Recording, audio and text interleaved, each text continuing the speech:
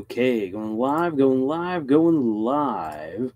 Everything should be running a-okay. Let's check to see how the audio is doing. All right, audio is coming through just fine. Fantastic. Well, good evening, good morning, good day, wherever you are at.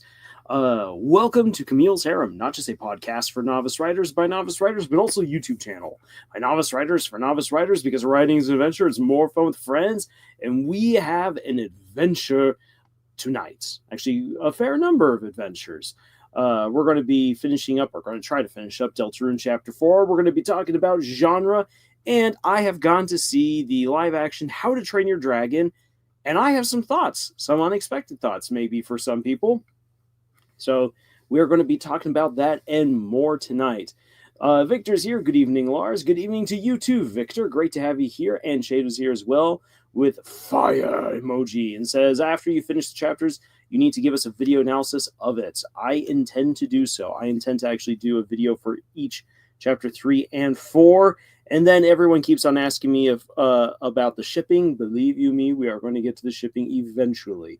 But we got to focus here on the story. Arsa says, hello. Shade says, hi, everybody. And Victor says, did you see the live-action Lilo and Stitch movie? I have not. I've had very little desire to go see it at the moment. I think I would need to go with the right people, where I'm like, we're just going to go and we're just going to have a little bit of fun tonight, okay? And just, we might make fun of the movie. That's probably how we're going to get through it. Stormcrow says, hail, now we see the best scene tonight. Skull dance. Interesting. Well, we will hopefully get to that tonight. So, let me quickly map out for you guys how this evening's live stream is going to proceed. I want to quickly talk about the How to Train Your Dragon live action remake, because I feel like there's some commentary that an author can provide on what was done with this particular movie. Its pros, its cons. And then, of course, we'll have our lesson about genre. This actually comes from someone who commented on the poll that was put up like 3 weeks ago, and asked, could we do a video about, or a lesson on tone limited genre? And I'll admit I had to look that up because I'm like, I've never heard of tone limited genre before, so I had to look it up.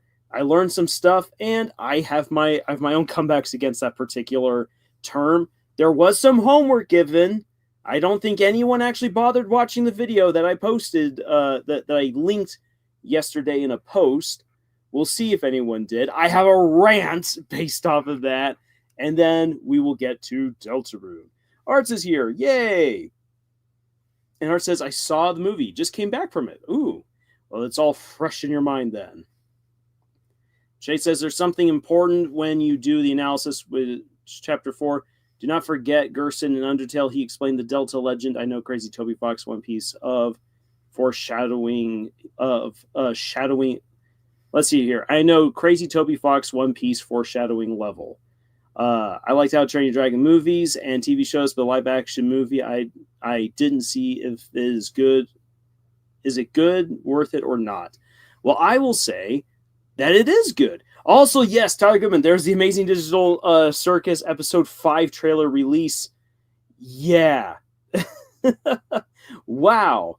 I did not expect the newest episode of the Amazing Digital Circus to be this dang close.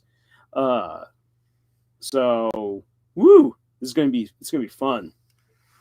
ISO says, I don't want spoilers for the game, so I'm here for the lesson. Don't worry, ISO. We've got some time before we get to the game, so don't worry too much about the spoilers. And Art says, I was impressed with the actor who portrayed Hiccup and Hiccup's father especially. Astrid was okay. So yeah, let's get into the live action How to Train Your Dragon. And it says, hey, I was playing Sky, Children of the Light. It was a beautiful game. Awesome. Glad you liked it. Okay, so the How to Train Your Dragon movie, honestly, good. It was good. Now then, I will admit that the nostalgia definitely plays a part. The music really plays a part in the live action, and so when you have that combination going, it's really hard to not like this movie. However, that being said, holy cow, Gerard Butler was acting like he was going for Best Actor, if not Best Supporting Actor. Gerard, like, I know that Gerard Butler's has roles that he likes more than Stoic the Vast, but Gerard Butler came and acted his heart out for this movie. Holy cow. There's so much emotion that Gerard Butler's pulling out in this movie. He really sold Stoic, and I loved it. And I loved the actor who plays Hiccup. Let me quickly get his name, so that way I'm not just saying the actor who plays Hiccup, because this guy does deserve to be remembered. Mason Thames, that's his name. Mason Thames, if you've seen the movie The Black Phone, you will have seen him in it as a very young actor. And he, the actor does have a name, I just don't know. Yeah, Mason Thames is the name. A phenomenal, holy cow. What I thought was very interesting about this live action adaptation is that he played Hiccup as way less snarky. All the snarky lines are there, but they're delivered in a very like crushed way, like as if humor is the last thing that he has got going for him because his life sucks so bad. Whereas in How to Train Your Dragon, Hiccup's humor is just, that's Hiccup. Like whether that be and we see that it's not, and like in the cartoons, it's never conveyed as a coping mechanism. It's just his personality. Whereas in the live action, it's absolutely a coping mechanism, which makes Hiccup suddenly a much deeper and more nuanced character, and it makes his struggle with dragon training, working with Toothless, suddenly way more emotional, because he does not want to be there. It's not played up for laughs, it's played up for real deep character development. And when he's with Toothless, he just becomes a completely different person, so free and so happy, which, yes, I know that is in the original, but it comes through way more clearly in the live action. That was really well done. And the dragons, they kept the designs of all the dragons, but they made them rougher, way less cartoonish, way less kid-friendly. As a result, all the dragons look, as far as fantasy goes, they look way more fantasy realistic, if that makes any sense. Like, if you were to suddenly pop over into a fantasy story, yes, you would expect to run into dragons like that. Oh, especially the nightmares, the ones that cover themselves with fire and crawl around super fast. Oh, wow, they captured that so well in the opening and in the final match between Hiccup and the dragon, where he's supposed to kill it. It was incredible. Like I expected the CGI to be bad. The CGI was not bad. The acting was great. When Art said that Astrid was okay, yeah, Astrid was okay. The script changes and tweaks just a few lines and a few scenes here and there to actually make Astrid a far more nuanced and interesting character. You can tell that there's depth to her, and she's not just straightforward, I must kill the dragons, I must save my people. There's more to her. There's real aspiration. There's real loss. And you want to actually sit down and actually spend some more time with her. The problem is that the actress, like, it feels like she didn't get into the shoes of Astrid until the last third of the movie, because she does not emote. It's sad. She does not emote until the last third of the movie. Then when she's smiling, when you see her having a little bit of fun, when she's teasing, when she's encouraging, there's the Astrid that we know and love. She finally nails it in the last third of the movie. So I have to give her credit for that. She really captures Astrid well at that moment, and I hope that going into the second movie that her trainers and her director really help her learn how to emote. If she can do that, she will be amazing. And hey, Arts is here. So no, it's a TV account. TV account. Trust me, you haven't really missed much at all. You're like 10 minutes late. We're right now talking about How to Train Your Dragon. Let's see here. Good. I got off track just a quick bit here. One of the things I found very interesting was how some of the dialogue was changed. There's only really, from what I can recall of the original movie, there's only one wholly new scene. That scene exists to explain basically why there are Asian and Black, Asian African Vikings, which some people are going to say it's silly. I actually liked it. I liked it because it acknowledges the entire world is plagued by dragons, and most people have decided to run away from the dragons, and the Vikings, being the stubborn people that they are the only ones who have been willing to take the fight to the dragons, which is why they are at Berk.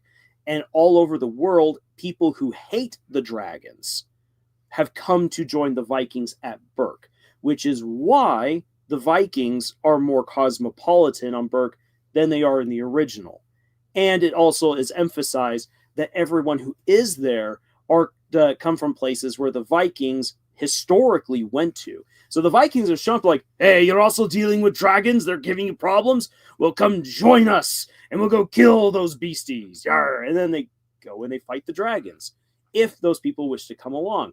And so it makes sense. Like, yeah, it's a bit of a stretch. It's a stretch to explain the Hollywood checklist that was imposed upon this movie. But at the same time, like, if you just sit back and you want to enjoy the movie, honestly, it does not grate on your nerves. It shouldn't. It didn't grate on mine. Again, I expected to be upset, and in the end, I was like, no, this is all good. This is actually really good. That's the only original scene. Everything else is pretty much played straight, except that Astrid gets a few more. As Art says, if it's woke, I can't see it, because it isn't woke. Because it's not looking at, we are going to change things for brownie points, and it's all about getting those brownie points. Ha! No, the movie is trying to tell the original story. And where it changes up moments of dialogue, because Astrid's given a few more lines here and there. She gets one of Hiccup's lines at one point. There's a little bit more with Hiccup in a couple of different areas. And this is interesting. Hiccup's inner monologue, which he voices in the original movie, is completely taken out. Other than the opening, all of his inner thoughts are never spoken like they are in the cartoon, which then means that the actor really has to act. He has to show in his body language, in his facial expressions. And Mason Thames, again, just delivers. He does such a wonderful job. As a result, Hiccup feels way more grounded. He becomes a way more relatable and sympathetic character. And I personally found myself getting emotional multiple times, because I was like, I can totally identify with this oddball kid. And as Art says, my favorite scene was between Hiccup and his father. Yes! Oh my gosh. Hiccup and Stoic have such a powerful relationship in this movie, even though it's the exact same one. And it's, again, because bits of the dialogue have been changed, and the two actors, Mason Thames and Gerard Butler, just bring their A game to to this movie. The awkward conversation in the shop, when Stoic and Hiccup are arguing in the arena when the entire trial goes to pot, and then when they meet and reconcile again at the island, are just beautiful moments. So well done. And the payoff hits in the ending. The ending is just so good. And one of the things I really like about the ending is that there's one extra line added for Stoic, where it answers, how did we all get back when all the ships were burned? And Stoic says, so it's like, yeah, riding a dragon was blah blah, like he says, like, it was amazing. And Higgins like, you rode a dragon? He's like, well, how did you think we got off the island? And he's like, and he's about to start gushing. Stoic is about to start gushing about his first time riding a dragon, and then Astrid interrupts him. We didn't really have a choice, did we? Yeah, exactly. Oh, it's so good. And I liked it. I really, really liked that change to the ending. It's simple. It's very simple. It's just in the way that the characters are emoting. It's just a couple of extra lines, but it makes it so much more impactful. And so I highly recommend this movie. You already know how it's going to end. If you've seen the original, you know how it's going to end. But it was well made, well acted. What little changes there are absolutely serve the story for the better. The action is on point. The CGI is gorgeous. And now I'm excited to see the second movie. I've heard, I ended up actually seeing the movie with some friends. It was not coordinated. We just showed up. We showed up randomly, and I was like, "Hey, you!" Like, I haven't seen you in a while, and we all ended up on the same row, and enjoying the movie, and then talking a little bit about it afterwards. And one of them was like, "Yeah, I've already heard that the second movie's been greenlit. I don't know if that's true. I have to look that up for myself, but I am very excited to see the second movie." Especially if they can get Cate Blanchett back to reprise her role. I think that because I know that Cate Blanchett can act, and I think it would be amazing to have her with Mason Thames and Gerard Butler doing their whole spiel for the family reunion. I bet that's just going to floor people. I really, really want to see it. So hopefully we do. Okay, let me catch up with some of the stuff you guys have posted here.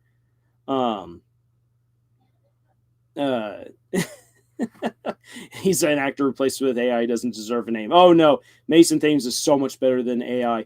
Most important question is it financially successful or not? We will find out. We will find out come the end of the weekend. My theater was decently packed for a Thursday night. So hopefully they do well. I think that the remake was done well enough that it deserves a chance to financially succeed. Tyler says this is an even better remake than the rest of the Disney remakes, especially The Lion King. Oh yeah, The Lion King remake was so disappointing. Let's see here. Shade says, you give me hope the movie is good, but hope is dangerous. Well, you're going to have, at some point, you're going to have to go out on a limb and try it. I mean, if you go to real history, Vikings have a relationship with Muslims, both the Viking War in Russia, war in Spain, so they have a relationship with Muslims in Africa and the Middle Eastern people. Exactly, they do. Mainly for trade slaves and other stuff like that. Yep, that's true. History. Huzzah. From 1 to 10, how much hope the movie is good? Give me a number. Here's the thing. I wouldn't say it's a perfect movie. I would, because again of some of the acting from some from some of the actors. So I would give it a 9. Like, it was like, I want to go back and watch it. Like, it's not perfect, but I really want to go back. I want to see it with my sisters who are in town. And I'll have to talk with them about that. In fact, actually, when I got out of the movie, I texted one of my sisters, and I was like, the movie was really good. And she's like, excellent, because I intend to see it this weekend. Art says I would give it a solid 8. Yeah. I think that an 8 is a good score as well.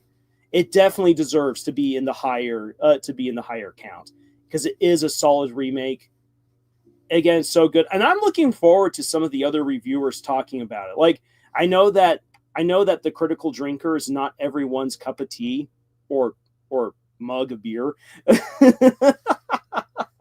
but I'm looking forward to his take, because whether or not you like him, the critical drinker usually does a pretty fair job of most of his reviews, and I guarantee that he's going to want to have thoughts about this one, because people are saying it's good, and that's going to get the cynics to come on out and give it a try. Tyler Gibbons says the director said he is hoping that Cate Blanchett will reprise her role. Yeah, I'm hoping. I'm so hoping as well. I actually read an article that said that Gerard Butler was not going to be able to do the movie originally because he was scheduled for 2 other films, but because of the writer's strike, putting those movies into production hell, he was not able to go forward with them. His schedule opened up wide. And so he came back and he's like, I'd like to have the job as Stoic. And the director's like, thank you. And I'm so happy. If there's any good thing that came out of the stupid writer's strike, it's that Gerard Butler got to reprise his role for this movie because he is perfect as Stoic the Vast.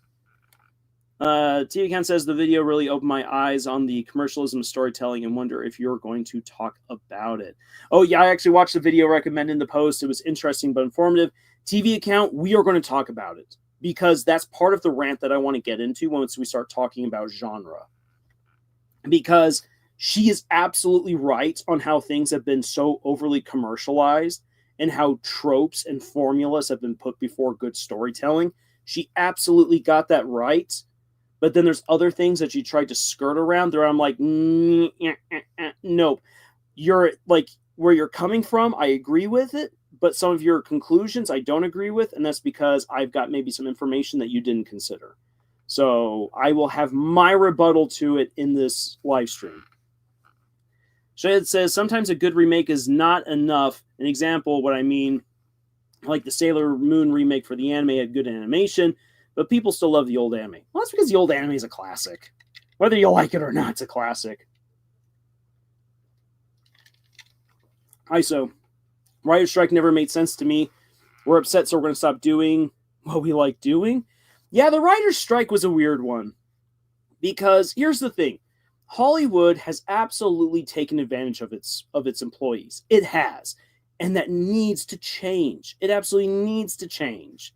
Also, the guilds need to be more accepting of other states' abilities to have their own corners of Hollywood to produce films and shows in other states, like over in Georgia. I think that the guilds need to be more accepting of that because there's some weird rules about who gets paid what, where. Yeah, it's strange. The thing is that the writer's strike, the writer's strike felt absolutely superfluous. It felt so shallow because they were given a good deal and the guild leaders struck it down because they wanted to own. They wanted to not just own, they wanted to pwn. They wanted to pwn the studios. And it just led to some horrible back and forth. And the fact that the AI question was just left dangling because both sides secretly wanted to use AI. The studios maybe not so secretly. The writers have wanted to use AI while still getting the credit. And that just threw a massive wrench into the whole thing. And now we're stuck with AI just becoming more and more popular, with Disney now hypocritically going after an AI studio which stole their images, which, I mean, yes, AI is theft. It is. But it's really ridiculous in my book that Disney is now suing this company for doing the same exact thing that Disney does. It's really, really annoying. And it just shows how messy Hollywood has become. When we ask ourselves, why is it so hard to get good movies these days or good television shows? And there are still good movies and good television shows. Good examples on your screen right here. It is still possible, but they just don't come out with the same regularity that we once believed in, that we were once used to. And it's because the quality has gone down. And the quality's gone down for just a variety of nasty in industry reasons. IN-industry. Okay. So those are my thoughts for How to Train Your Dragon's live action remake. I definitely encourage people to go see it, form their own opinion. I think you're going to have a great time. I know I did. I went in expecting to be to be a little bit upset with the movie and walked away being genuinely awed and just having had a great time. Did I get the glowy toothless cup? I didn't know that there was a glow-in-the-dark toothless cup. I now need to go looking for this. They might only have it at certain places like AMC. Like, did you go to AMC because I went to Harkins.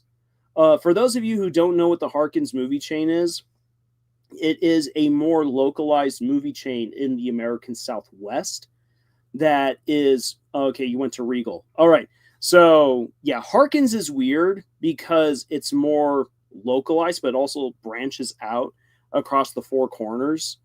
And so they're not necessarily small by any stretch, but they're small compared to the bigger movie theater companies. As a result, they don't get in on a lot of the promotional material that is out there. So, excuse me. So, yeah, sometimes you don't get the cool posters or cups or merchandise. Sometimes you do, which is really cool, but not always if you go to Harkins. But Harkins has the best popcorn of any movie theater chain, bar none. Their popcorn is amazing. And their prices for their tickets are usually good as well. Unfortunately, thanks to inflation and stuff like that recently, the cheap tickets on my side of town have unfortunately bumped up, so they're no longer cheap. But they're still like $5-6 cheaper than going to AMC. So I'll take that. Alrighty. So, it's summertime. It is getting hot around here. Time to get the airflow going. All right. Whew. Okay. Let's mine was it's almost $20. Whew. No, I paid $11.25 for my ticket. Sorry.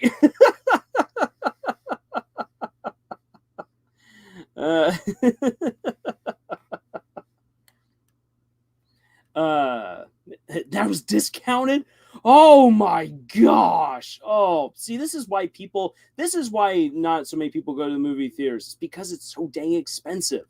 No, the full price was $11.25 over at my theater. Okay. So let's now shift gears and let's dive into our writing lesson for tonight. And this is definitely going to require participation on your all's part because I love to pay that again. Yeah, the cheap prices. Now then, for this particular lesson, it's really going to require participation from you guys. Because when it comes to talking about genre, I guess one of the best ways of putting it is that it's such a broad topic that honestly, like if we were like, okay, let's talk about genre, you could do multiple lessons about every particular genre, from mystery to drama to horror to suspense to your action thrillers, to your adventure, to fantasy, to sci-fi. Know the difference, people. You could have, for each one of those genres, you could have weeks worth of lessons. Genre is a massive topic. So what exactly then does genre mean? And that's what we are going to be getting into. That's what we're going to be getting into then tonight.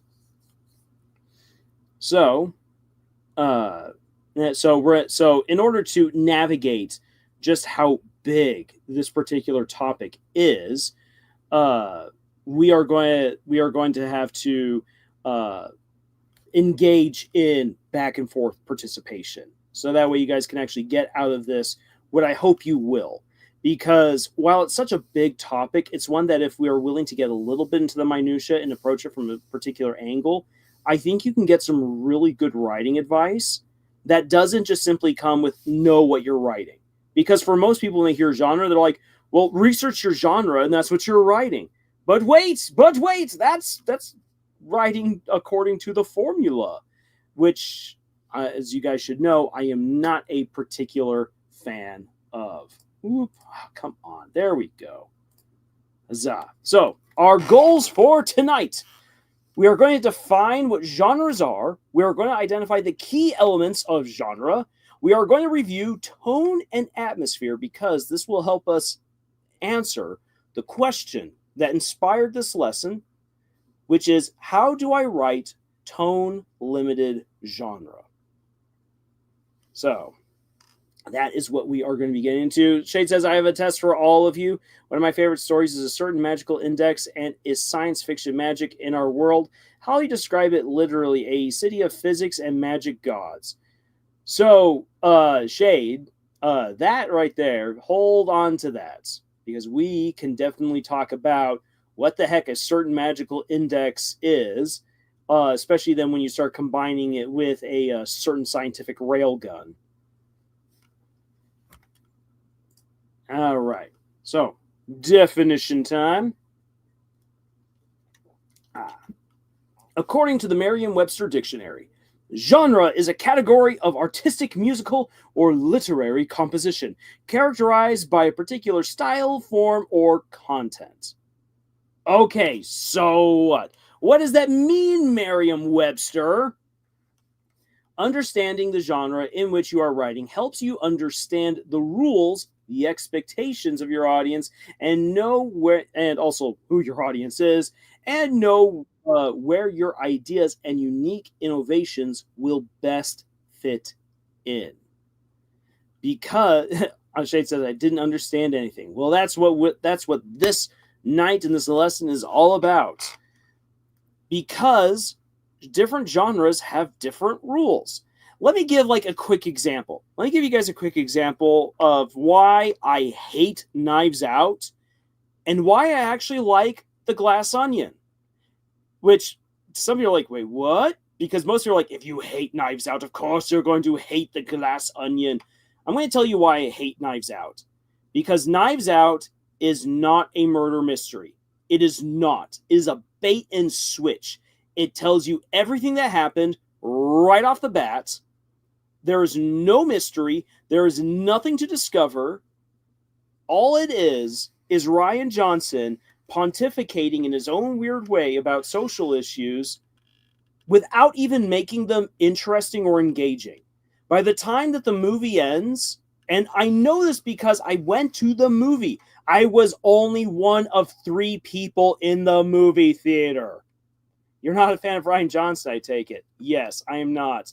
Here's the thing. I went and saw that movie opening weekend. I was only one of 3 people in the movie theater.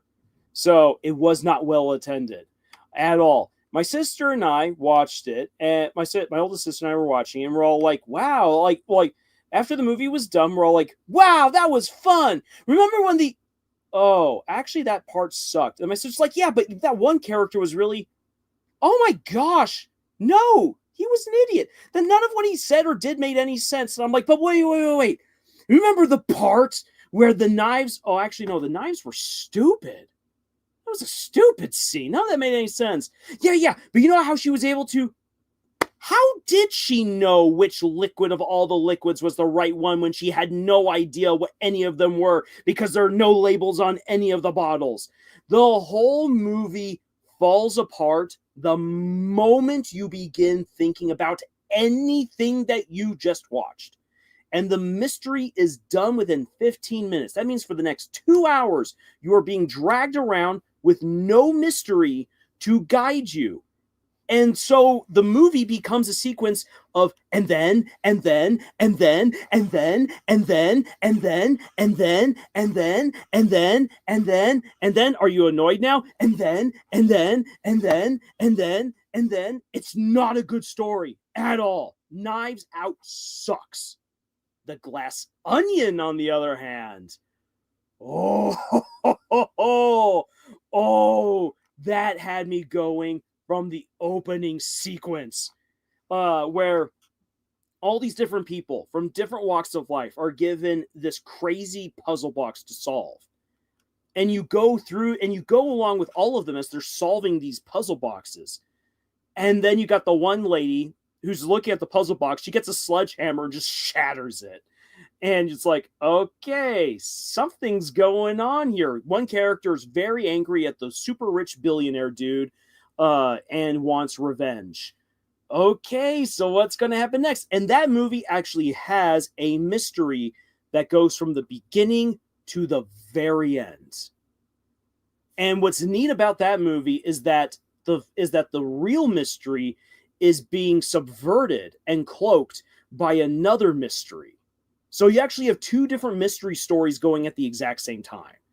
And one of them is a massive red herring, which is a fun trope if used well. And in this case, it was used brilliantly because it wasn't just simply I was trying to mislead you so that way you weren't paying attention to the real clues. Rather, it is that the villain is using a massive red herring to distract everyone from solving the true mystery. It's very intentional. And so it's an actual murder mystery story with real mysteries, with real clues. You're piecing things together as you go along. Rian Johnson is not a great writer because he does force feed you certain answers that would have been better to get as the story progresses. But Glass Onion does deliver on actual mysteries. And because Rian Johnson is a very flashy cinematographer, it works out well. Is it a great movie? It is not. But I enjoyed it. So there you have it. And it's a fun murder mystery. So coming back to understanding your genre. The reason why that's so important is because the first murder mystery movie in his Knives Out universe that he's writing is not a mystery. It's not a murder mystery. It barely passes as an action thriller. It's a movie that doesn't know what the heck it is. The second movie knows exactly what it is. It's a mystery. It's a mystery story, and it plays into that. If you are going to be like me and write something like The Monarch Mercenaries, which is genre-defying, where it's like there is no genre to this, maybe other than to say adventure, because it uses so many different elements from so many different genres and slaps them all together, that story has to survive on its characters and on its plot, rather than on the expectations that that the genre itself brings. And that's one of the powers of writing within a genre, is that people already know what to expect for certain genres. People know what kinds of tropes go with that particular genre. And as such, they are primed and ready for your story if you've tailored it to those kinds of expectations and tropes. TV Ken says, it's like when I felt that I watched TF Prime. It felt Transformers Prime. It felt like a fever dream. I barely remember any of the episodes. It was a lot of, but with Megatron. Yeah, okay. I see. Art says, if you could say it's a mystery machine. All right, gang, let's all get aboard the mystery machine. Okay. Now, this is important. This is where I want to ask you guys to really start putting your answers here into the chat. Can you tell a genre? Can you tell what a genre is at just a glance? And what I want you guys to do is this. So I'm going to put this word in right here. Horror. Going into the chat, horror. What is in a horror story? Tell me. Do you guys know what a horror story is right off the bat? Omega says, working on episode 3 of Marsdora Genesis right now. Fantastic, I'm Omega, and great having you here. But can you guys, if you were told, go find a horror story, can you immediately identify a horror story, and what makes a horror story? Okay, vampires. Gotta tell that to Twilight.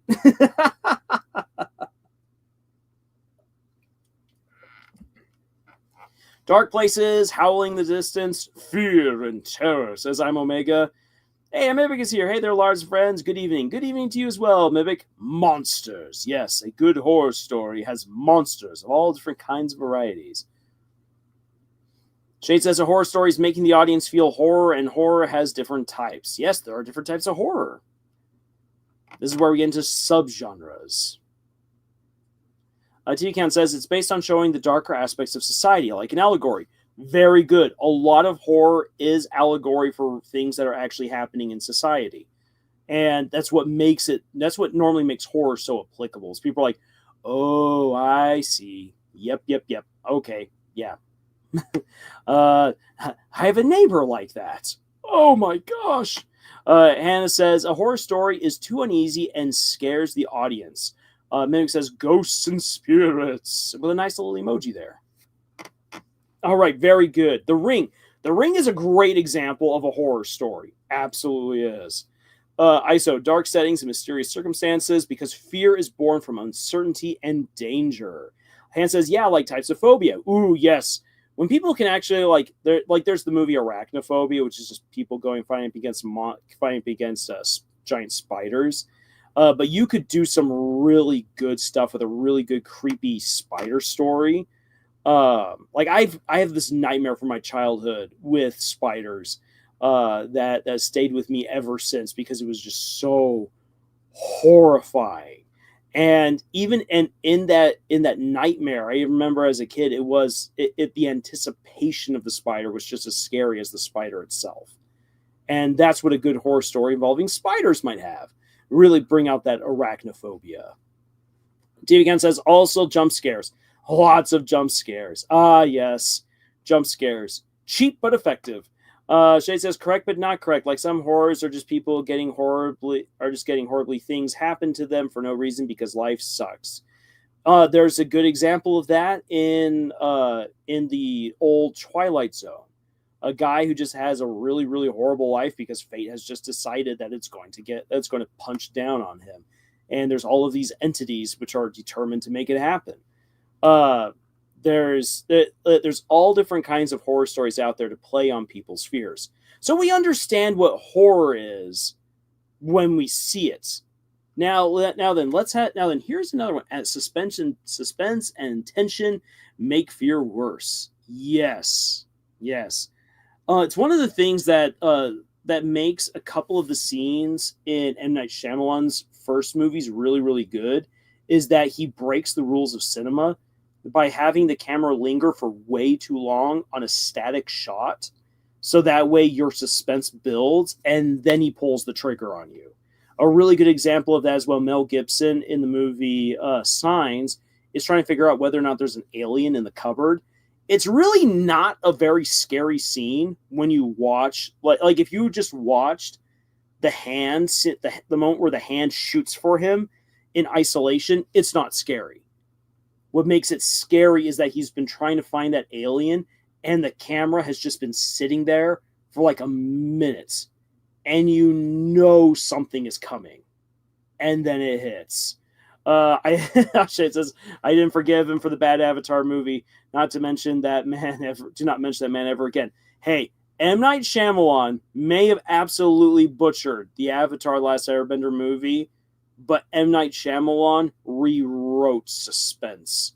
He absolutely did. The twist ending is basically his hallmark, and it would not exist as a thing today without him. Meg says, me and my dad watched the brand new movie Sinners. Oh, I heard that one was really good. Directed by Ryan Coogler recently. It was phenomenal. It really gave me chills and hit me and my dad hard. It was good and educational too. I've heard that as well. I need to go see Sinners. I really do. I've heard only good things about it.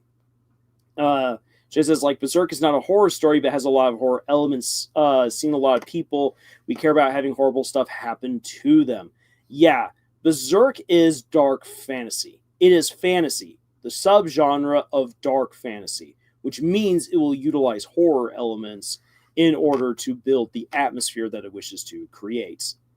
Now then, let me give you guys another genre right here, and let's see what you guys say about this one. Do you recognize action? When I say that something is in the action genre, what is that? What does that entail? I'll give you guys a moment to figure that out, and give me your comments there in the chats, and let's see what you guys have to say, because Okay, so guns. Lots and lots of guns. um, then we got Jujutsu Kaisen, Indiana Jones, and Star Wars. Interesting. Interesting. Because, Shade, here's the thing. When it cut, what you said right there, Jujutsu Kaisen might be the closest to an action story. Indiana Jones and Star Wars are not part of the action genre at all. They are not. They are absolutely not. Indiana Jones, I can forgive anyone for thinking Indiana Jones belongs in the action genre. It actually doesn't. It belongs in a completely different genre. One that was subsumed by stuff like the action genre, but it is technically its own thing. Omega says various sequences involving fights, chases, etc. TV Count says for cartoons from the mid 2000s to early 2010s, they had amazing action cartoons. Yes, there are. A good example also of action, because we also usually think of just guns blazing.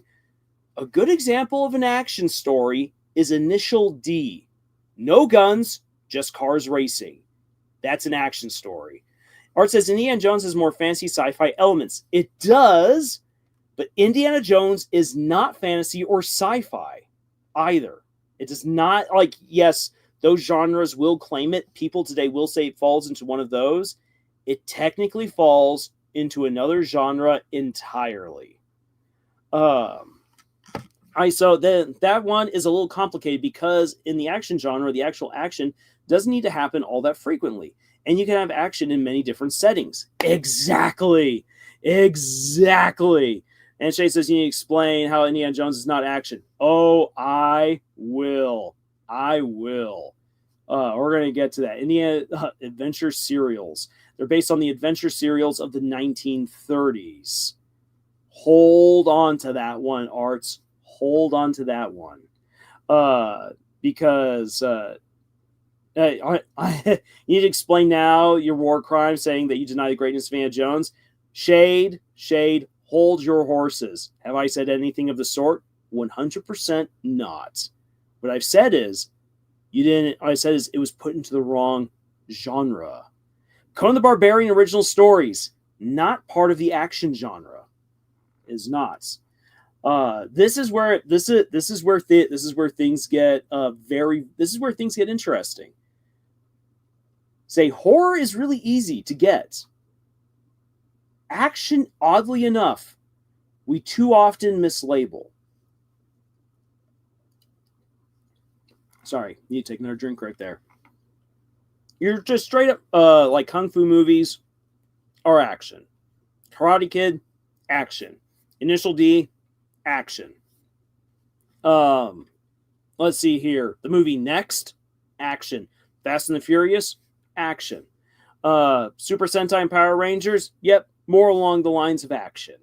Where the action genre is one where it isn't Karate Kid more of a drama? Touché. Yes. You can argue that Karate Kid is actually more of a drama story. Absolutely. Maybe a better way of putting it is that Cobra Kai is far more action than it is drama. Even though there's plenty of drama in it, everything comes back down to the fights. Where are we going? Who's the next big bad? What's the next problem that we have to resolve? The interesting thing is that the action genre itself doesn't actually have that many stories that it can directly claim. Rather, it is that a lot of other genres absorb action into them. We love to borrow from the action genre, but the action genre does not have as many stories to itself that it can claim, such as what horror can boast, or romance, or drama. Because action is, once again, it is about it. It's what it is. It's the action. The action pushes the story and the characters forward. The characters could not grow without the action. The plot cannot progress without the fights or the races or the really crazy scenes of sports. whatever it is. How about the James Bond series? Could those count as action stories as well? The James Bond movies are considered more along the lines of thrillers, and thrillers are their own interesting genre. But there's definitely they definitely borrow heavily from action. It's one of the reasons why, actually, if you were to ask someone what is a James Bond movie, it's a spy action thriller. So James Bond, and you can quote me on this, it is a spy action thriller because it is equal parts the spy story with all of the great spy trappings. Most Bond movies are thrillers where it's not that there's a very deep mystery that needs to be solved. It's not a mystery that has all these intricate parts, but there's something that we don't know. And until we know what it is, crazy things are happening to James Bond and he's trying to figure it all out. And then, of course, we have all the spy elements and the action, because there's lots of action in James Bond movies, way more than any normal spy will ever encounter. Which, when I wrote my book, Bleed, Steam, and Steel, I made that a point. There's a part in the book where it's like, spies do not have action. Spies have very boring lives and jobs, but they are essential, which is then why Zimon is like kind of flying by the seat of his pants, because suddenly action is happening to him and he does not have time to gather all the necessary intel that a spy would need to deal with a lot of the problems that he starts dealing with. Ghost in the Shell. Ooh, Ghost in the Shell is a sci-fi thriller. Because it's equal parts thriller and equal parts just straight up dystopian sci-fi. So good. Would you call Indiana Jones part mystery due to the historical nature involved? Arts, let's talk about this next one. Here is your next genre. Adventure. How many of you would know the adventure genre the moment that you saw its outline? Just like, that's obviously Mewtwo right there. Could you tell what adventure is just at its outline? Adventure Time, come on, grab your friends. Adventure Time is a dystopian nightmare. It's a fever dream, and I love it. The Hardy Boys. Hardy Boys is mystery. It is 100% mystery, but dang it, it pulls beautifully from the adventure genre. It absolutely does. And I'm going to tell you guys this, the adventure genre is almost never utilized anymore. There are very, very few stories that are actually adventure. The Arthurian legends are not adventure. They do not fall within the adventure genre. Final Fantasy VII also does not. Final Fantasy VII is 100% sci-fi. I says, I'm a little confused on that one. I guess adventure is plot-driven character development. So, because you guys have kept on bringing up Indiana Jones, let me tell you guys why Indiana Jones is adventure 100%. That the characters travel around to achieve a goal. The adventure genre is about the modern world going into the ancient world where technology and magic collide. That is adventure at its heart. Let's see here. Another great example is Atlantis, the Lost Empire, where magic and technology collide. The modern world is all like, we will go and bring this amazing crystal back to the surface. And they have no idea what they're doing. They have no idea of the horrors that they are about to unleash by stealing this thing. And even by the end, when the villain gets turned into a weird crystal dude, it's like, what the heck is even happening? Why is it that the Ark of the Covenant only kills the Nazis while it doesn't kill Indy and Miriam just because they close their eyes? Does that say what? It doesn't make good sense. Like it's mysterious. It's awesome. There's no straightforward answer. And it requires that the people of the modern world, so adventure swings one of two ways. Either the modern world conquers the ancient world, or the modern people come to respect the ancient world and realize that they are the foolish ones. That's basically the two main ways that that the adventure genre swings. Mimic Castle in the Sky is adventure. It is absolutely adventure with sci-fi elements, which is totally okay. You can cross genres. Genres are meant to blend together. Now then, Jurassic Park is sci-fi horror.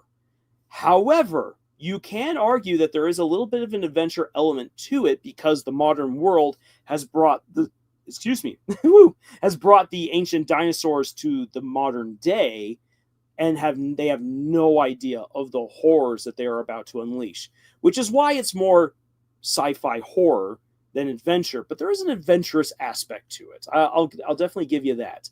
But in Indiana Jones, Indiana, who is a man of his time with the gun and with the whip and with all of his knowledge that he would only have as a modern man, goes against the powers of the ancients in the Raiders of the Lost Ark. He goes against the power of the ancients in the Temple of Doom. He goes against the power of the ancients in the Last Crusade. Let's not talk about the fourth movie. Let's not talk about the fifth. But yeah, that's it. That is what it is. And yes, there's usually lots of journeying going on. You're going around the world in order to encounter these ancient places and these ancient civilizations. It says in the Bible, nobody was allowed to touch the ark nor gaze upon the God's presence, or they would die. Which is pretty much which that is absolutely correct, and it's probably why them closing their eyes is ultimately what saves them. But it's not anything that's ever explained within the story. You have to know your Bible, your Old Testament, in order to get it. But that's Dan Aykroyd's favorite Indiana Jones movie, I hear. He's a fan of them Crystal Skulls. Well, that's because Dan Aykroyd's a very interesting guy. Now, Star Wars is sci-fi bordering on fantasy because there's just so many fantastical elements. Star Wars does not bother to explain why things work the way that they do. It doesn't want to make any sense of it.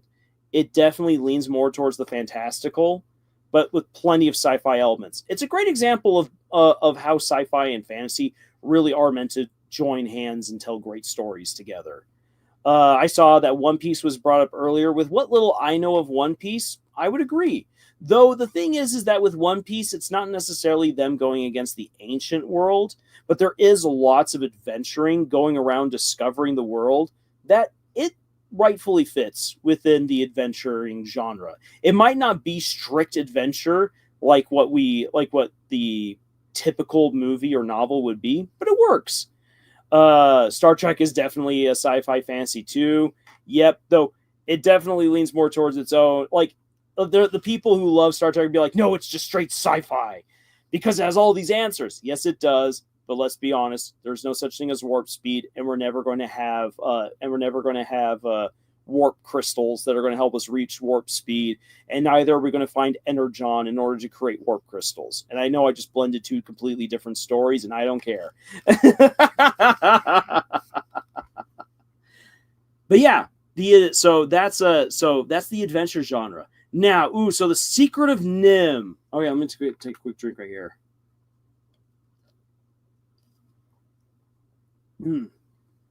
The Secret of Nim is fantasy with a splattering of sci-fi, but at the end of the day, it's more of a drama.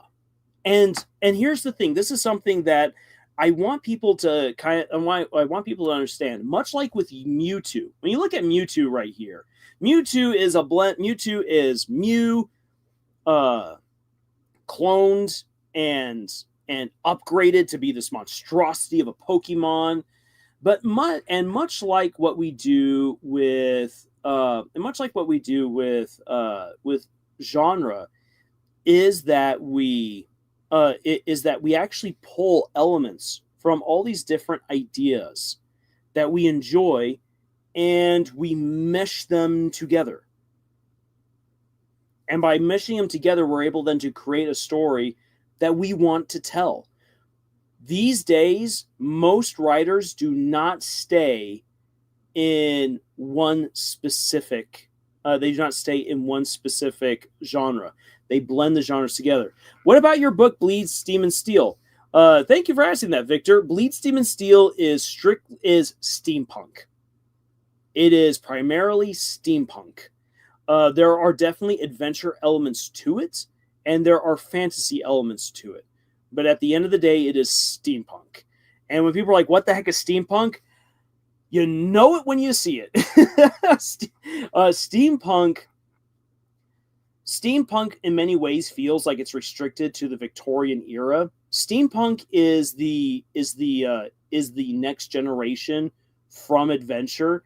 In many ways, steampunk is what modern authors have made of the adventure genre, with just a heavier emphasis on the technology aspect and exploring the fantastical of that particular side. Dot hack. Excuse me. But yeah, Bleed, Steam, and Steel is definitely steampunk. Now then, if I were to try to cram the Monarch Mercenaries under a particular umbrella of a genre, even though it's genre defying, because it has elements of adventure, it has sci-fi, it has fantasy, it has steampunk.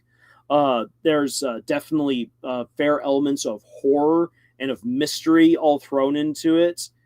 I would probably say at the end of the day, it is more of an adventure story than anything else, because, and this is giving slight spoilers away for the Monarch Mercenaries, because you have these people of the modern times brushing up against very ancient magic that they don't understand yet. And it doesn't come across very strongly in the book unless you're really paying attention to some of the stuff that you're reading. But with the Monarch Mercenaries going into two different temples, going up against ancient puzzles and creatures that to them it's just fantasy. And then they just pew, pew, pew with their amazing laser guns. And they're like, I beat that. They don't realize just what kinds of things they've unleashed. Going to the Spire and going up against the Guardians are an ancient order that predates all of these people by thousands of years. When they go to the Spire and they're like, ooh, big, massive tower that juts out from this Mars-like planet into space that can blow up other planets. Crazy. They don't realize what kind of magic they are literally walking on, nor do they realize what kind of crazy war they've just entered into that's been playing out all around them, which is this ancient conflict.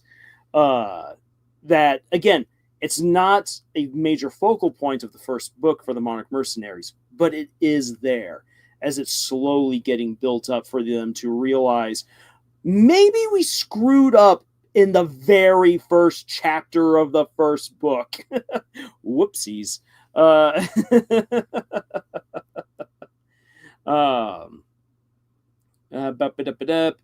says, I love The Secret of Nim movie growing up. I also remember reading the book back in elementary school. Such a great story. Yeah, and there's a book, and it is different than what Don Bluth and his people did. But still, much beloved.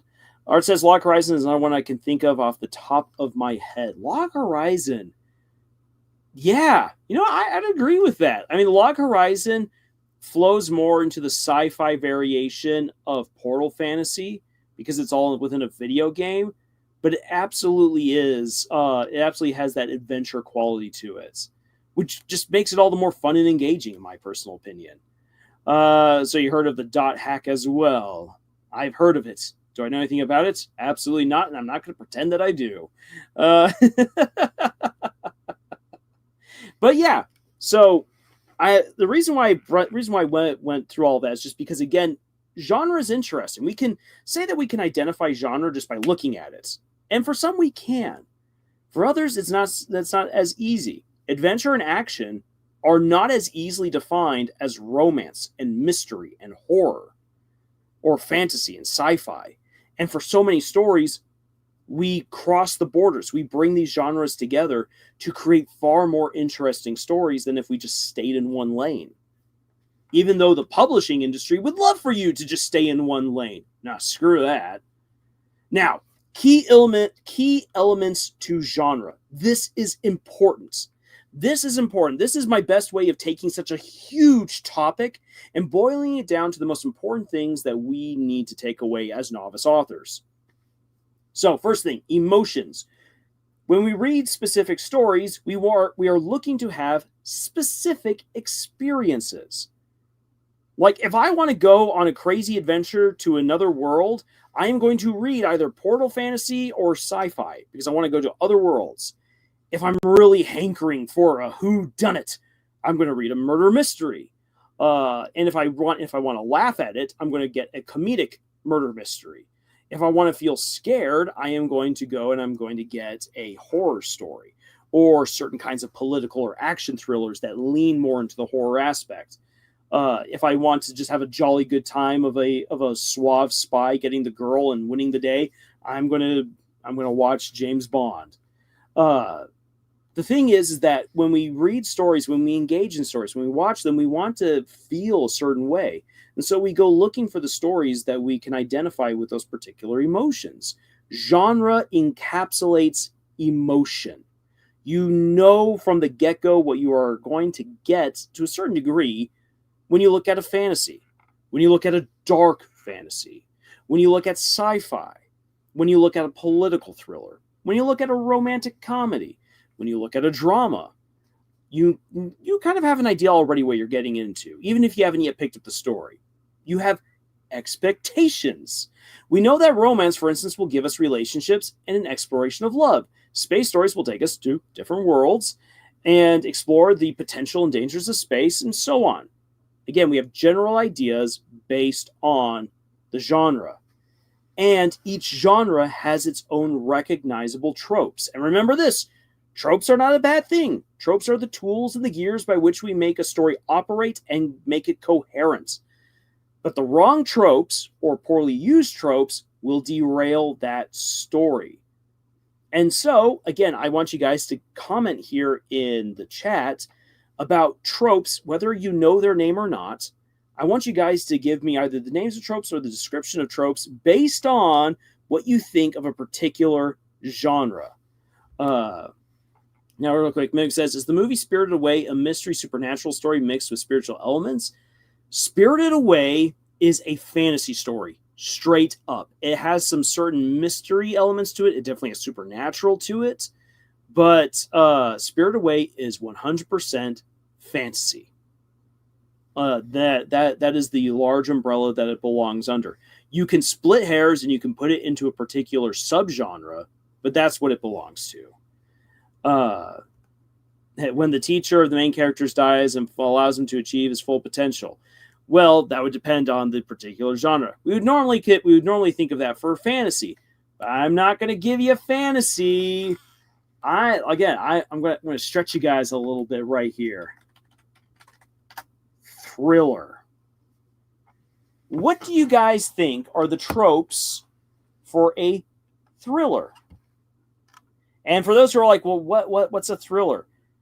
A thriller, again, acts like a lot like a mystery, where there is a question, a mystery that needs to be solved. But rather than getting into all of the details of, I found a clue, rather instead, the mystery is delayed because of all these other things that happen. Either the main character is being hunted by murderers, or there's a crazy chase scene, or there's a massive storm that sweeps through the city and is threatening to destroy everything. It's that you are pulled along on this crazy adventure while they're trying to solve one thing, and everything in the world seems to be conspiring to stop them. That is what a thriller is at its heart. So Art says unexpected twists. Yes, thrillers are all about the unexpected twists. That is definitely something that you would expect to get in a thriller story. Giant sharks attacking them. Depends on the thriller. It can happen, though I'm immediately thinking Sharknado. Michael Jackson.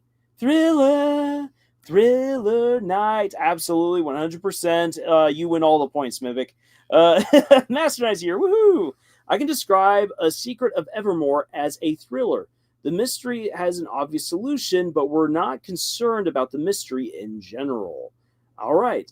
Isa says the thriller trope to me would be multiple subplots, if that makes sense. Yes, because again, in a thriller, there's everything is conspiring to prevent you from solving the mystery. Shade says, True Sister Michael Jackson, the Damon King. I think you mean the Prince of Pop.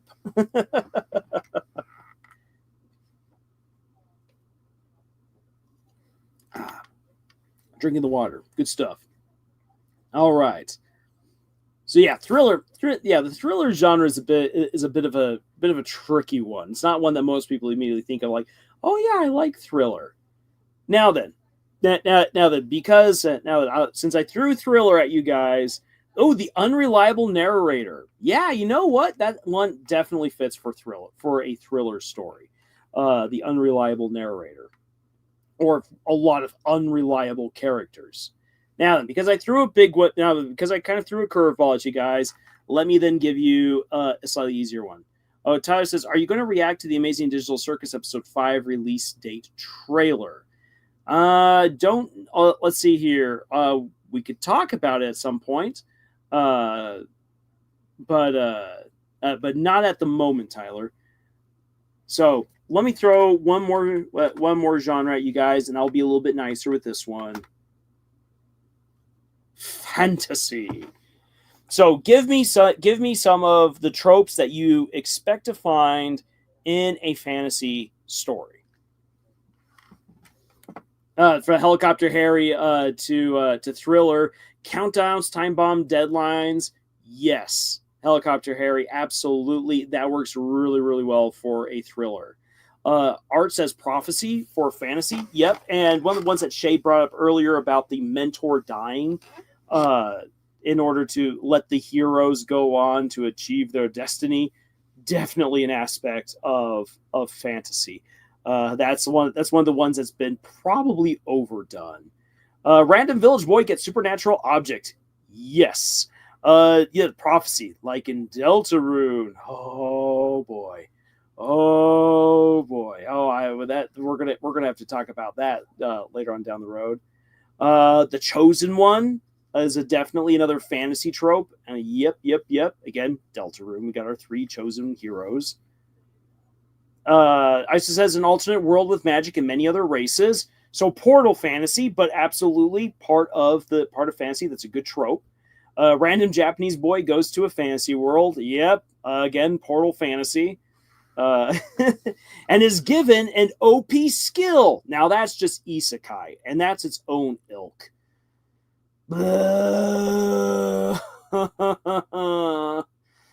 Dark Lord, Demon King. Yep.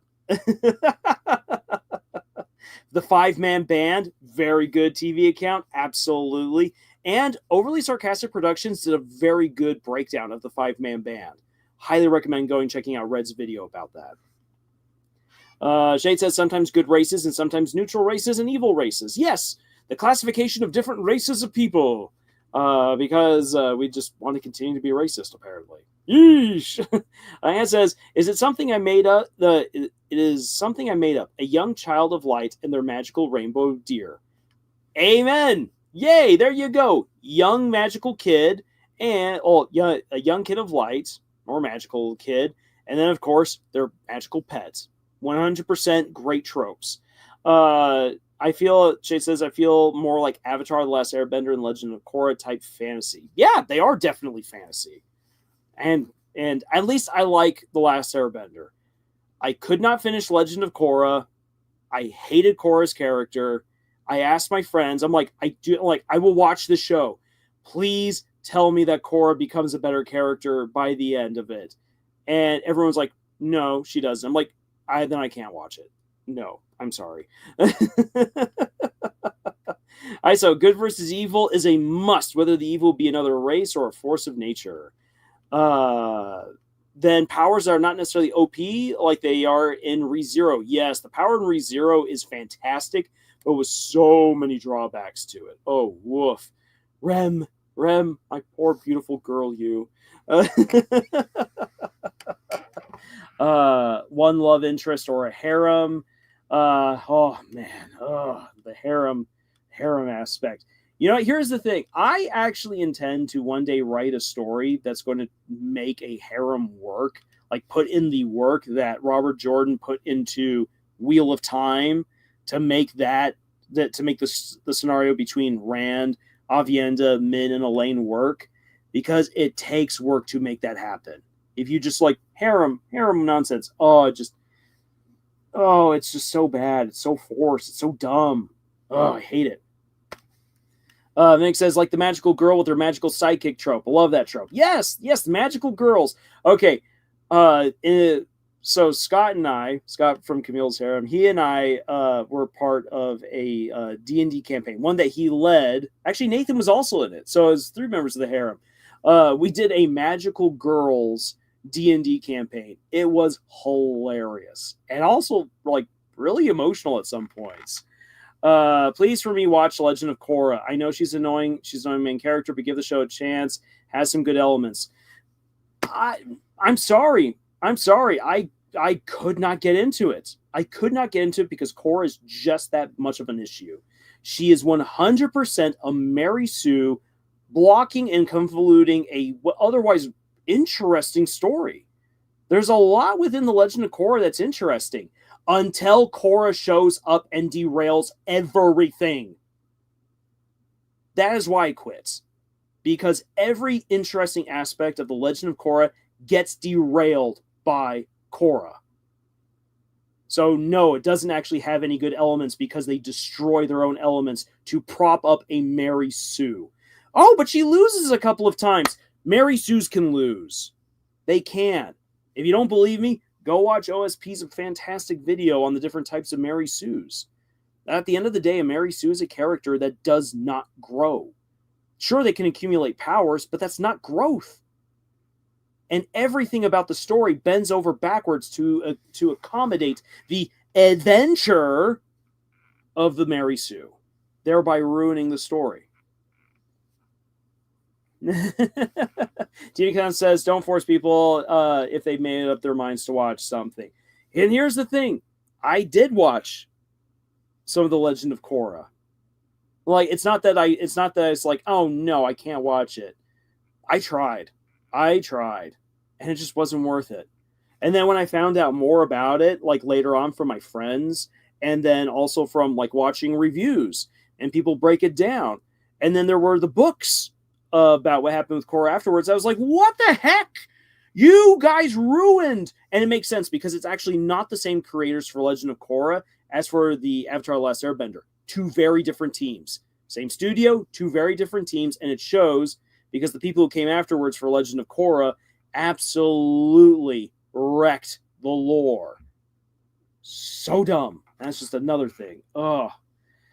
Okay then, so we're going to move on from that. Now, let's talk about tone and atmosphere. It's good to come back to this. Atmosphere is the general feel of the whole story. And this is largely what genre tries to encapsulate. Tone is the emotions that you want the reader or the viewer to feel in specific scenes or chapters. That's a very, very important distinction to make. Atmosphere is the general story. Tone is what you have from scene to scene, chapter to chapter.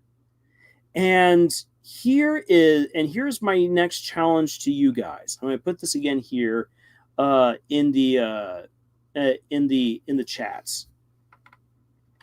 Can you sum up Harry Potter and the Sorcerer's Stone into one emotion? Just one emotion. You only get one. And does it actually fit the whole book or movie? I want you guys to answer that question right here, because I'm hoping that I can use this as a way of showing the difference between tone and atmosphere in practice. Tiakan says, I also think that they were a little too early to do Legend of Korra. Maybe they'll need to work on a little more, I think. Maybe that was the case. Nate says whimsy. Nathan, that was a great comment right there. Also, Nathan, if you want to jump on, by all means, let me know so that way I can give you the link. And then many creators have considered Rey from the Star Wars sequel trilogy of Mary Sue. Would you agree? I did enjoy her character, but her hero's journey wasn't as personal as Luke or Anakin's, I feel. I liked Rey in The Force Awakens. Rian Johnson did Rian Johnson things with The Last Jedi. And then the Legend of Skywalker, whatever, was just that was just an absolute mess. Rey could have been a very, very interesting character, and I'm going to give her that. I'm not going to write her off. I think that Rey could have been fantastic, but bad authors for episodes 8 and 9 transformed her into a Mary Sue, and her beating Kylo Ren at the end of The Force Awakens. Unfortunately, like, while it's cool, I will say this, it's cool, but it definitely degraded just how dangerous and villainous Kylo Ren was supposed to be, and in the end, it just made him kind of a meanie.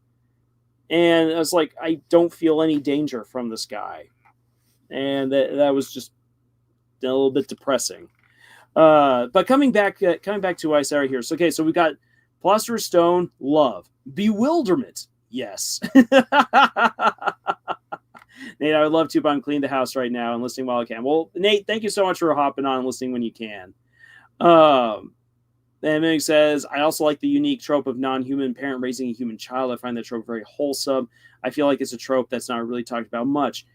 You know what, Mimic? That would actually be a fun trope to dive into at a later point. Because, yeah, that actually can be a lot of fun. Looking at you, Tarzan. Tarzan is a great example of a non-human family raising a human kid. Really, really good.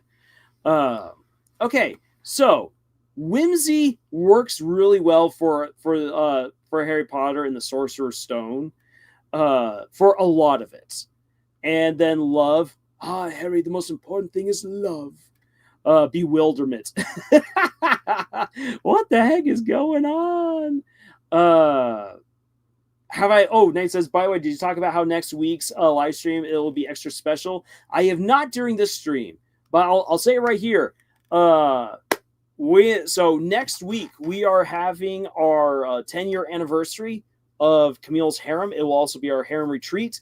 And we are going to have everyone together in the same place, not connecting via the internet, other than with you guys. But we're going to have everyone together, and it's going to be awesome. Oh, so excited! It's going to be so good. Art says, I saw Bewilderment because Harry Potter is hit with lots of questions for himself and the world he enters. Oh yeah. Harry absolutely drives the whole story because of all of his questions.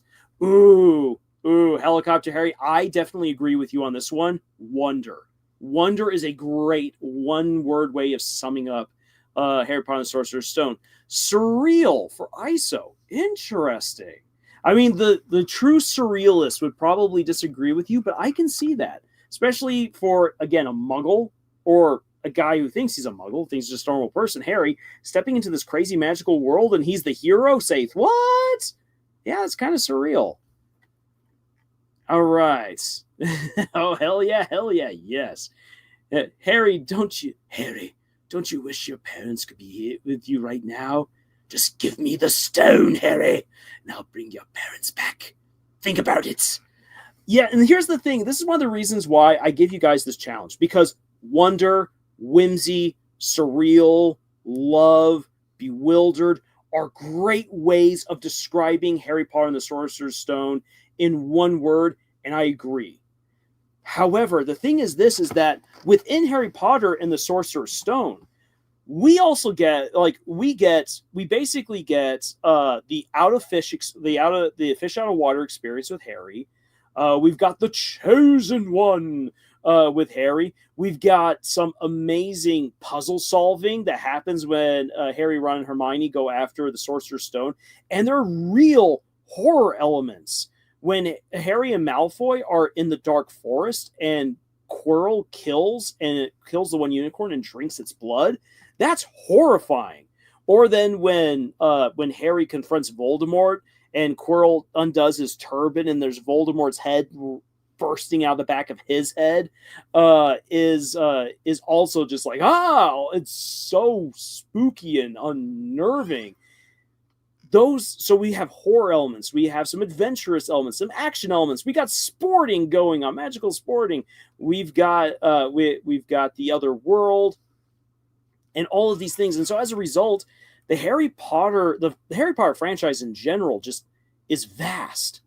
It's ultimately all fantasy, but it borrows from so many other genres to make a great story altogether. And so while we can condense it down into one word, it's kind of hard to capture all of the emotions that the Harry Potter franchise or any one singular Harry Potter movie or book deliver. And that's where tone is so important, because tone allows us to understand all of these emotions and feelings, from the horrific elements to when Harry is down and depressed because the Dursleys suck, to the adventure and the bewilderment, the surrealism and the wonder of being told he's a wizard and being taken to Diagon Alley, and becoming friends with Hagrid, going to Hogwarts, becoming friends with Ron and later Hermione, dealing with Snape, who's an absolute bastard, and then just the horror elements, the thrill of the Quidditch matches. There's so much going on, and it's a fun ride. The atmosphere of Harry Potter in general is just that of the fantasy adventure, of the chosen one going into another world and learning what it means to be a wizard. And then that's basically the atmosphere, and then the tone are all of these other elements, bringing it to life. And I realize I have a really glaring spelling error that's been up there this whole time with that 8 right there in the middle of width. Anyway, hey, Common Craft Brazil is here. Yay! Great to see you here. Yes, and I'm Omega's correct. Common Craft, you've missed us talking about genre, and you also missed my review for the live action How to Train Your Dragon. Definitely recommend it. So Nathan says if I can get my capture card working, maybe we can get some live Smash Bros running in the background of the live stream. Oh, that'd be fun. And then you guys can see me just be a menace with Charizard. I'm not a good Smash Bros player, but I love using Charizard. And he says, kind of like how Toriel and Asgore really loved Frisk, Kara, and then Chris, and treated them as their own kids. Great example as well of that trope that you brought up earlier, Mimic. Very good. I mean, you have a main villain who has to attach himself to the back of a man's head. I would have questions myself. Yes. Our favorite young monk who defeated the Fire Lord. Yes, Aang. Such a great guy. Yes, there are many great story discussions while playing Smash Bros. Absolutely. It says, honestly blipped out a bit for some s'mores. Hey, s'mores are great, man. Don't be down on yourself for getting some s'mores. LOL, he's a menace. Yes, I am a menace.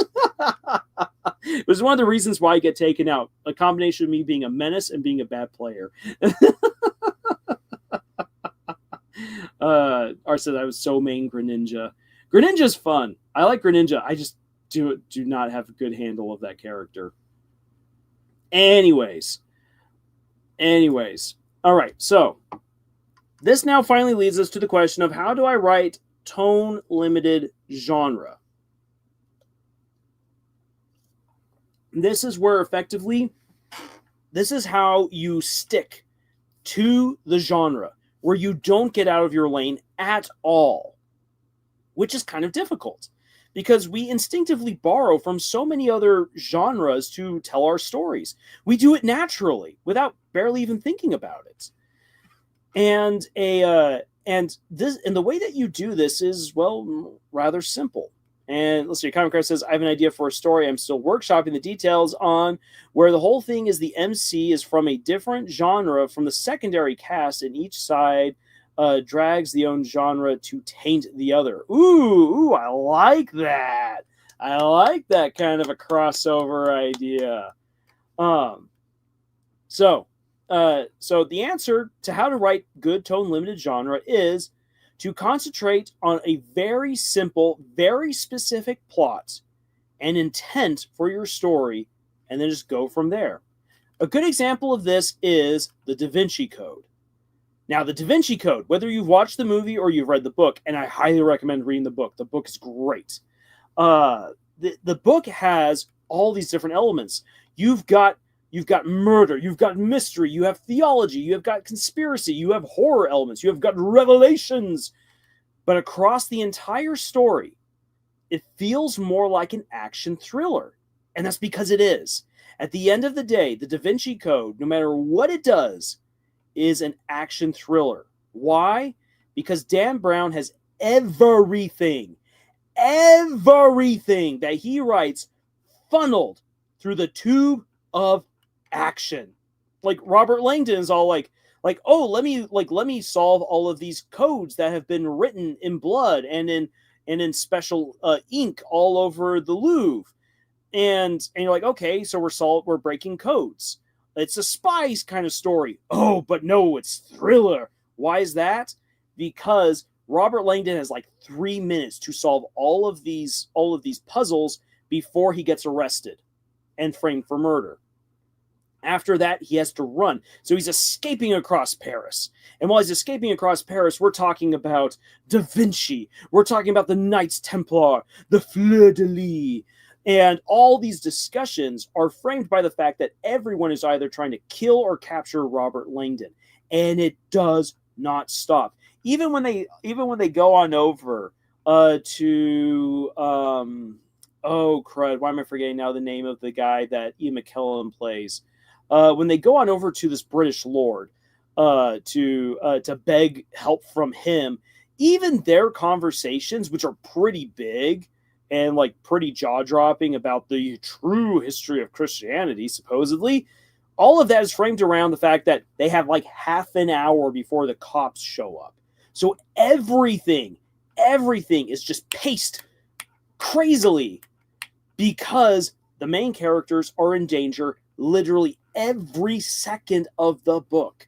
There are times where they get to breathe, and that's where we get a little bit of character development, and then we just tear off again. Even when they think they're safe, we as the reader realize they're not safe.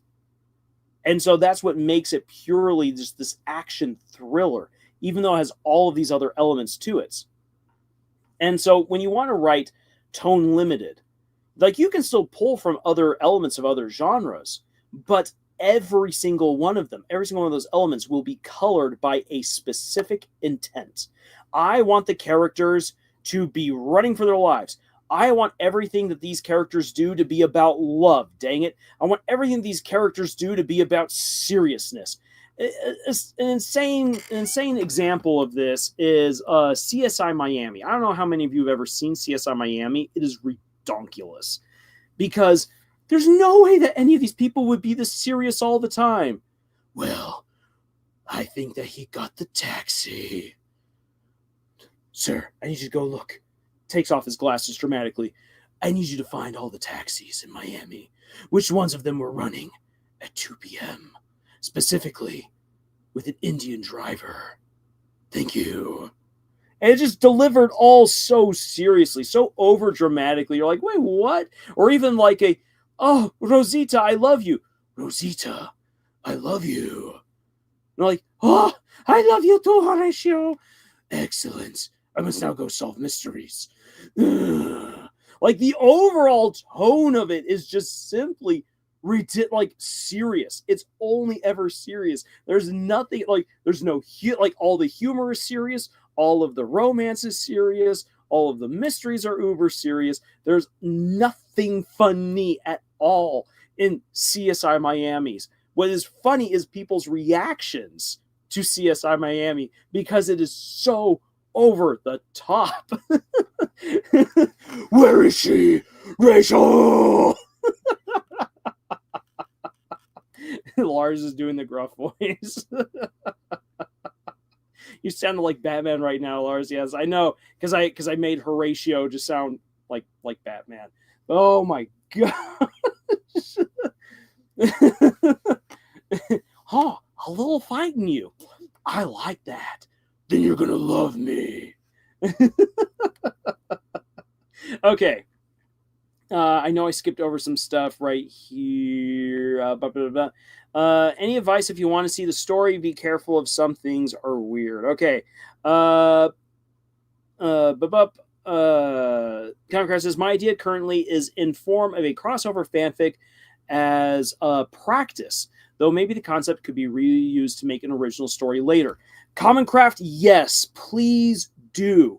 Because I've wanted to do something like that as well, and I've kind of done something like it a little bit with Monarch Mercenaries, but you're definitely going way more for that crossover feel, and I love it. There is a book series called Book Thieves that I would recommend you reading because it's got a similar idea, and I think you might gain like some interesting insights from reading that. Helicopter Harry, National Treasure with Jesus. Yeah, that's that's a great way of describing the Da Vinci Code.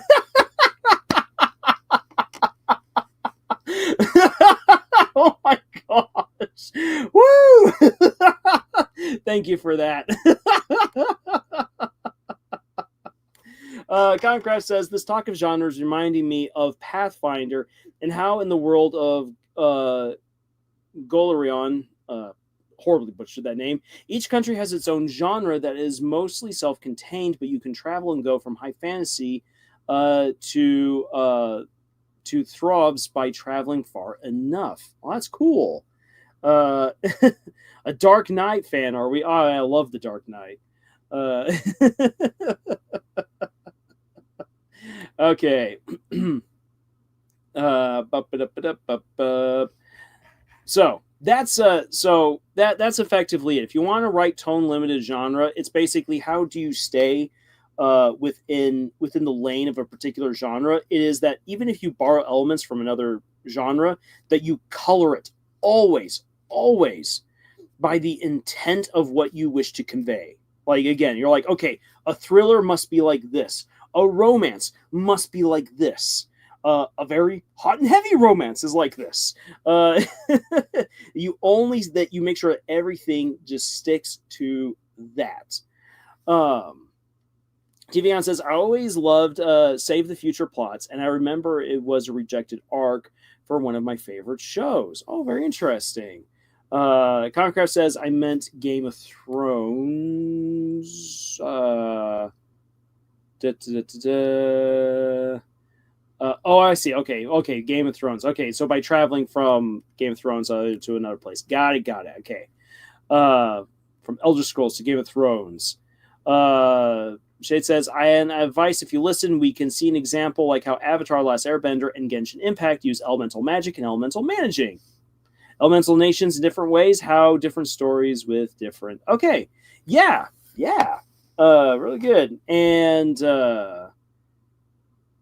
let's see here. TVCon says, it always fascinates me that people go back to change fate. Let's just say a lot was lost when the story idea was rejected. Oh, that's a shame. Okay. Now then, to wrap this up wrap up this lesson for us, and then we shall then start making our way on over to Deltarune. If Tyler's still around, we can definitely talk about a little bit about the trailer and see what's going on with the upcoming episode of the Amazing Digital Circus. Woohoo! No fate but what we make. Tyler says, I got an X-Men action figure from the 90s. Awesome. The 90s. What a wonderful time. Really weird fashion, and the music was kind of but what a wonderful time. Okay. Oh, that's right. Thank you, Shade, for reminding me. You promised me to talk about a certain magical index and a certain scientific railgun. Okay. So yeah, let's talk. Actually, before we dive into the why does this matter, let's talk about that. And I was like, I actually am going to head out now. Well, ISO, thank you so much for being here.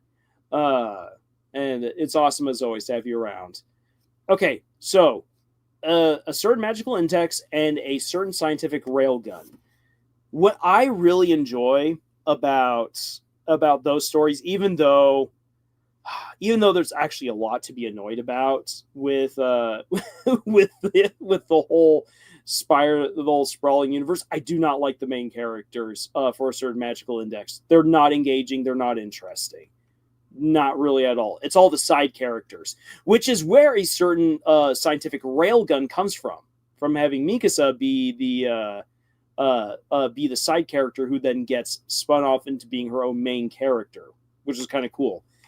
So with this you have a fantastic crashing of two different worlds. And in this case, then it is able to bring together elements of different genres, with the certain magical index bringing in your typical anime fantasy tropes, colliding with your typical anime sci-fi tropes, blended in with your typical anime harem and romance and rom-com stuff all going down. It is a lot. And the way that the shows are actually able to function is that even though there are larger driving plots, an interesting thing is that even after watching nearly every episode of all that there is to be had for a certain scientific railgun and a certain magical index, I honestly could not tell you anything about the main plot points. I 100% couldn't, because they're rather bland. However, the characters are really, really neat. And what I like about those shows is how they navigate the differences and the similarities between their different power systems and how these different worlds can actually coexist together. And that actually ends up becoming very, very interesting. You watch those shows for the characters. The plot, not so much. Unless we're talking about, let's see here. Let me get this guy's name right.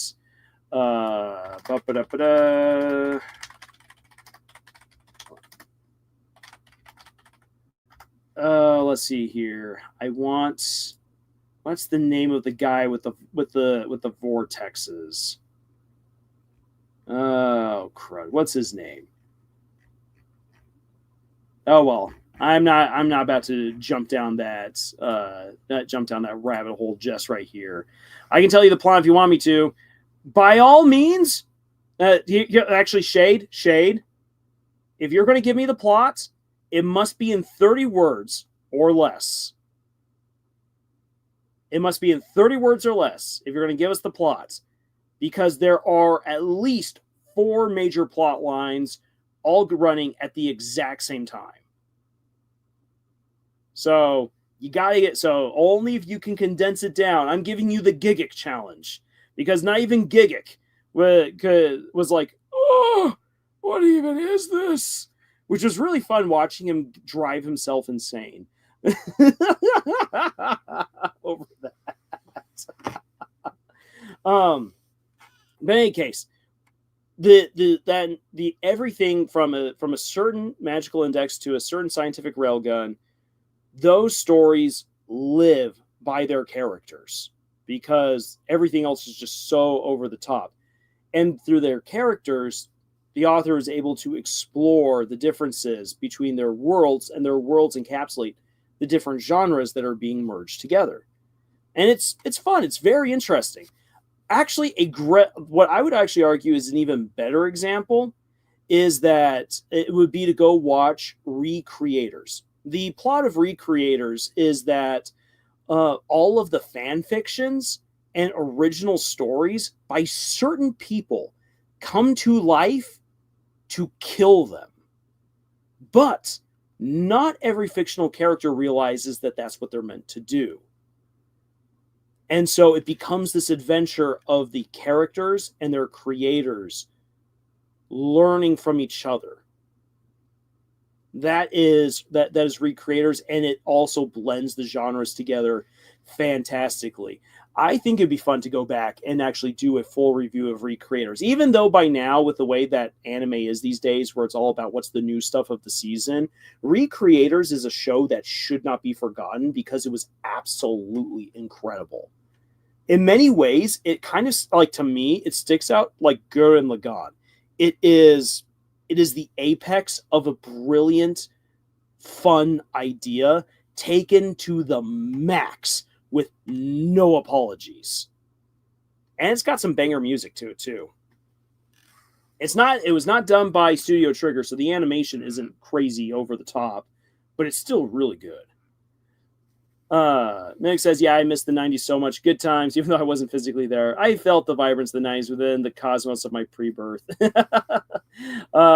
Shade says, basically the story with the summary, an angry magician with a setback story when the story was science and create Academy City. If you read a light novel, you will love it. Please trust me, guys. And the stories are based on real magic and mythology and religion and good for people who want to learn about it. If you want to learn, read the light novel. The anime is bad. Okay. Chris says, I heard about recreators, but never got to watch it, though. If you do get a chance to watch it, I highly, highly recommend it. It is good. Okay. So, finally coming around to it, why does, though, any of this matter? By better understanding the genre in which you want to work, which, meaning what kind of stories you want to put your genre, what kinds of genres you want to put your stories into, and everything that's baked into those genres, you'll be better prepared to innovate and make your story unique. So I want you to stop and think a moment right here. What genre is your story?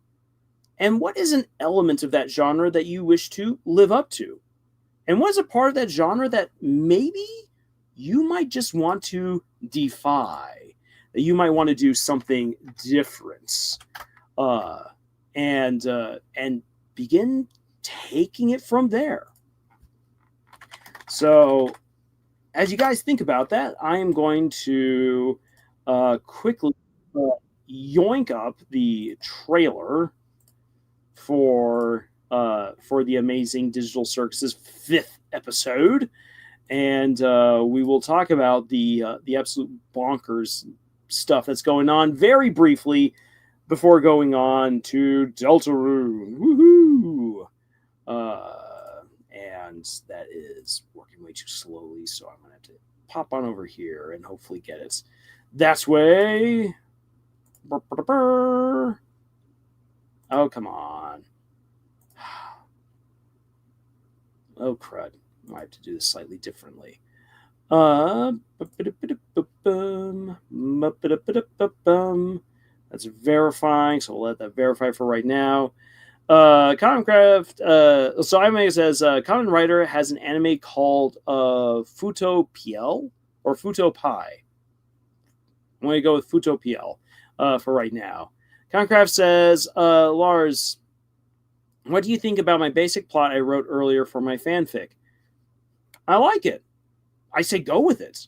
Like, okay, so Futo PI. All right, thank you for clarifying that for me. I'm Omega. I say go for it. I really, really do like the idea of you being able to travel from one particular story on over into another, one that might even have some similarities, but is obviously not the same. And just seeing what would happen when those characters meet. For those of you who have, for anyone who's bothered to read some of my fan fictions, and not the ones regarding Deltarune, but some of the other ones, like, you guys will see that, yeah, I like those. I like that crossover stuff. And I've been slowly moving through my Connected Cartoon Universe fanfic, bringing together Gravity Falls, Amphibia, and the Owl House. So that's yeah, crossovers are fun, and as Shay says, it's a great idea, but remember, you need to make it understandable for your readers. And absolutely, don't just take it for granted that people know the worlds that you are bringing together. Sometimes it's good to review, and the reviews within fanfics tend to get like too purple prosy, where it's like, okay, I got to recount everything. No, boil it down to the most important stuff that people need to know, and let the characters who are crossing over into other worlds then learn about important details from other stories, books, movies, shows, etc., by then living in that world and interacting with those people and the different stuff that's there. Conocraft says, my basic idea is Monster MC from Horror Urban Fantasy accidentally stumbled and interrupted a YA urban fantasy novel while searching for his boss's lost nephew. That's fun. Ooh, I like that. Yes, roll with it. Roll with it, Commoncraft. Do it. I would read that. Okay, let's see if I can grab this up again. Please, please, please. Let me have that clip. Say, we're experiencing some technical difficulties over here. Don't worry, everyone. It's all under control-ish.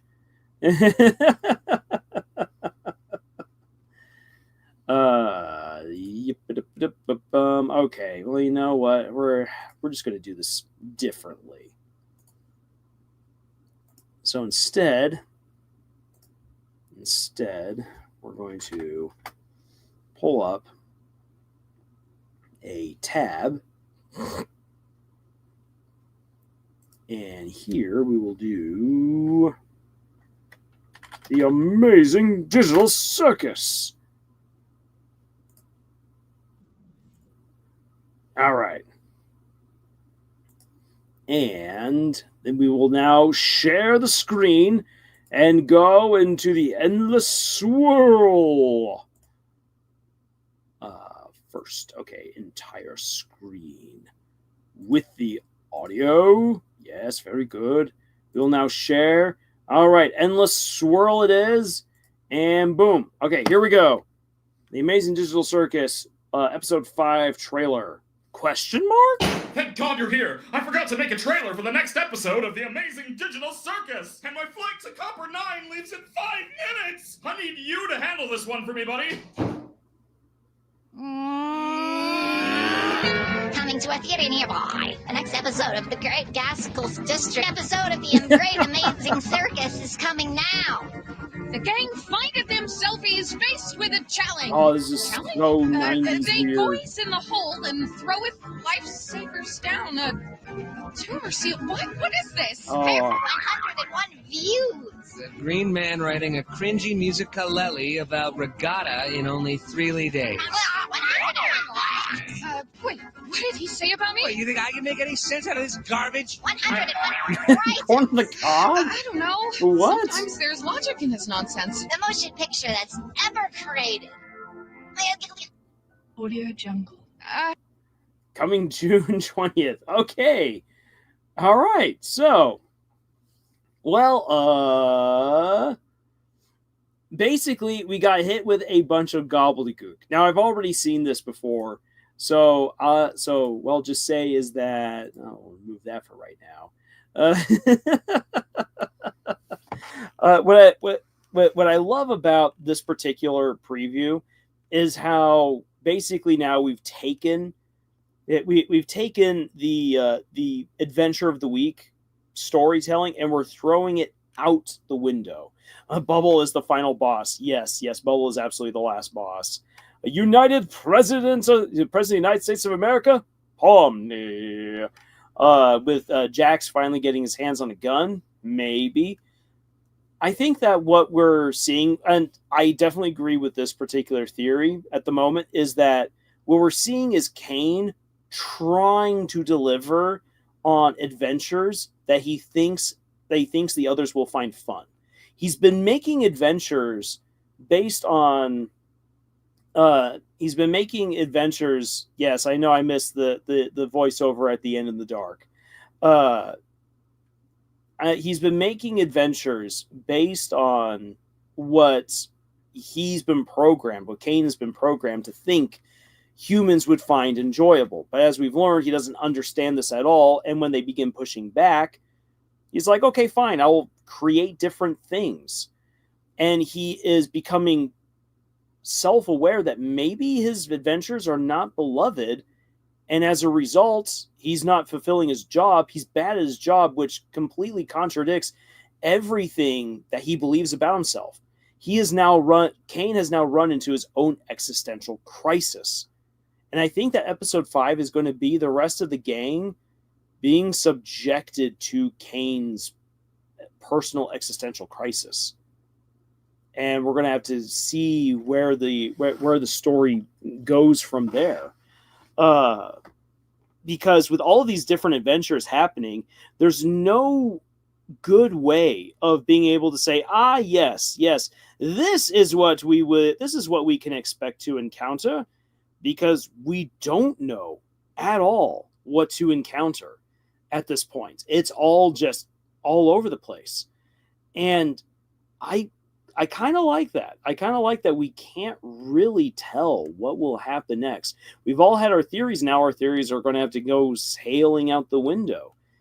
And Gooseworks, I think, has shown that she can write pretty well, that she can deliver on excellent character moments and on some really zany plot points and world building. And with only 9 episodes, so this is the midway point. At this point in the story, we should start getting some big answers about what the heck is going on, what this digital circus even is. And so that means that we need to kind of go out of the ordinary. The Adventure of the Week formula did not help us understand these mysteries. So now we have to face them head on. And that's what I see this episode potentially setting up. Is that the status quo of the last 4 episodes is now going to get broken, and now we're going to have to go in a different direction, and that different direction is going to be provided by Kane just losing it. Goncraft says Kane is explicitly based on a hypothetical well-meaning version of AM from I Have No Mouth and I Must Scream. Yes, Jade says we will not get answers for our questions currently. No, and I don't think we actually will. But we are being set up to finally start getting some answers. Because here's the thing, if the story goes on just dragging out question after question and never answers them, you get the Lost conundrum. You get the mystery box, which was pioneered, which that concept was pioneered, or at least coined, by J.J. Abrams.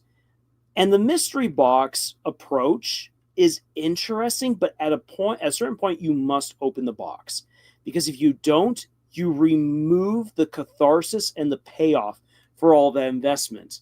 And we know from the show Lost, if you ever watched the show Lost, that it was derailed because there was never any payoff at all, because of the mystery box framework for the way that the story was told. Now then, there's a lot of mystery box whatnot going on within the Amazing Digital Circus. The thing is that in order for these characters to escape, they have to basically open that box. We need to know where that box is, and we got to open it. And sure, we could say, oh, well, we'll never get that. But this is a story that, unlike I Must Scream and I Have No Mouth, or I Have No Mouth, I Must Scream, what was it again? I Have No Mouth and I Must Scream. That's a book that's meant to leave you feeling really like horrified.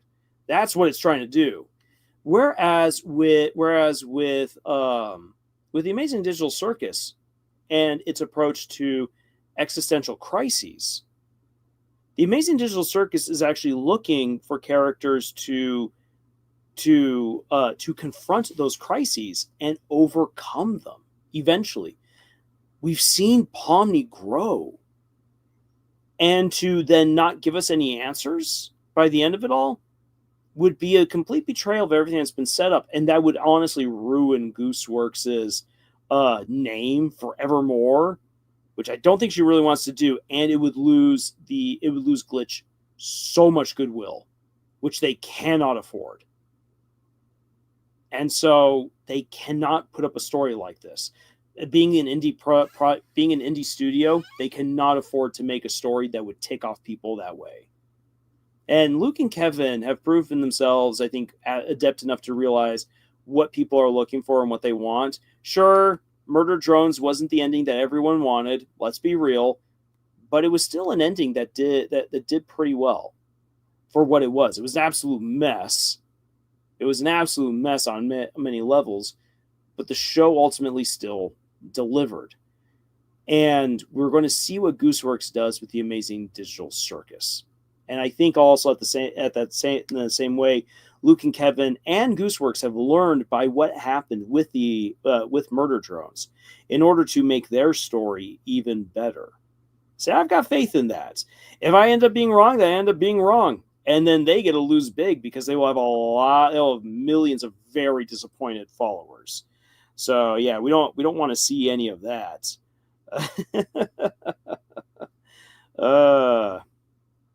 Okay. Now then, Helicopter Harry says, but seriously, what is Bubbles' purpose? What is Bubbles' in-world purpose? Why does he exist? As comedic relief, he flies under the radar. Because the Amazing Digital Circus is in many ways like aesthetically based on 90s edutainment games. There's always a little sidekick somewhere who actually isn't helpful at all. Bubbles is not helpful. Or I say, not Bubbles. Bubble is not helpful at all. Bubble falls into that trope. Bubble is there to complete that weird 90s edutainment game aesthetic.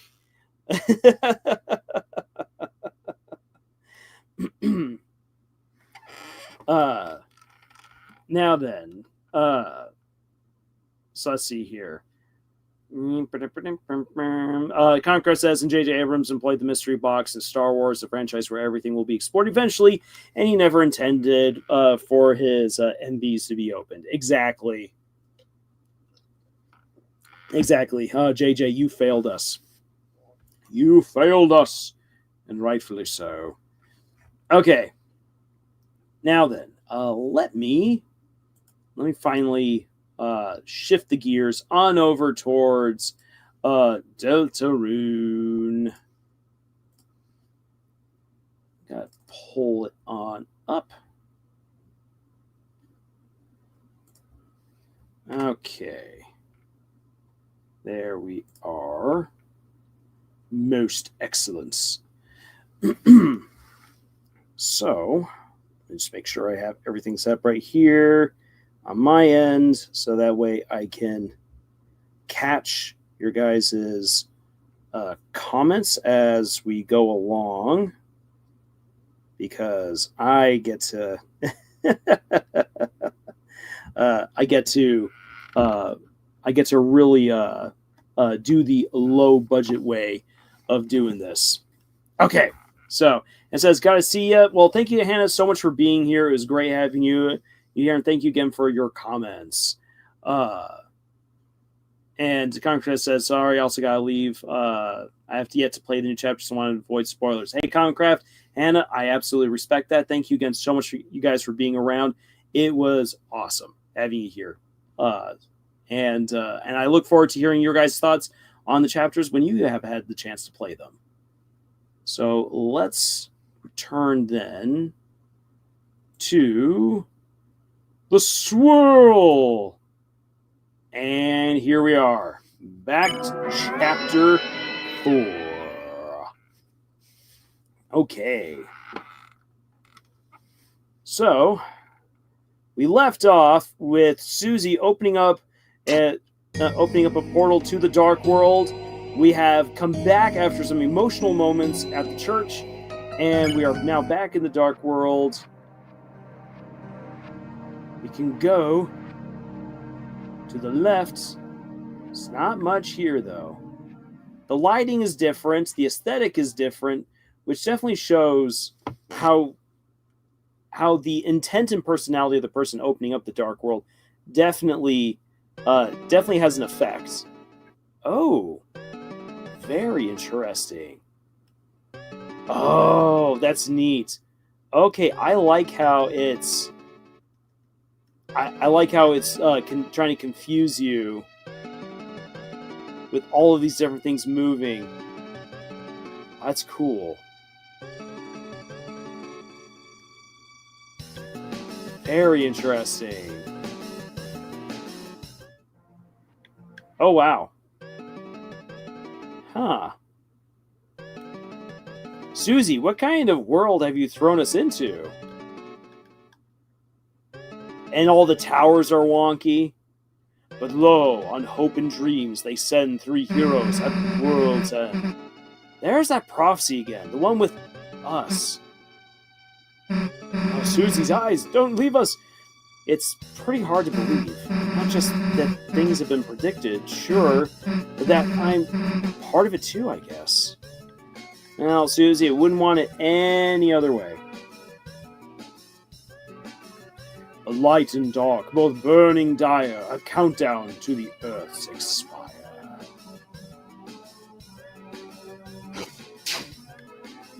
Oof. Alright, what we got here? Okay, Winglade. Oh, the Winglades, eh? Okay, we're going to do spins.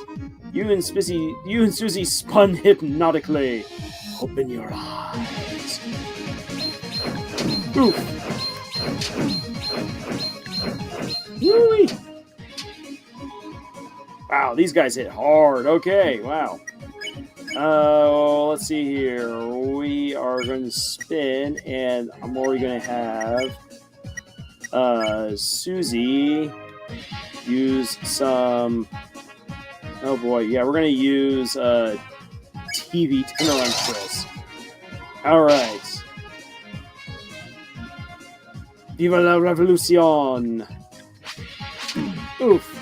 Ow. I get it now. Long live the revolutions.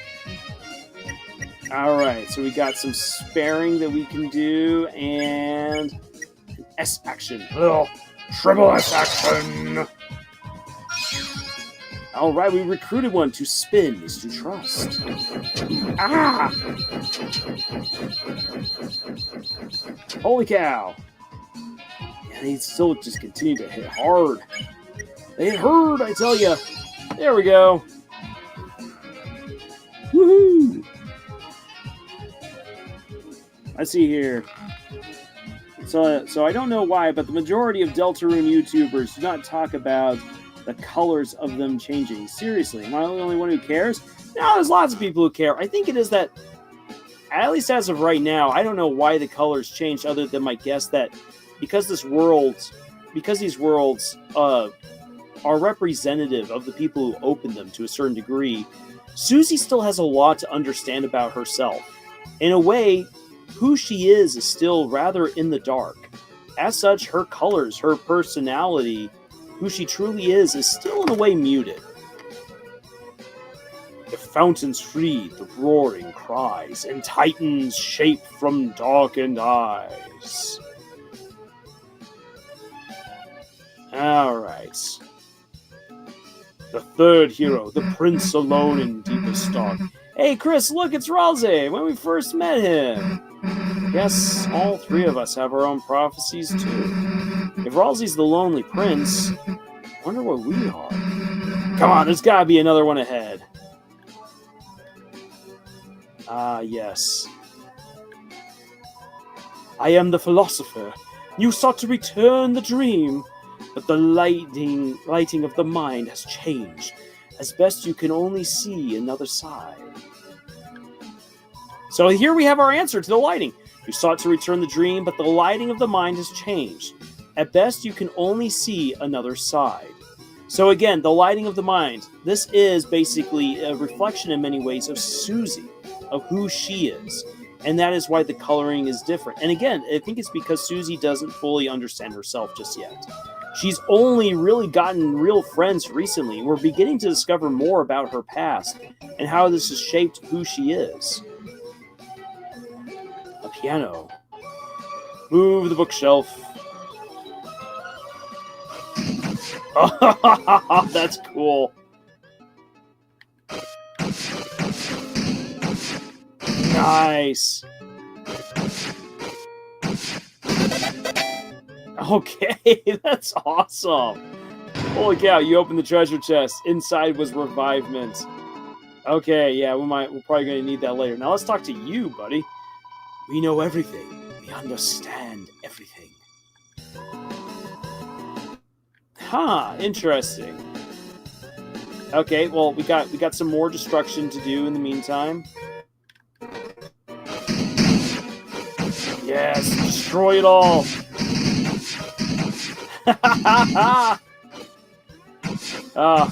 Horrible things have been unleashed.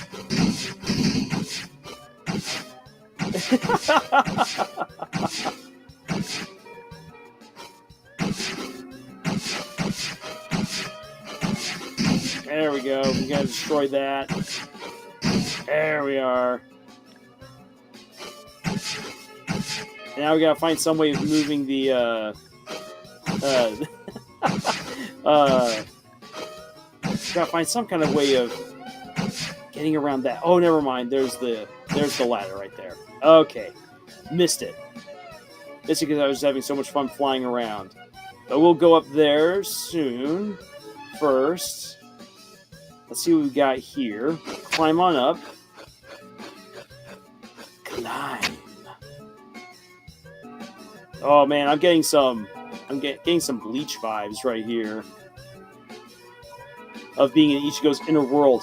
I heard there's something inside the acorn, but I don't know where to find an acorn, or even what one is in the first place. My dude, let me tell you all about acorns. We must find a way. We must find a way to use alchemy to make this acorn. Interesting. Whoa, wait! Wait! All of these were people or things that had been petrified earlier. Oh, we're seeing the other side. Whose dream is this? Chris's dream? Susie's dream? Very interesting. Well, we're thinking right now that this is Susie's. Whose dream is this? You left it here. Oh, man. Oh, that's some interesting stuff. Okay. The first hero, a cage with human soul and parts. Hey, this has got to be you! Weird illustration, though. Plus, why is it calling you a cage? Shouldn't you be something more like the cool? Then for the picture, they can, like, use my drawing where you're saying, Susie rules! Thank you, Susie. You're the best. I mean, that's what Chris is right now thinking. We're just the player invading in all of this. Alright, let's see here. Let's talk to this guy. We know nothing. We understand nothing. Interesting. But why is that? The Lord of Screens, cleaved red by blade. So here we have Tenna. So we're getting the prophecy now a little bit out of order. Fascinating. Oh, now we gotta fight you. Okay, well, I guess we're organic. Accost you. I shall not have any of this accosting. None of that. We are going to harmonize. You tried to harmonize. Touch the green. What am I? Am I a man? What is Deltarune?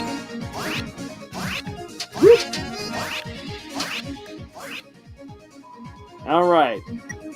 That was interesting. Okay, we're gonna harmonize again. You tried to harmonize. Touch the green. What am I, a butterfly? How can we even make?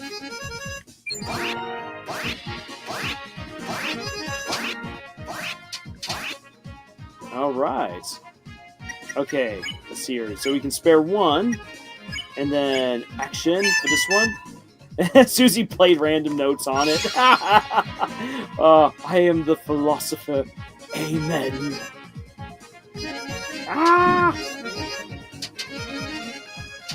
Oof. Well, that kind of hurt a little bit. Alright. Let's see here. Yeah, we shall harmonize. Touch the green. Oof. Wow. Took some bad hits right there, but you know what? We'll do what we can. You won! Woohoo! Why? What are you doing? I'm trying to protect these statues of my ancestors. A shame I could not meet them. They must have been brilliant. Unlike the rest of the brutes and barbarians around here. Oh boy, the chest is empty. So time itself has been altered here. Fascinating. Very, very interesting. Okay, well, let's first let's heal ourselves up a little bit, shall we? All right. Sounds kind of like Noelle. All right. So moving on. Let's see here. It says, I guess it did. Looks like the dark world is slowly interfering with the real world, our world. Yeah, kind of get that. Kind of getting that vibe. Okay, yeah, we already popped on up over here. So time to climb up again. And continue on our way.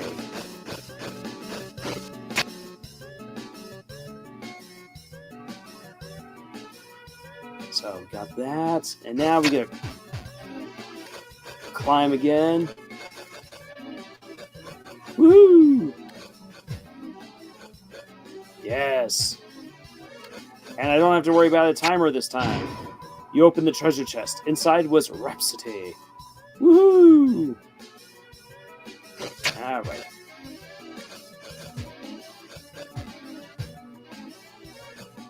Climbing. Oh, we got another one of these. All right. All right, so we now know we must harmonize. You try to harmonize. Touch the green. My butterfly? What isn't Deltarune?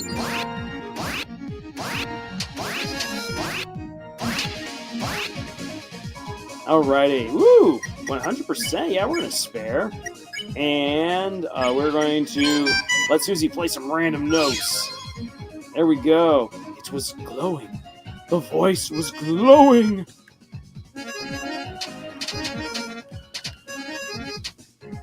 Alrighty. Very good, very good. We're doing better this time around. We're going to harmonize again. Try to harmonize. Touch the green. Ah! Oof. Alright, we can indeed spare. And we'll defend. Oh man, could have had a chance to let Susie do her okay heal. And last was the girl. At last was the girl. The girl? You think that means me? Like, prophecy's next. I wonder what it says. Come on. Very interesting. Or maybe it's just, that's it. And then Susie's got to be like, what? What do you mean there's any more? Must have the lights. Oh. God, come on. There we are. The light has changed, but the power that fills you has not. File saved, as we are upside down. Whew, all that invertedness. Alrighty, come on, let me go down. There we go. And let's see what is down this way. Hey there! You are the donator. Your money has turned into fine gold. In total, you reached 100 gold. Although you may have felt a bit flushed, it was certainly the right move. Take what is in the treasure box as if it is yours. Why, thank you, my dude. You opened the treasure chest. Inside was Scarlixer. Scarlixer was added to your items. Well, gratefully take that. Ah, look at this. When you pass to the other side, a great donation will show you remembrance. Interesting. I wonder what would happen if we had put in more money. That's cool. Alright. The second hero. The girl with hope crossed on her heart. Chris! Hey, look, it's me! The girl with hope crossed on her heart. Man, that's badass, isn't it? You think there's anything else about us? Don't just stand there, let's keep looking. Oh! Okay, I was gonna go this way. I am the philosopher. Haven't you heard of hyperlink blocks? Yes, I have. I feel like I haven't heard of it, and I don't know why. I don't know.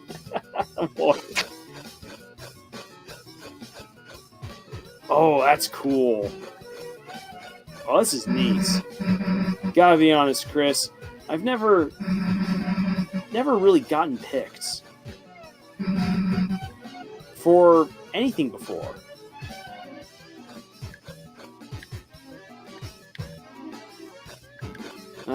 I know the feeling, Susie. No one ever wanted to be my partner in class. Even got chosen last in gym.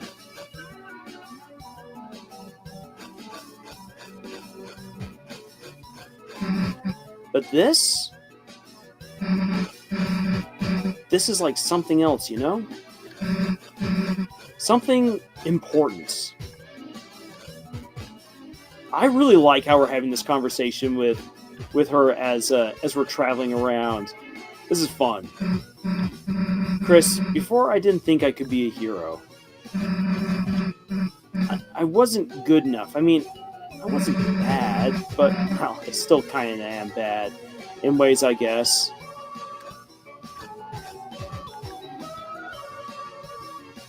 Alright, waiting. There we go. There we are. Whoo! Oh man, Susie, why don't you give me the easy way?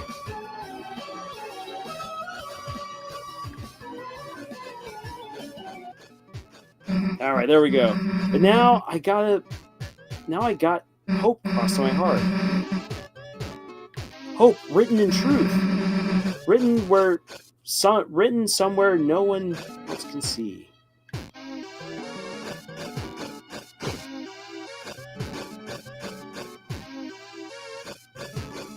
Say, Susie, you can definitely wax eloquent, let me tell you.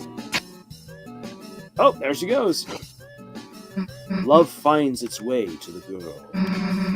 What does that mean? That Chris, I've got to find the next one. You can stay here. Oh. No, we're following. Oh, I just say, we're definitely gonna follow you. All right, first. Yeah. Sorry, Susie. We're invading your privacy, and we're seeing what you find here on the bells. The girl.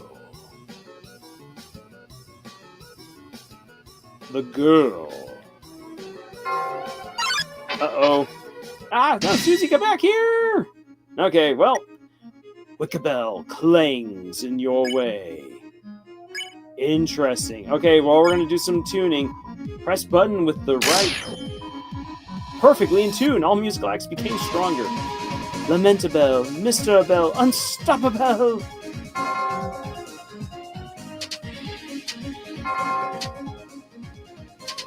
Woo-wee. All right, acts. All right, good timing, Mercy. Press button with the right timing. Perfectly in tune. I am humbled. Woo! And now we gotta spare you. Oh, that's cool. That's neat.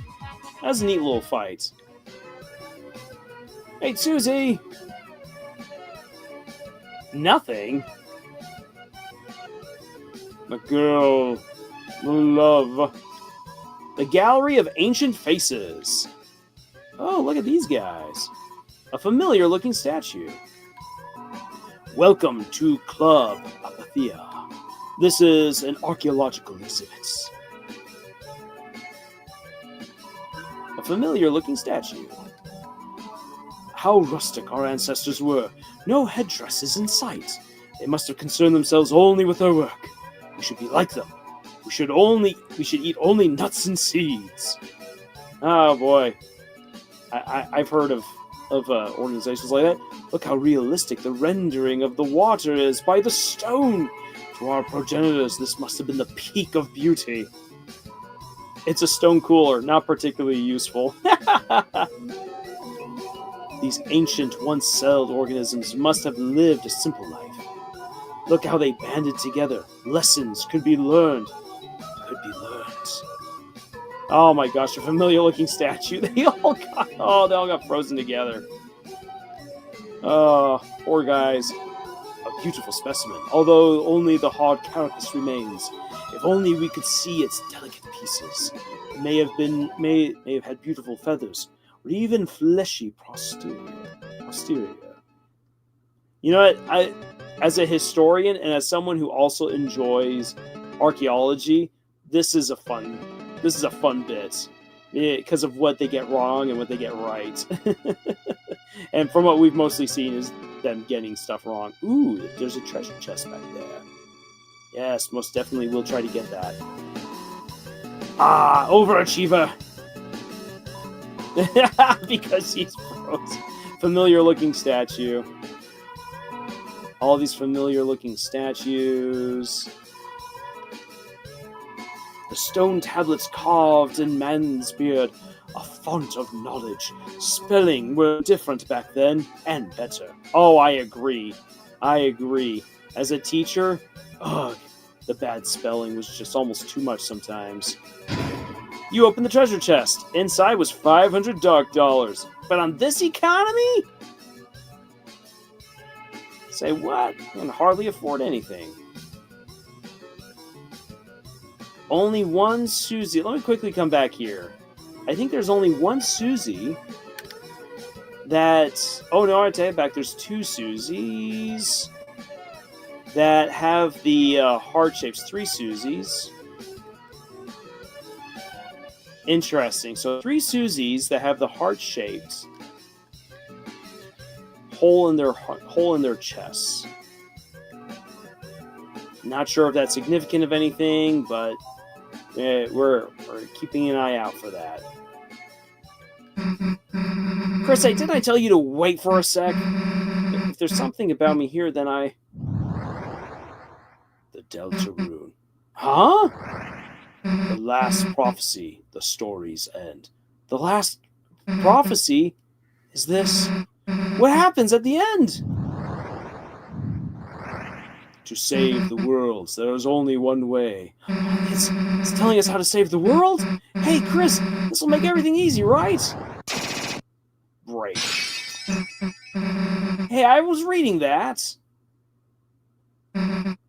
Old man?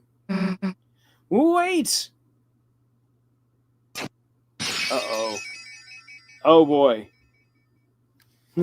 And now the adventure continues to be prolonged. It's a long way back up. Don't worry, girl. We're gonna get there. Eventually. Huh? No! The floor? Is something down there? Oh! Guess that answers that! Alright. So, let's see how bad I do at this one. Oof. Oh, crud. Chris, over here! Oh, nice! So that's how that's gonna work.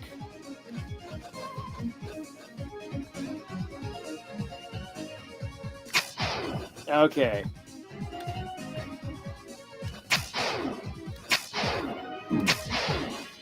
Interesting. Okay, so we can... Go ahead, get off. Okay. Let's see here. We'll help out Susie. That way, there we go. Alright, help us out here, Susie. Woo!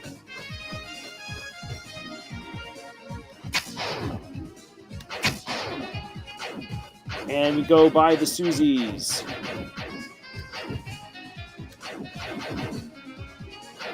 All right. Oh no! Crud! Ah! Got you! Oh boy! Be more careful, Thomas. All right. I'm trying to, Susie. I'm trying. Holy cow!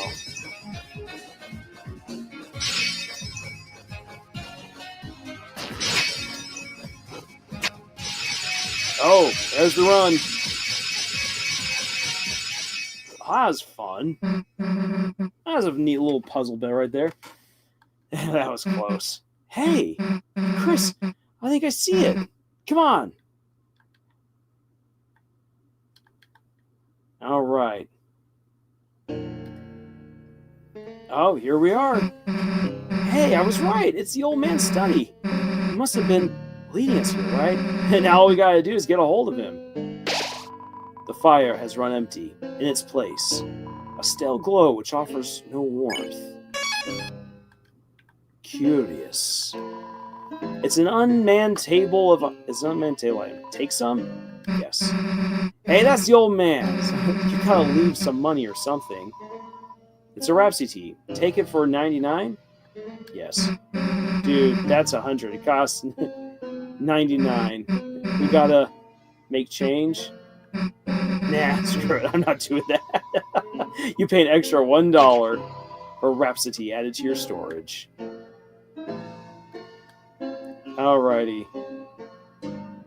Yep, we're being railroaded up the stairs. Oh boy. Hey, Chris. You think he'd want to come to our castle town? I mean, obviously he would, right? Might mean taking the hammer, but I'm sure he'd be cool with it though, right? Yeah, we're gonna do some grave robbing. He'll be totally cool with it. Oh. Alright, passing on through into the dock. Very interesting. Very interesting aesthetic. Damn, it's dark in here. There we are. There we got the Lord of the Hammer. Hey, old man, what are you doing? Come on, Chris, after him. Into the dark we go. Alright. Going by echolocation. Hey, old man. Gerson, come back here. Hey, slow down, old man. We're trying to talk to you. Do. Into the maze we go. Deeper, yet darker still. Can't see anything in here. Dong. Hey, Chris, wait a sec. Do you hear that noise? Hear it. It sounds like it was coming from... Yeah, it totally sounds like... church bell. Yeah, this way.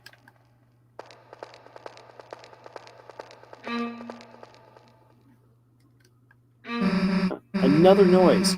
Sound like it was coming from... Right. That totally sounds like a violin. Hey, or something again. Now laugh. To the right. Chris, I slipped and fell down somewhere. Stay there, okay? I'm going to find a way back. I'll look for a way back.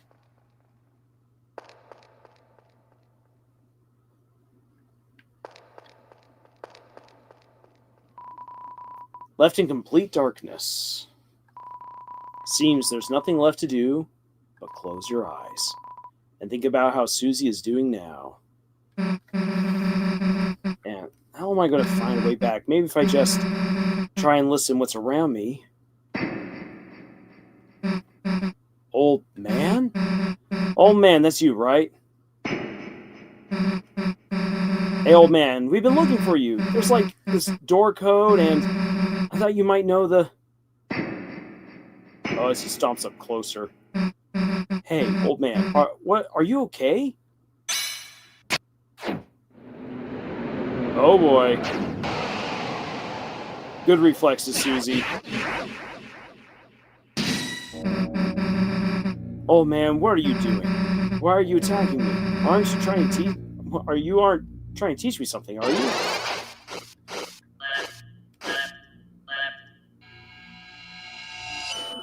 Oh, so we're getting a variation of the battle with Undyne. Interesting. Hey, what's the big idea? It's me, Susie. I'm your friend, right?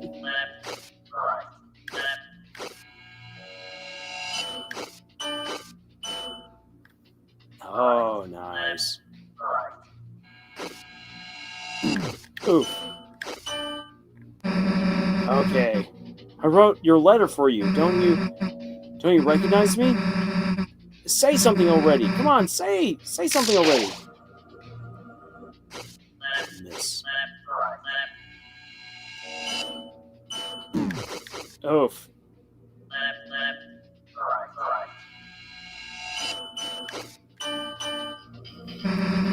Hey, I'm telling you, I don't want you to hurt you, so just...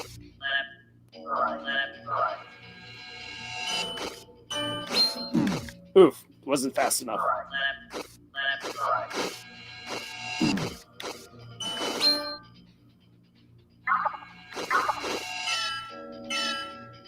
Oh boy.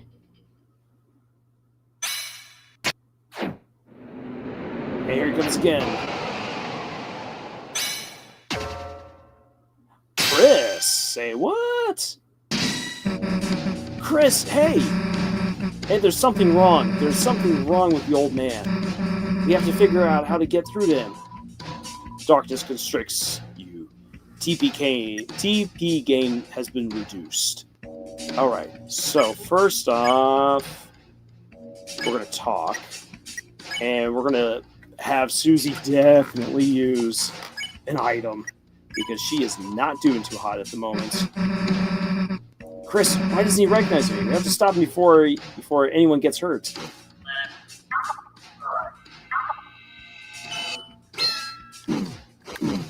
Oof. Ah, dang it. And I absolutely am mishearing all of these. Dang it. Dang it, dang it, dang it. Okay. Let's see here. We gotta use the revivement on...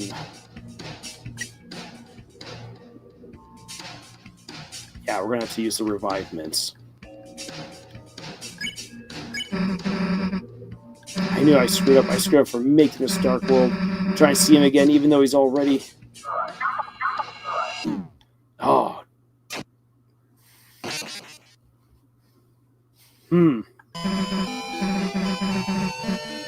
So why didn't that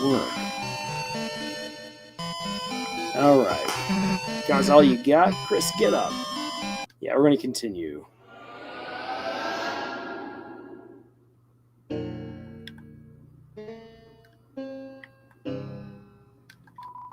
The blue flame flickers with the vision of a battle unfinished. Let us return to the shadow. Alright. Let's see if I can hear this better this time.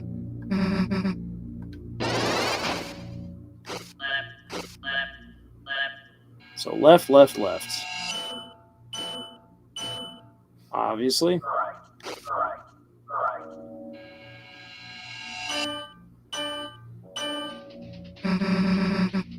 Okay.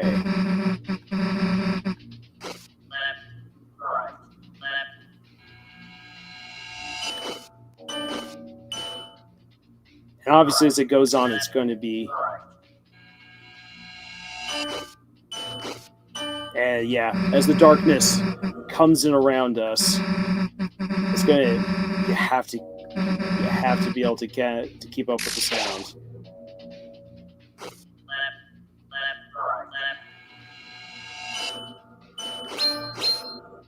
All right.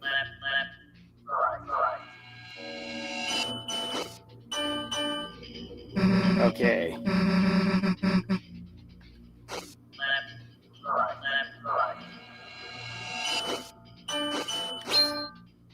Woohoo!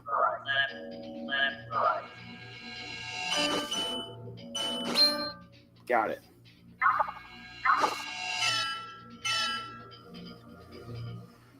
Ah.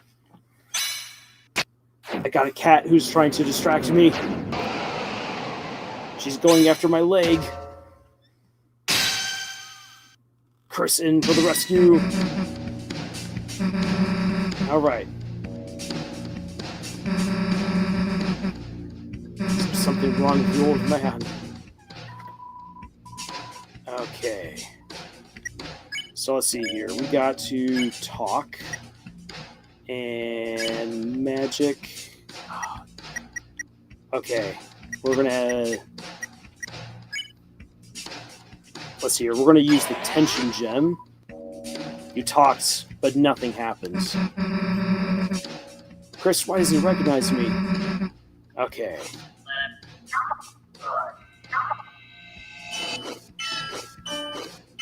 Got him.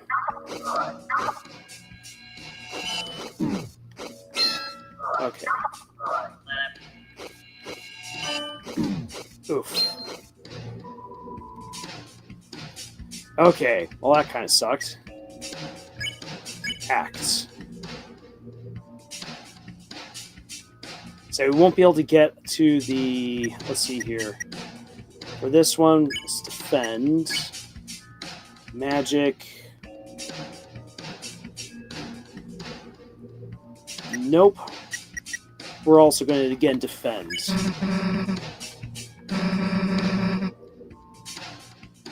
Because not knowing what comes next, the only things I can think of are that either we have to get up to 100% to either have Susie do her heal or to do the question mark. And first I'm going to try Susie's heal.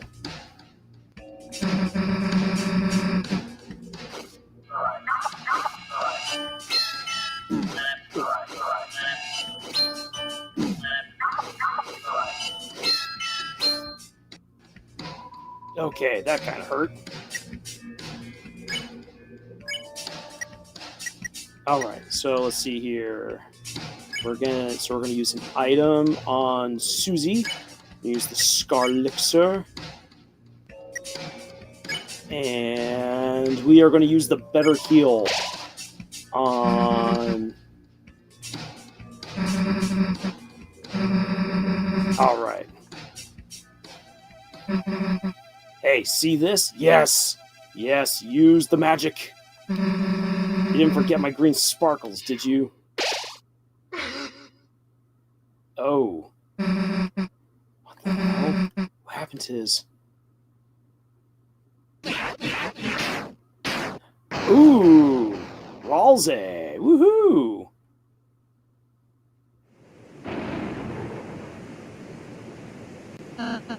Susie, that wasn't the old man.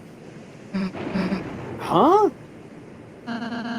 One of the statues in his shape from his study. It must have begun moving when you made this dark world. Statue? Then the old man? He's not in this world, sadly. Darkness patterned after the memory of a loved one tend to only appear in very specific darknesses. Even if we tried to bring him to Castletown, Then why didn't you say something earlier? Huh?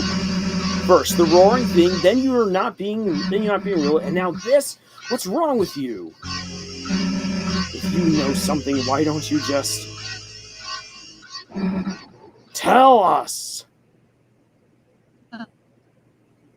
Ah, the moments. I'm sorry. I know so many things. I know so many things. I don't know when to say them. I don't want to say them to worry you two. So I end up not saying anything.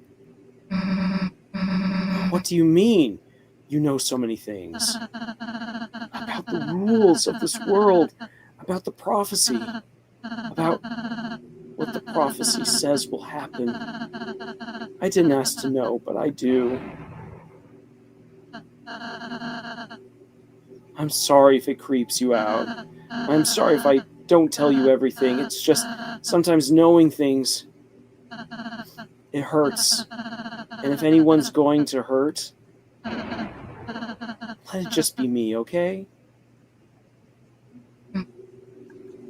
Oh boy. Oops, I'm sorry. Ralsei, is that why you've been acting so weird today? Why you keep... I've just been trying to stay ahead of you too. So you don't have to see it. So you won't... Because it would... See what? The ending of the prophecy.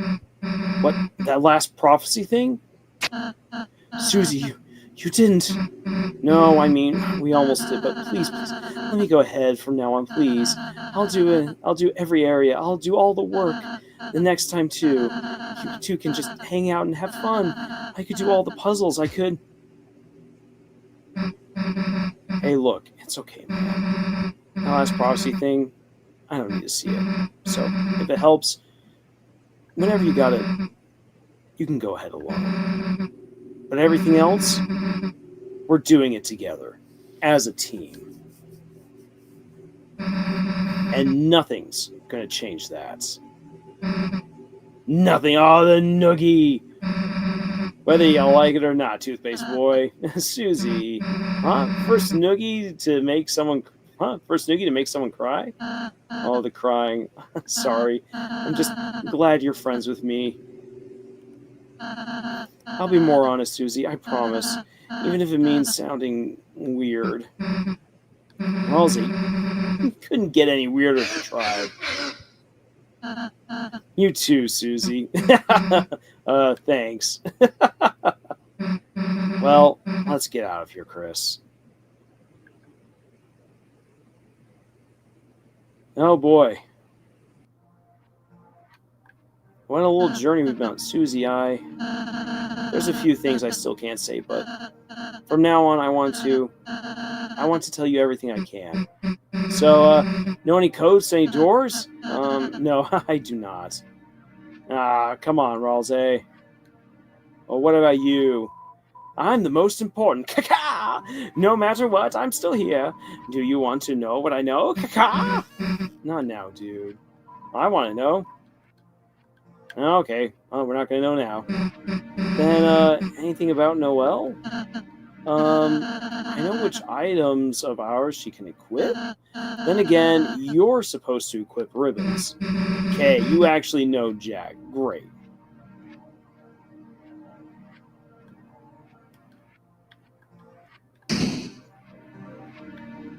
I suppose this leads back to the start. Do you three want to know the code to the door? Yeah. It's 2202. It's written on me since I'm the most important. Thanks. Somewhat anticlimactic. But yeah, we'll go seal the fountain.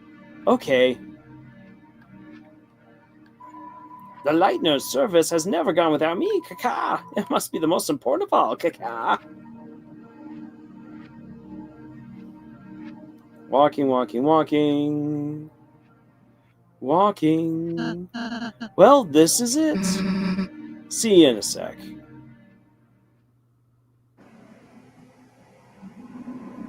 Here we are back at it.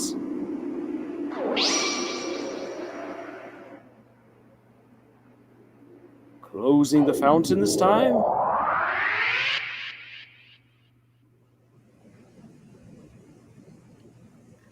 All right. Back again. 2202. It really works. Now. All right. Say 3 Dark Worlds in 1 chapter. Woo-wee. Wait, why is she getting the ribbons? That's a good question. Because she must embrace who she truly is. It's the same as before. First time. There's Ralsei. I suppose the original Dark World was formed partially of the fountain inside there too. The Knight's 2 fountains. So it makes sense. It would be a similar world as before. Just similar, huh? Chris, the night is waiting in there. There's no time to think about anything else. Let's go. Oh, but I do. Wait. What? Can we pose? Fine. Alright, we got the pose. A green flame. It glows with knowledge. Let's go to the old man's study. Alright. What? You emerged from the green flame? Well, you may as well head back through. This study's fallen to naught more than a lonely shack. No, maybe. The old man isn't here anymore. So what? It's still his stuff. If you want to take anything, we're leaving cash. Susie. And I'll make the change. Let's go, Penny Boy. I think we're actually good for right now. Say, let's check our... Nope, no, actually, no. We should get some stuff. We're going to get... Let's see here. We're going to get a Scar Elixir. Scar Elixir. Alright. Well, let's see what we can find out. Since we've gone on back.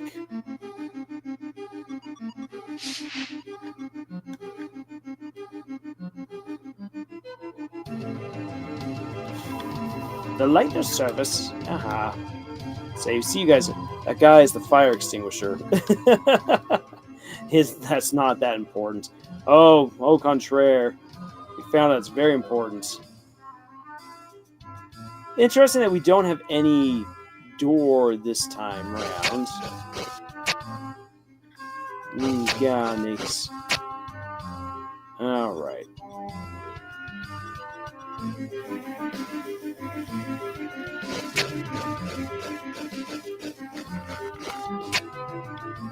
Let's see here. Yes, let's see here. Protect them forever. As soon as you guys are putting there into the chat.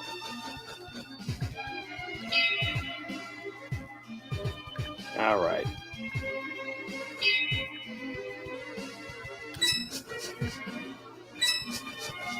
Woohoo! So,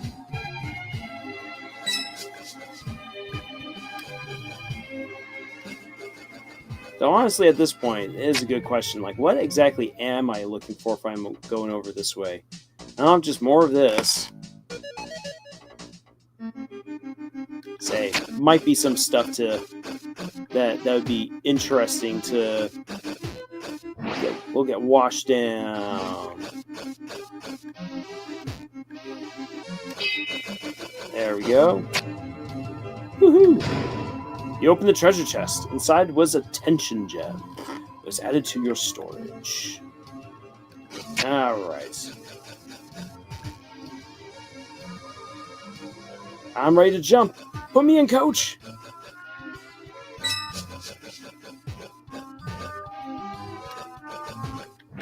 Aha!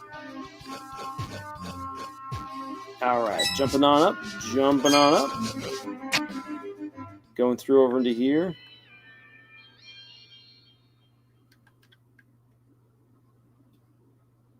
Okay.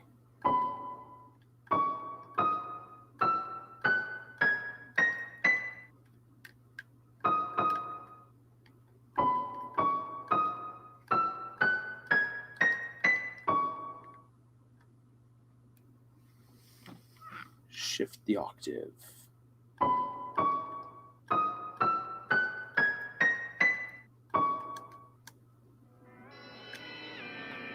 Well, that's still something.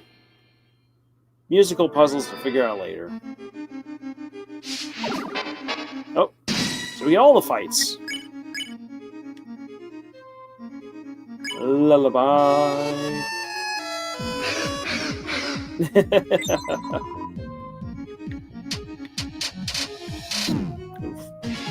Sorry, Rolza. And Susie.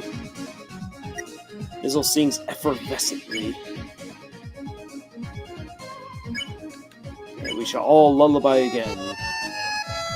Lullaby, lullaby. My dear sweet child. Alright. And the lullabies again.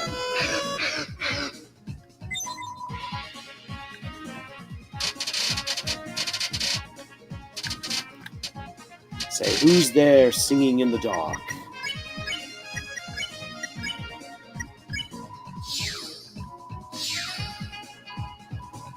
Alrighty.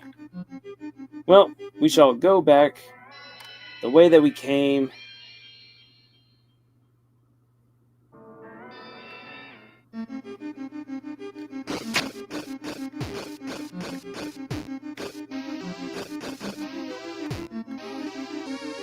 Do-do-do-do. Get washed down, but not washed out.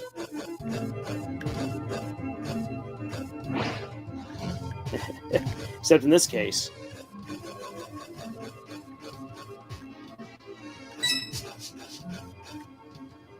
Alright, wash me down.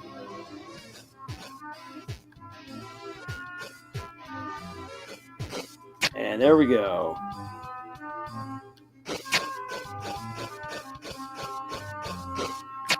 Good climbing, everyone. Good climbing. Okay.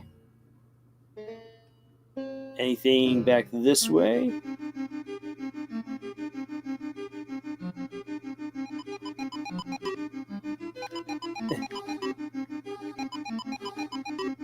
No, can't interrupt that that endless not battle right there.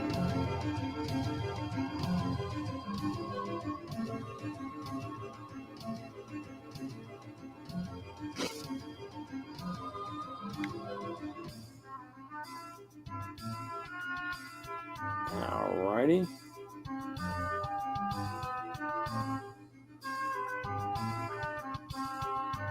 Yeah, just going all the way through. Well, I'll be exploring all of this later. I think in terms of coming back here, wonder if there's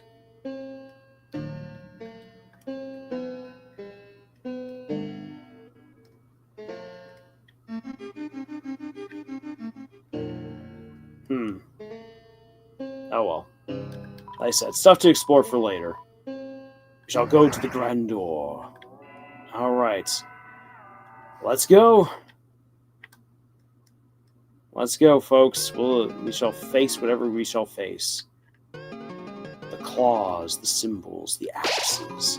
All around you, blue glass glitters like crystals. As you approach it, the glowing light shines through them, creating a prism only you can see.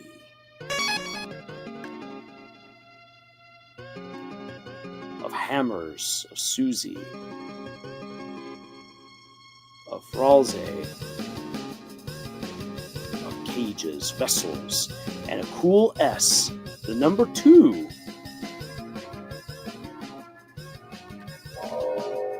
Alright, do you hear that? Oh, the second fountain. It's calling us. The night must already be over there. Chris, let's go. Yes. Let's go.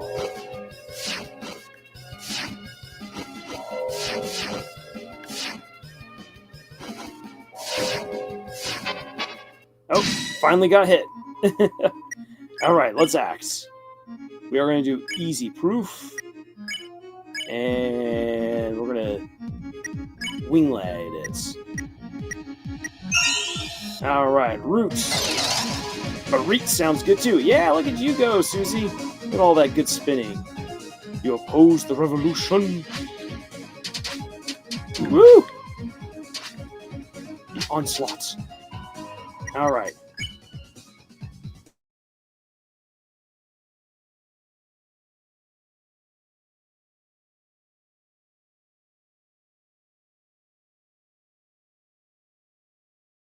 There we go. Ah, viva la revolution! Ah! Your little revolution still hurt, man. Alright, there, and build up that economy.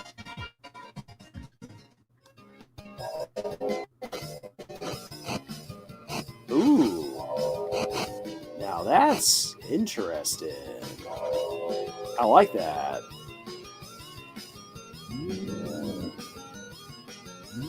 Woo!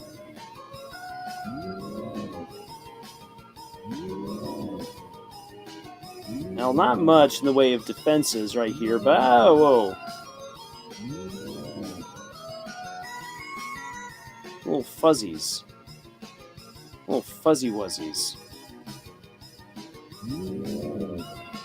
Okay, well, oof. There we are. Now, what we got over here?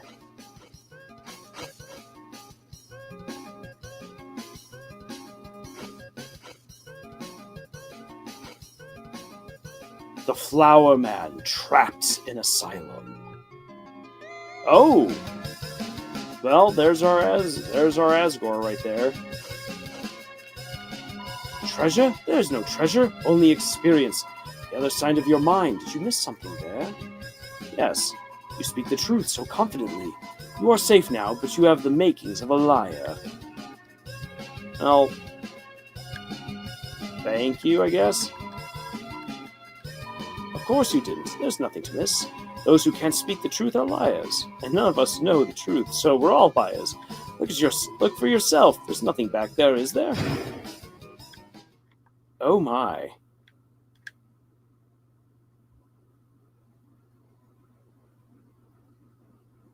Very interesting. All right, let's talk to you. What do you call a man with one eye? I'd call him king in the land of the blind. That's what I call a man with one eye.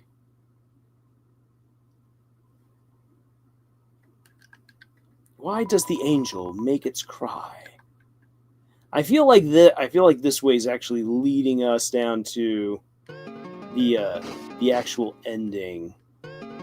And it also feels like there's still something left to uncover. Passing. The angel banished will finally meet with its desire. Hey, below the words, that picture. What the hell is that supposed to be? That's the angel, Susie. But to my understanding, it actually looks like. Huh? I don't know about that, man. It's a prophecy. Looking at it made you feel strange. You did not investigate further. Oh, come on, Toby. Yeah, so Susie is not too happy about the look of that angel. Is it because Noelle could potentially be the angel? And we'll find out. Tune in next time.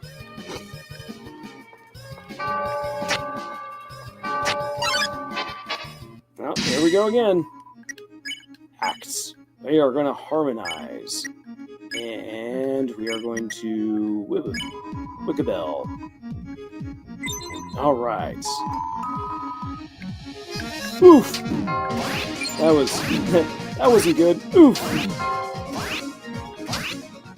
Wow, that was rough. That was very rough. So we are going to, let's see here.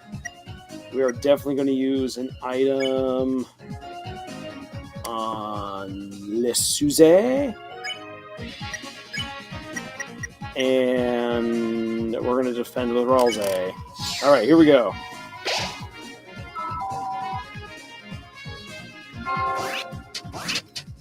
Woo-wee! Oh, that was rough. That was rough. Okay. We're going to harmonize. We're going to work.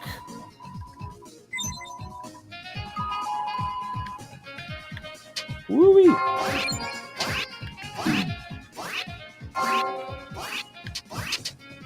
Okay, that could have gone over way better. let's see here. We're going to use an item. We're going to use Scar Elixir on Chris. And we're going to use a heal prayer on Ralze. Alright. And then we're just going to have to deal with the deluge of notes. Okay. Acts. We are going to harmonize, and we're going to try to spare. Alright, here we go.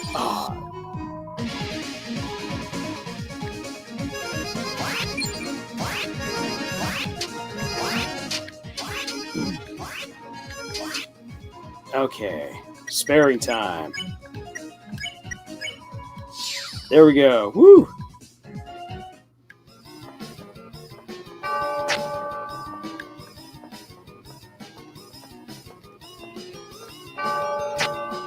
Get all the bells. And the light is back on. Whoop. Well.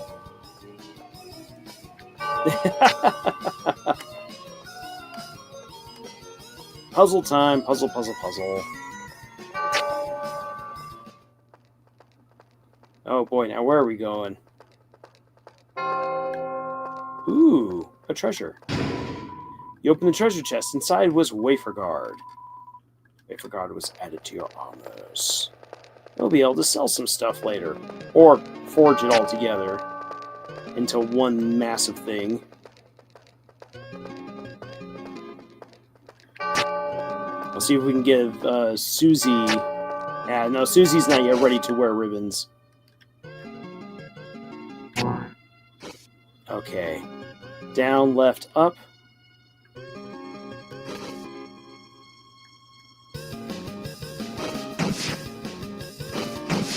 That was brilliant. Whee! Holy cow. I just did that on a whim. That was awesome. Whee!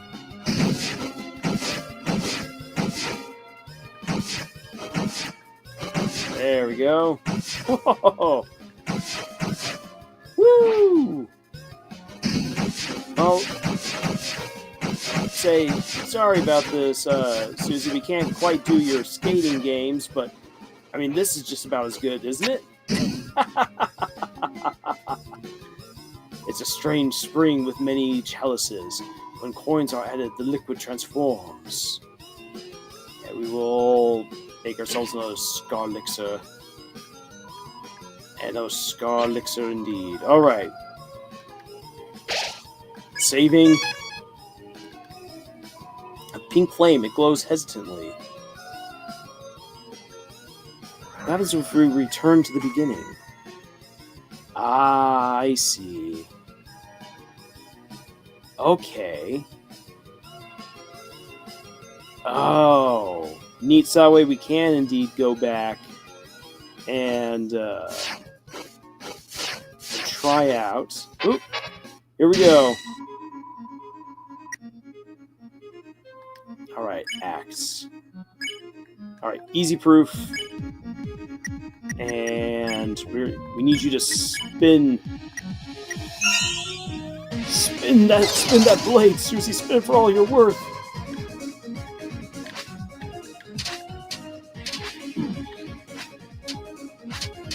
All right. Okay, we're gonna spare wing blade. Wing blade. There we go. Woohoo!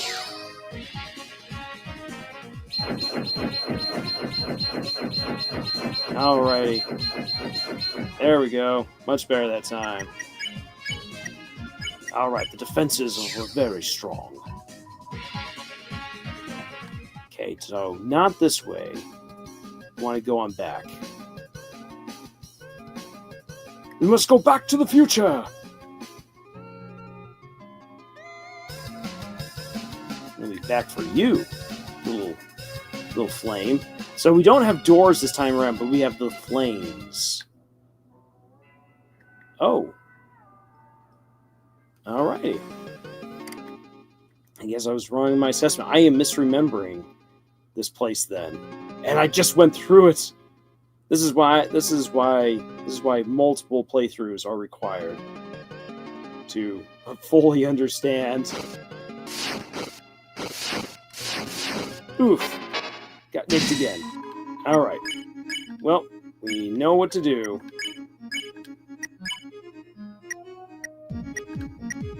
There we are.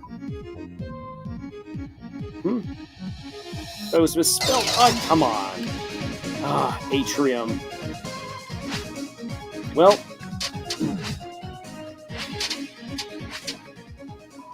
Okay. So we shall defend, magic, pacify. Send the old man packing.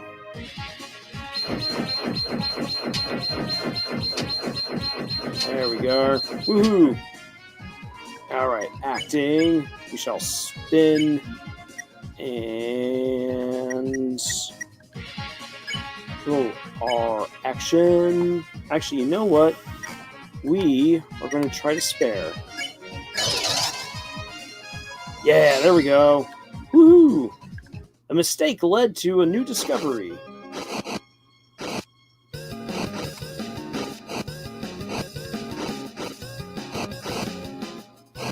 Oh. They'll hear the ring of heaven's call. Yeah, I totally missed this. This is, awesome. Whoop. Well, we're falling. By all, how did we get here, Crunk?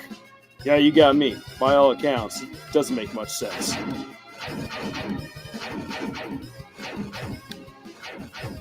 Ah, no. All about that speed. Oh, dang it.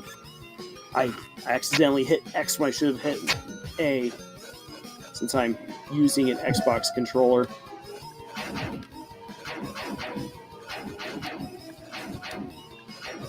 Oh. Come on.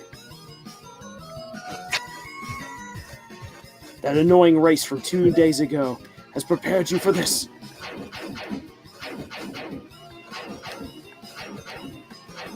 Ah, dang it. So close.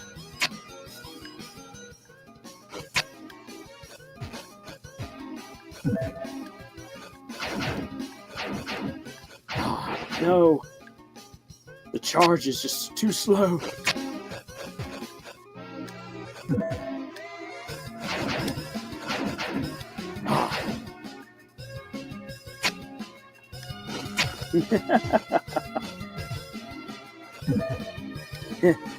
Pull the wrong lever! Very good. Oh, come on.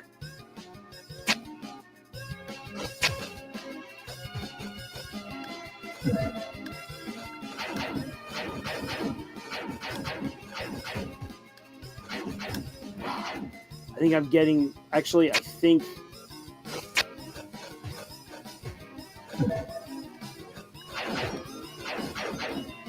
There we go. Oh, no! Alright, I'm actually finally getting it. I'm finally getting the right lever! Because I don't have to hold it, I just have to wait until it lights up. Oh, no. So close. I feel... At least this isn't like going up against Molania, Blade of Mikola. No! It might take me about as many tries, but it won't be quite as frustrating.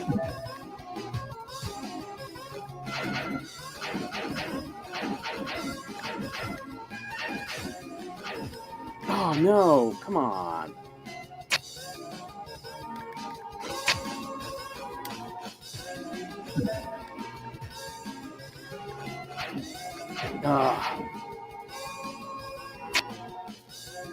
Well, that run was a fluke. Come on.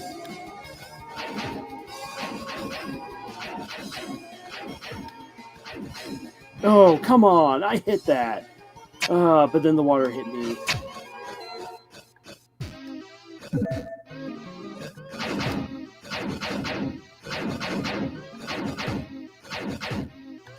Oh, no! Come on! Ah!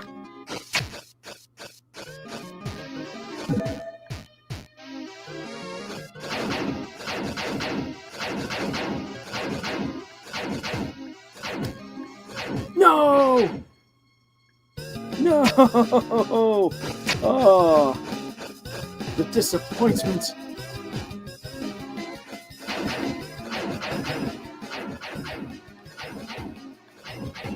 Oh, come on.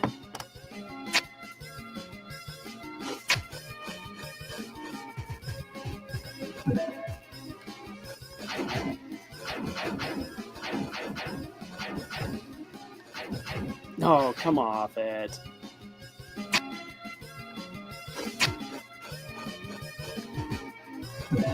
All right. 1000th time a charm? Even worse.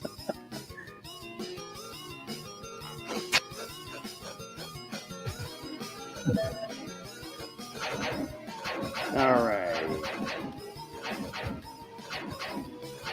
No! No!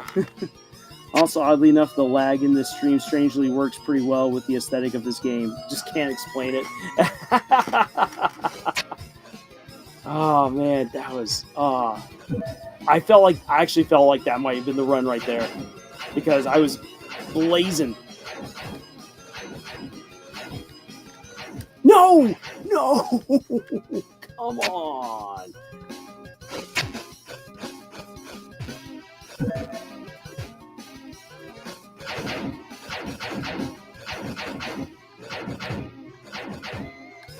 No! No! Ah!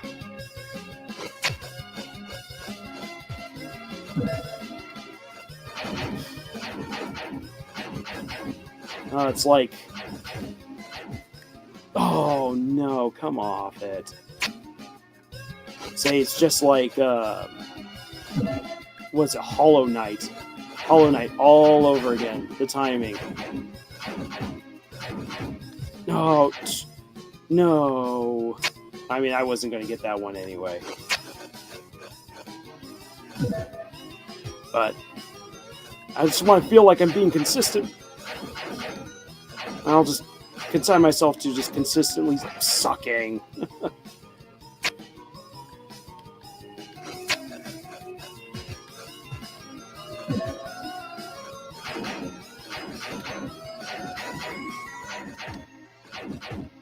Oh, what the?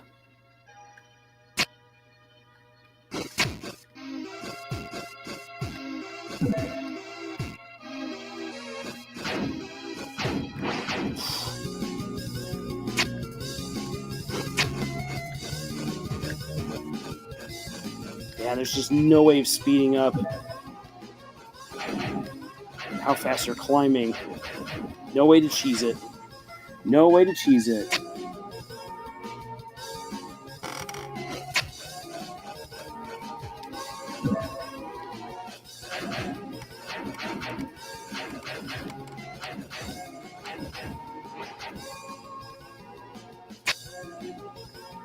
Alrighty.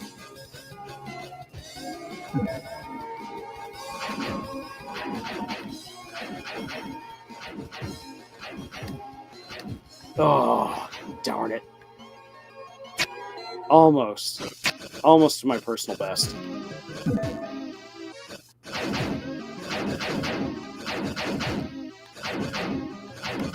No!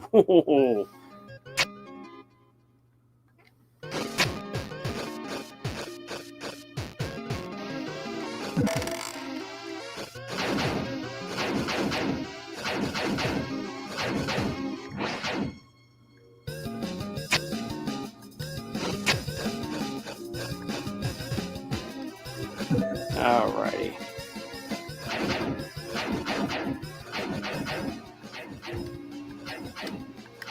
Oh, so close. Alrighty.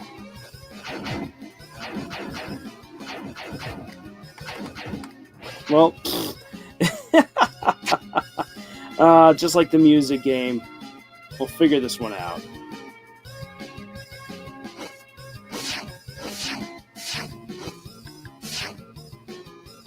Haha! Yes, you foul books. You thought you had the upper hand on me. Oof. And you could have. Woo!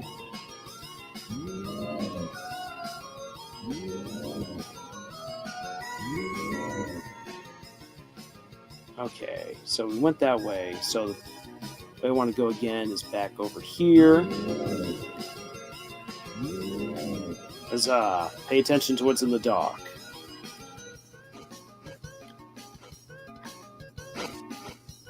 Alright, well, we'll get into the fight with you guys. Alright, remember, shake. Shake it, shake it, shake it. Gooey. Alright, here we are. Huzzah. Holy crud. Woo-wee. That was something. Let's see, we're shake, we're spare, and then more exercising.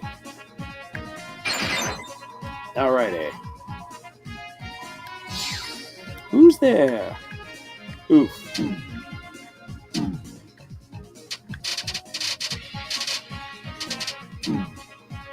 That's a lot of damage there. That's a lot of damage. Okay. Star Elixir on Chris. And we're going to finally do a little action right there. A little action right over here. Huzzah. Am I still dreaming?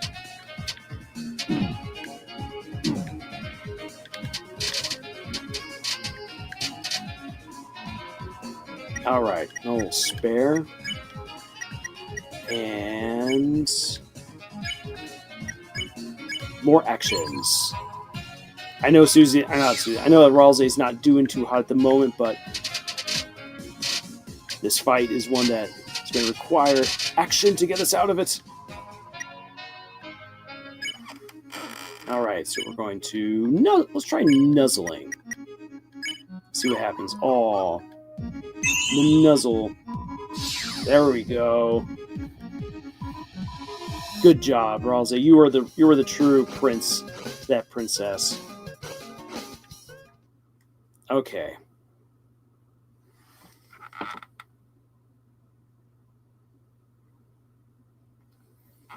You're saying you want me to do something about the lag? I can't do anything about the lag. Not in the slightest.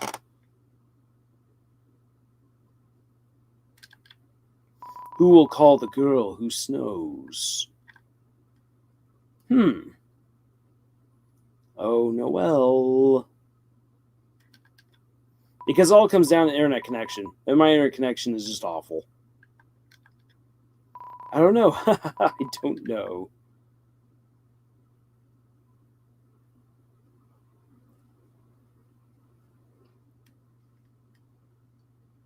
Moss. It's sacred moss. Eat it. The moss was consumed with gusto. Absolutely worth it for the moss.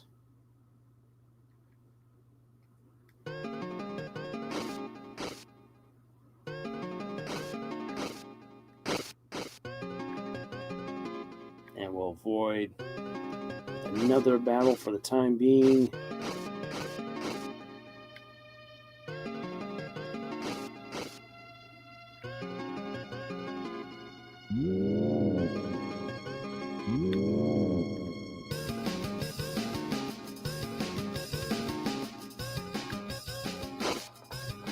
Alrighty. Take it on through here to the end.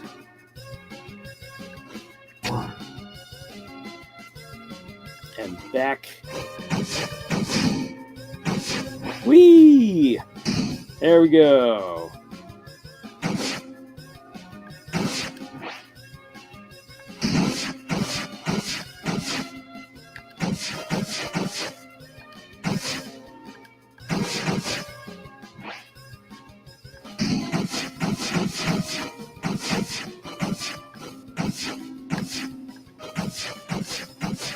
And away we goes again. Woo!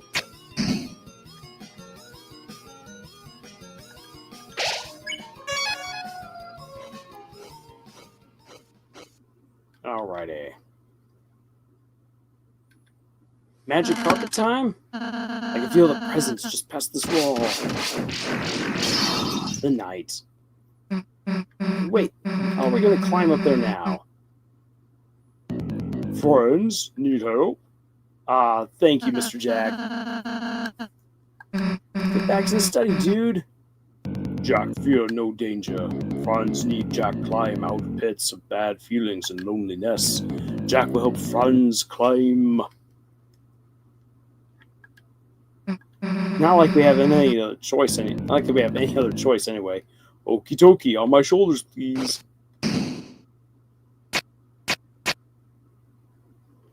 All right.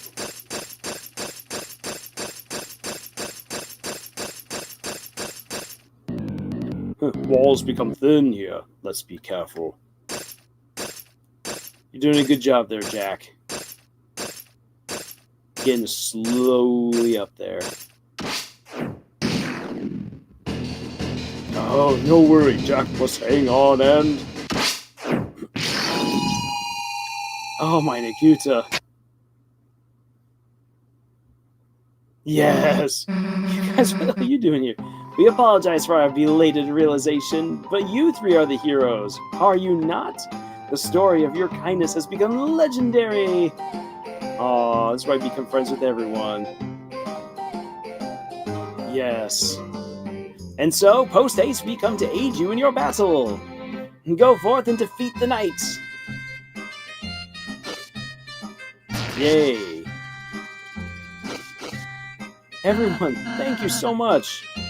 Guess being nice kind of pays off. Now let's go kick the knight's ass. We got this. And then it gets dark. It's getting dark. Let's stick together. Yep. Love this. And... Oof. Huh? Oh. Well, we're taking damage here. It's so dark, we can't say anything. If this keeps up, we'll be... Light up. Chris? What was that light? Oof. Oh, come on. I was trying to...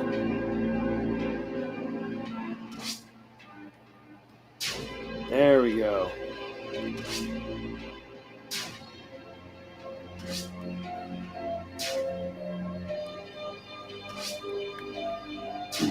Oof. I disagree. In the immortal words of Mr. Fruits. Oh. Shall continue on. Down to 1 HP.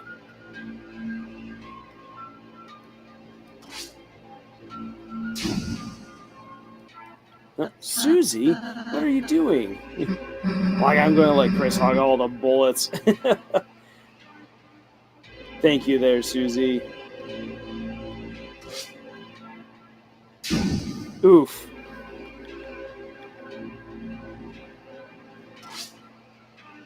Yeah, we are just getting wrecked here.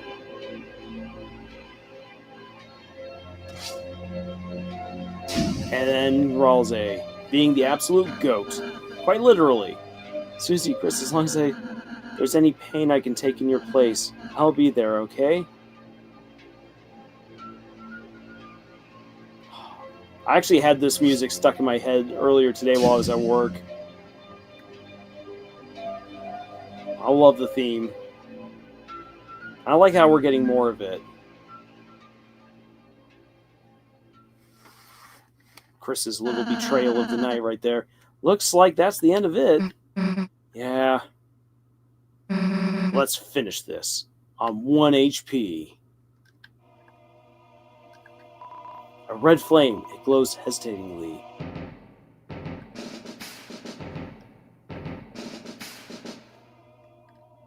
Say, we shall save. And we are... Let's see here. We are going to... Here. We're going to go into the storage.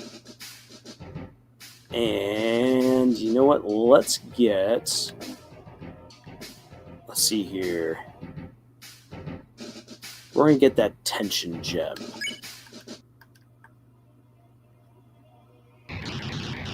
Alrighty, I'll run the stairs. This is not my fault. This place was not built to code. You!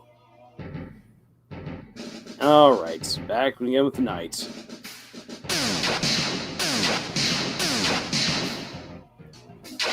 Okay. Nowhere to run this time. I don't know where you've put Toriel, but it's over. The fountain's just past you, isn't it? That means we don't even have to beat you. All we have to do is get past you, and it's over. You can't beat us in the light world, can you? That's why you keep running, isn't it? Oh, that's some great laughter. Hey, what's so funny? Chris, why are they laughing? They're laughing because you know I'm right, don't you? You lose that fountain. It's over. Don't make another fountain. Oh, here we go. Another fountain. Holy cutscene.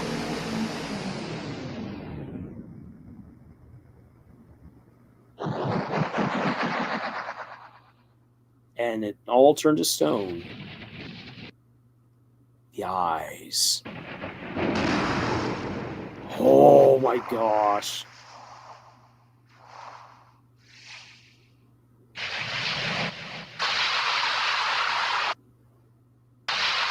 What the?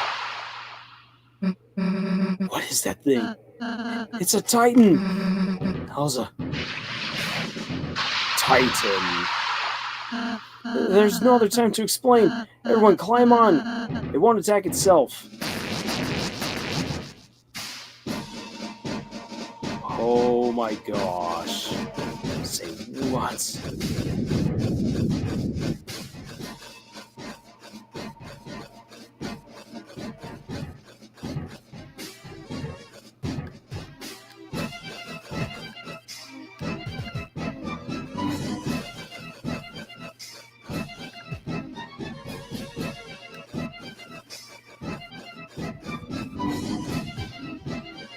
Well, wasn't quite expecting this.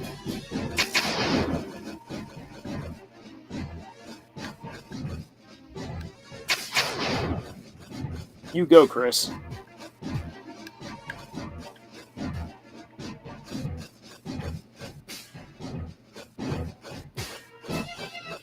Wow.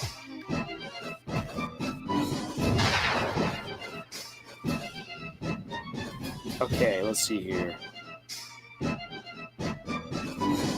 So we gotta go this way. Stay just ahead of those.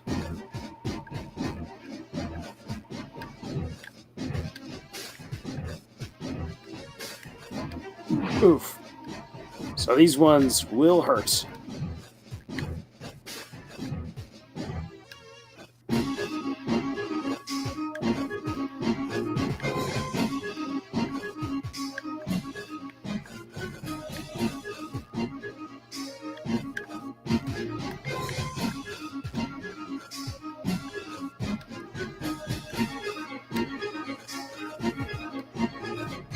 Holy cow.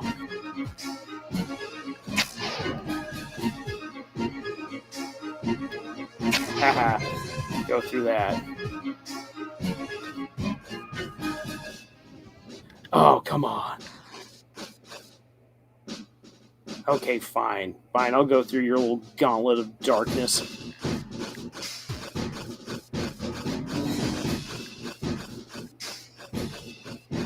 Ooh-wee.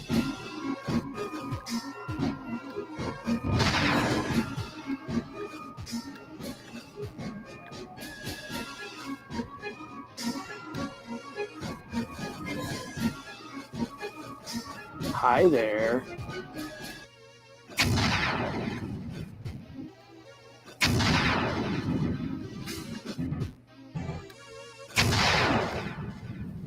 Wow, Chris using her hard head.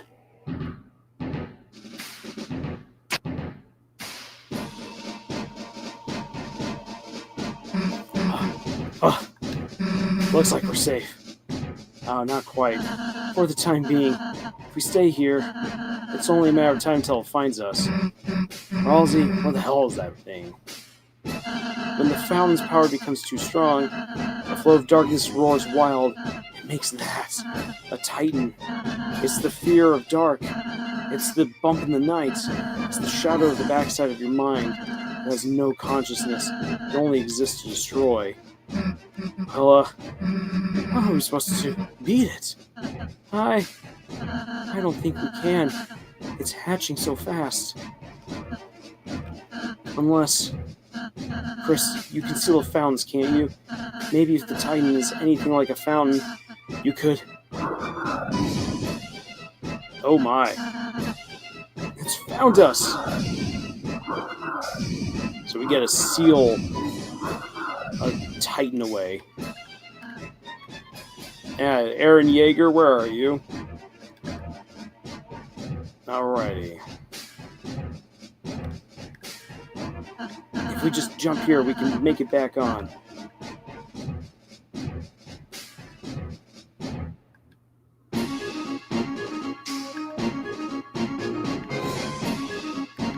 Okay. Alright, let's jump down. I don't know why there was the option to do otherwise. Oh! What? It's already spawning? Oh my! Titan spawn. Okay, so we got defend, defend, defend. Oh my gosh, they're multiplying little monsters.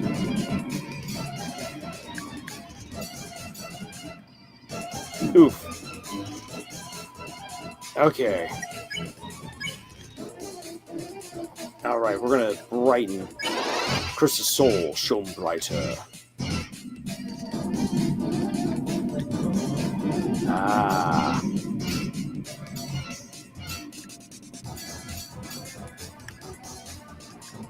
Very interesting. Okay, we are going to brighten. And here we go.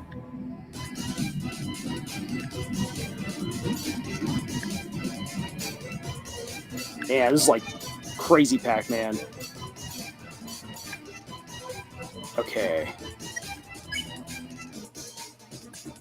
Act. Brighten again.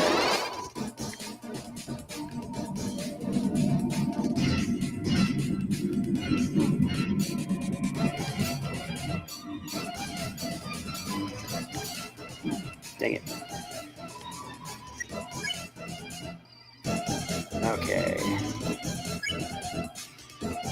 Banish.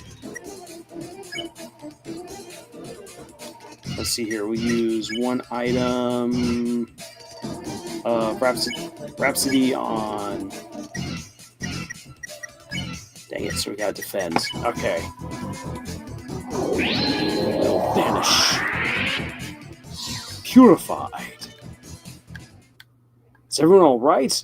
Yeah, let's get back on. Woo-wee.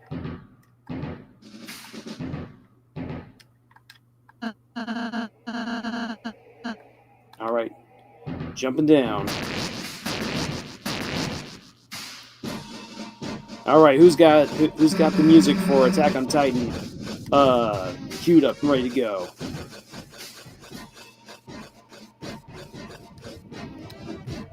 Oh, damn.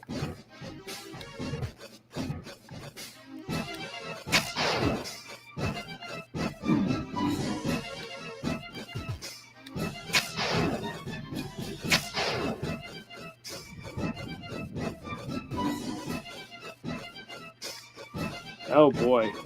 What kind of sicko maze do we have going on over here? Ah, come on, get it.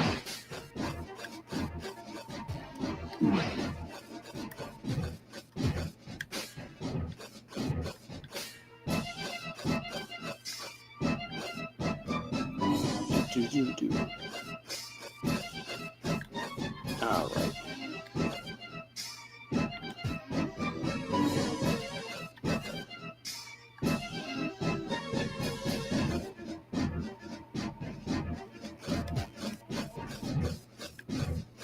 Oof.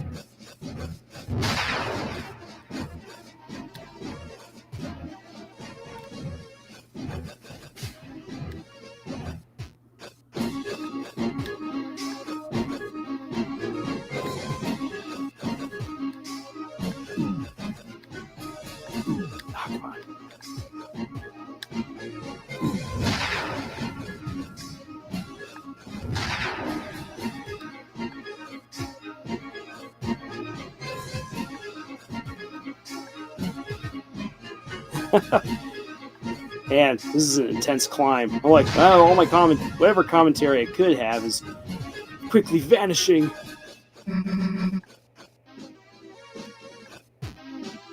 All right, come on, Susie.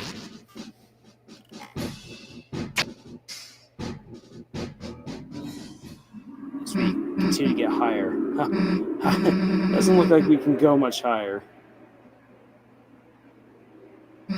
Rosie, are you okay? I'm fine, I'm just a little rattled. Yay, there we go. The max heal from Susie? Whoa, don't mention. Let's go. Susie's awesome. A world basked in purest light. Beneath it grew eternal night. The light and dark both running dire, countdown to the earth's expire. If fountains freed the roaring cries, and titans shake from darkened eyes.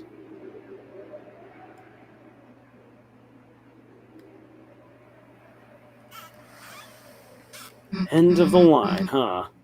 It seems so. Guess we just wait for the Titan to show up, huh? No. Oh, what the hey? Is that face? It's already been here the whole time. Hey, dumbass. Don't think you got the memo, but we're heroes. And there's a whole lot of stuff written in our lives. So we haven't gotten to see yet. So get out of the way. Or as soon as my hand stops shaking, my axe is going to chop you in half. Got it? Oh, wow. Chris, Rosie, let's go. Yeah, all right, here we are. Outside of blank. Okay, here we go.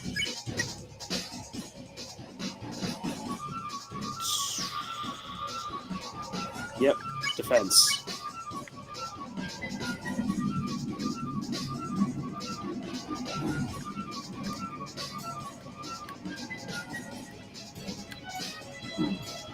Ooh, I like this music. Don't like the pain, though. Alright, let's see here.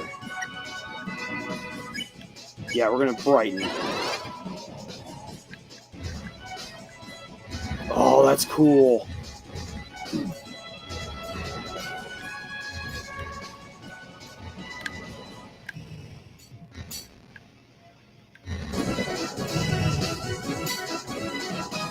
Okay, let's see here.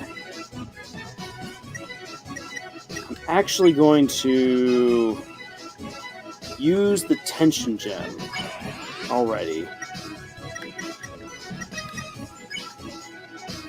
And let's see. I use this up so much of our. All right, we're going to wake Chris.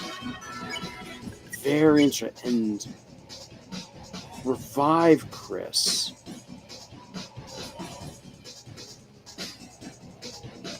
Yeah, let's do that. Susie used what 8 times get up.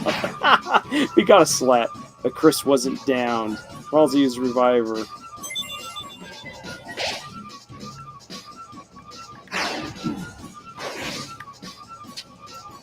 Oof.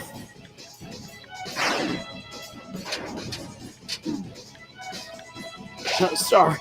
Wow, that was a real hit. Holy crud.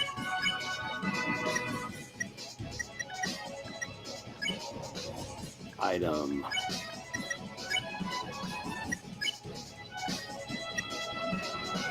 Defend. Alright.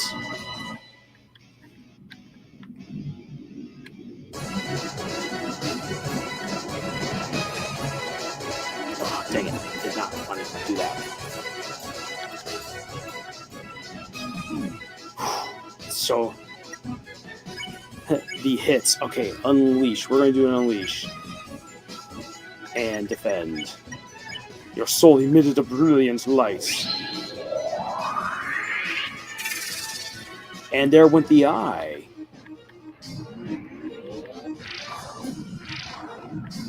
What the? Holy cow, what the heck? Attack! Its defense is down!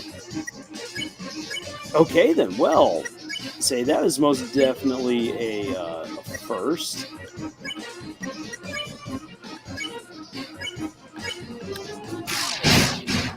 Nice. Damage has been done. Oof.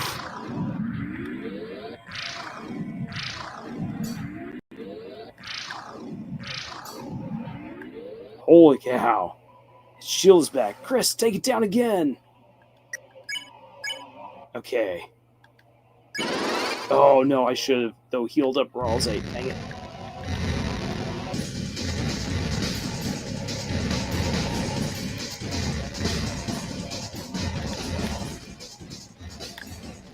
Oh, sorry, Ralsei.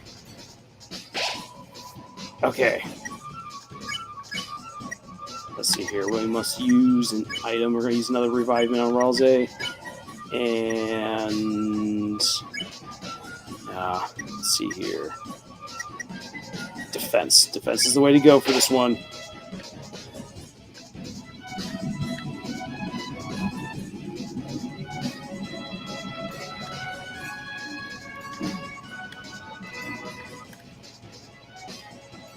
Oh, ouch. Yikesies. Okay. Let's see here. Yeah, let's do the dual heal. There we go.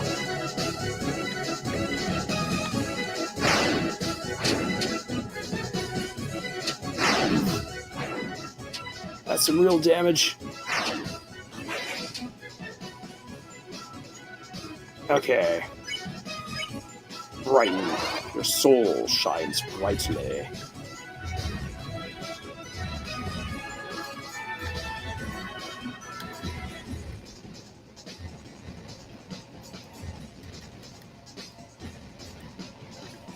Alrighty. Let's see here. Shall power up the lights.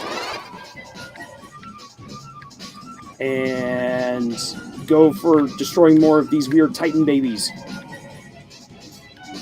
Yaren Yeager would be so proud of us right now.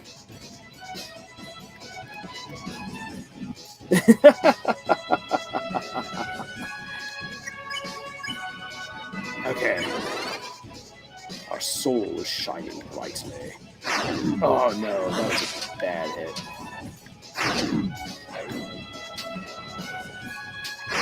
Why? How did I keep going into that? Okay. Unleash.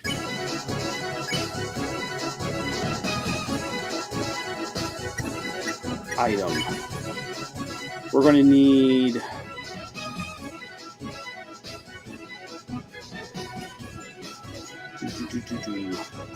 Yeah, we'll use the Rhapsody on Chris. And build up some more of that TP. Here we go.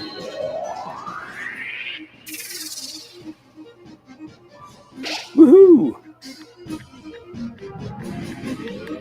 Oh, ouch. That was pretty painful.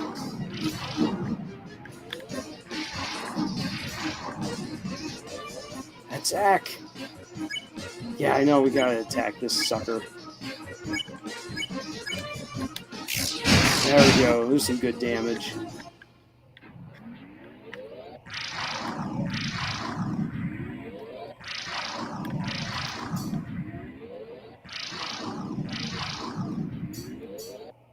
All right. Oh boy. Okay. Let's see here. In this situation, we need some heals. So, let's see here. Actually, no. We'll need to use an item. Okay. Item on Balze. And we'll have to hold off. Oof. So more fishies.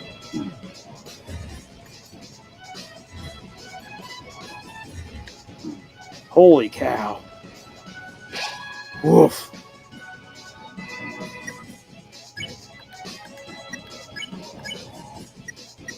Okay, we gotta defend. Then we use the Scarlixer on what the evil mouths?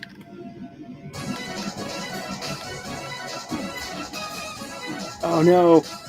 Sorry, Susie. The Titan's hand began to move once more. Okay. Scarlixer on Ralze.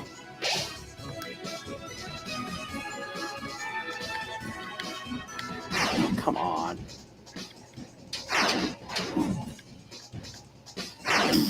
Oh well. A defeat now and then is bound to happen.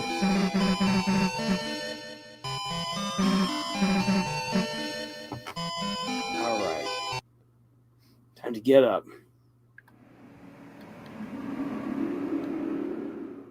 Okay.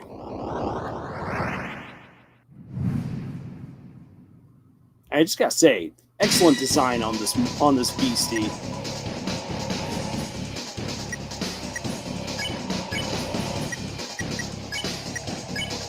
All right. And now that I happen to know a little bit better what I'm up against here and what the strategy is, oof. I say that and then immediately go down some HP. Okay.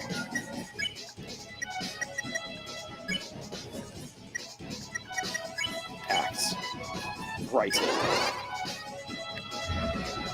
So, yeah, the name of the game is to wipe out these things as quickly as we possibly can.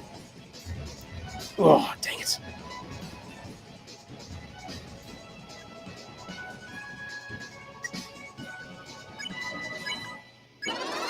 Okay.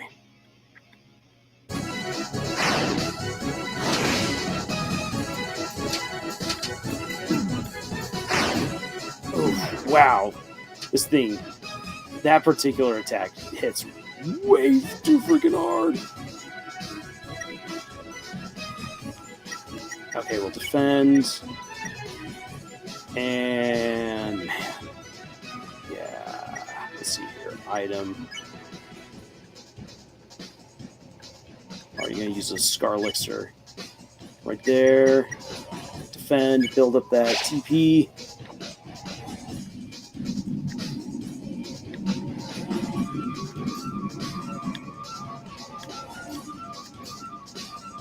Oh, crap.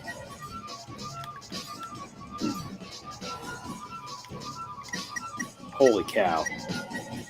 Talk about getting the pain real fast. So I'm going to save the the tension gem this time for just a little bit longer. So that way I can then get a so that way as we get further into the fight, I should then be able to really quickly just burn my way through this guy and his attacks.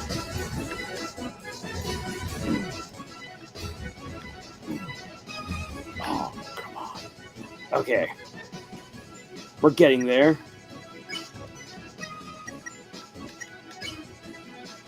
Scar Elixir on Chris. Defense. Defense. Alright, here we go. Crud.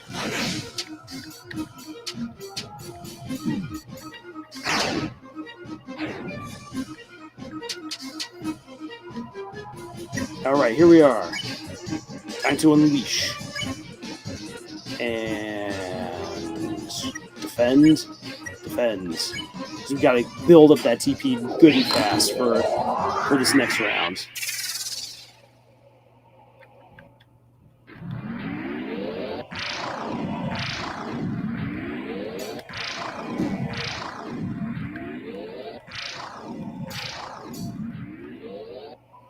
Okay. Alright. So we attack. We attack. We attack. Nowhere near as good as the first time around.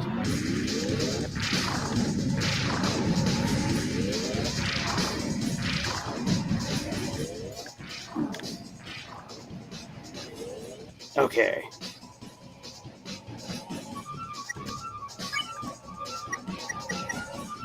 So let's see here. We shall defend.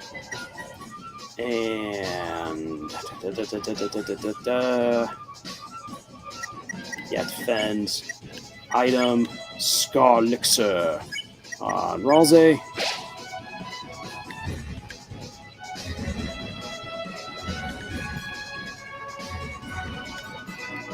Oh, dang it. I caught just the tail end of the beast. Okay. Nope. Defend. Item. And I'm now burning quickly through this stuff. Okay. That's the T right there. Defend. Okay. Woo boy. Ah.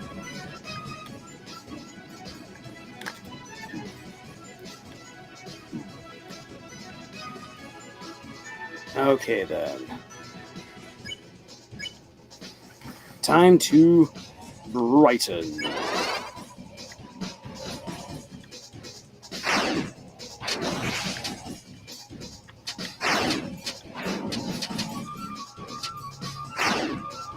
I think that might just be the best that I've ever done with that particular one. Ah!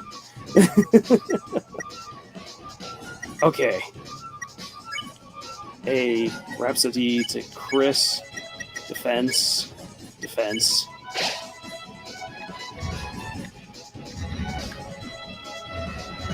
Say cool music, cool boss. I am just absolutely like, yeah, fighting hard for survival here. Alright, unleash. And let's actually see what happens if we attack. Your soul admitted a brilliance.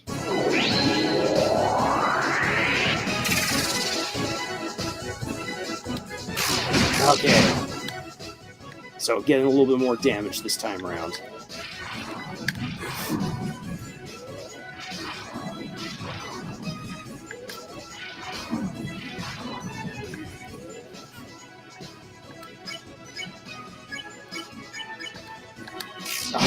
Went way too soon.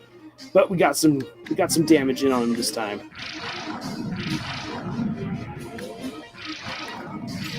Ah, I thought I was going to dodge that one. Okay. Let's see here. We're going to dual heal. There we go. Huzzah!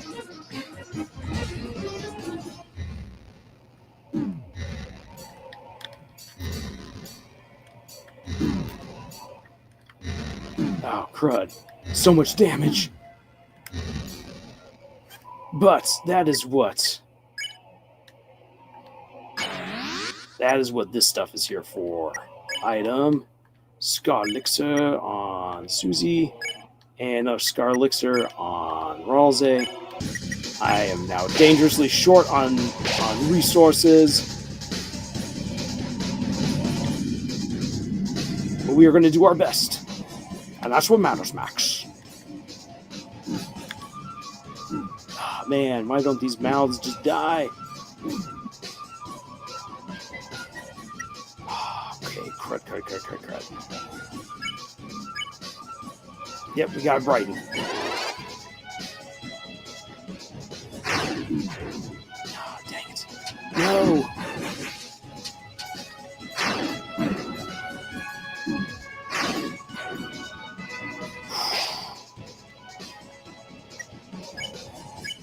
Axe.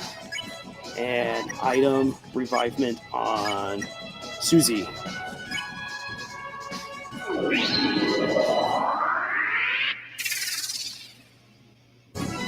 All right.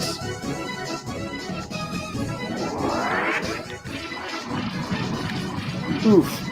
Another one, Ralze. And Chris.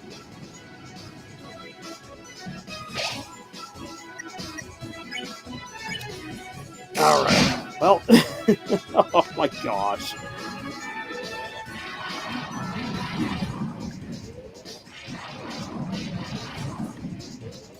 Oh no.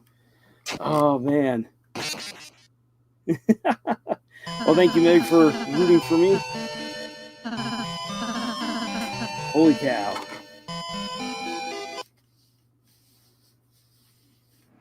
It was...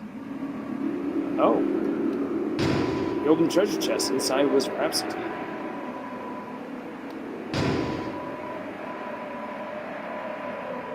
Added to my storage. Well, next time I'll remember better.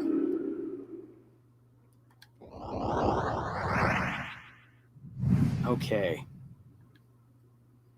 I have to say though, I am enjoying dealing with this boss.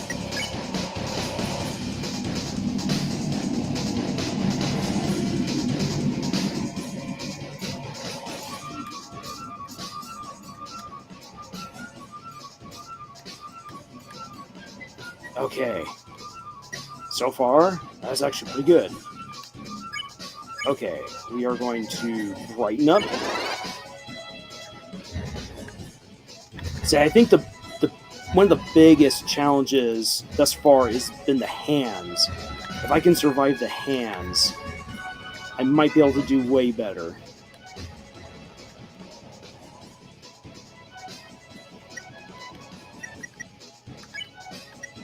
Okay, so here we go, hands. Ah, dang it.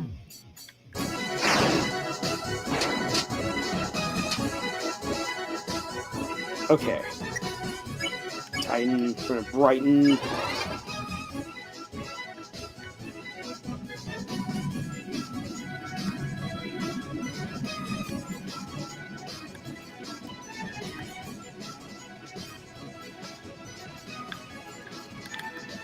Okay, excellent.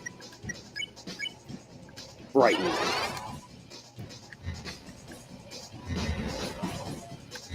Woo-wee! Be gone, you evil fish.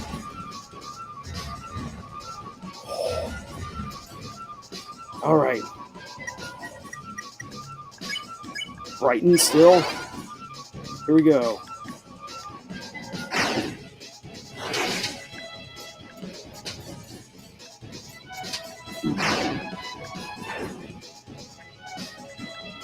Oh man, say that. Yeah, okay, here we go. we're going to unleash. And even though I do want to heal Susie, we're just going to deal damage. Time to deal the damage.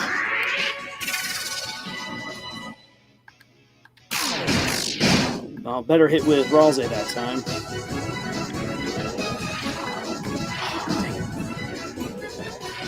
Oof. Dang it. What am I doing?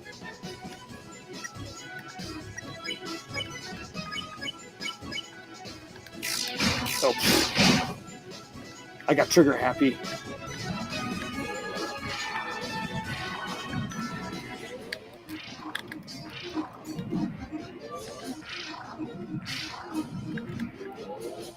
Okay. So we're going to defend. Gotta use the revivement on Ralze. Not the best, but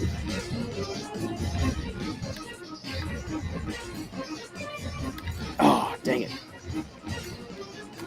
What the? I protest. I swam right between those fins. Okay, I'm not doing as hot this time around. Defend. We're going to use the Scar Elixir. Another Scar Elixir on Ralze. Alright, here we go.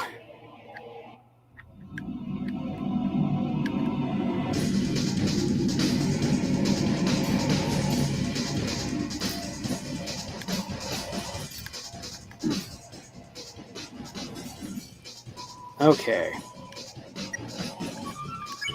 Brighton. Here we are. Okay.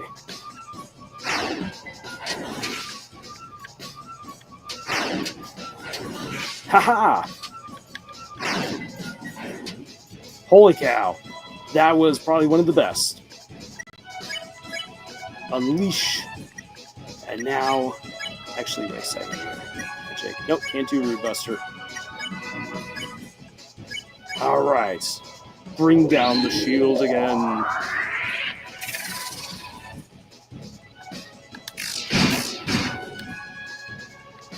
The damage to be done.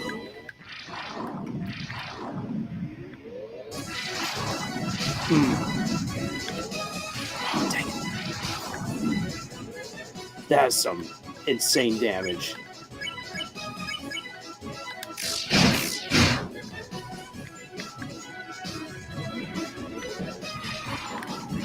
Dang it.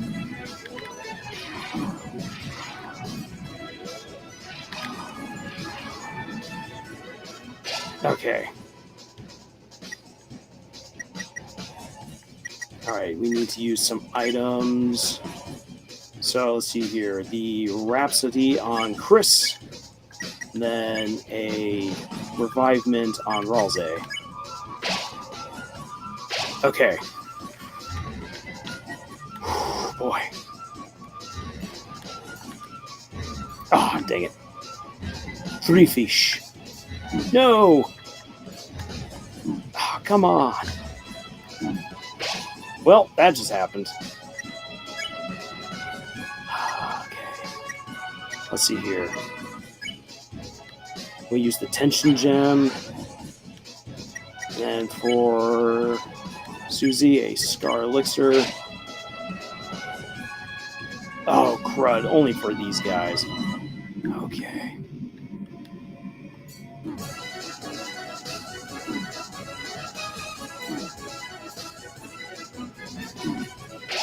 Oof.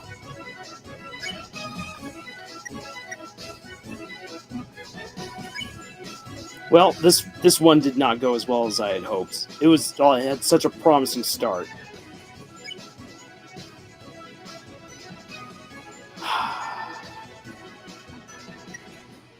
Nope. Let's see here. We're going to use the Scar Elixir on Susie.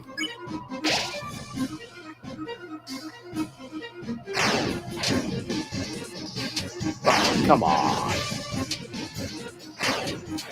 And only for me to lose her in the next go. Well, ain't much that.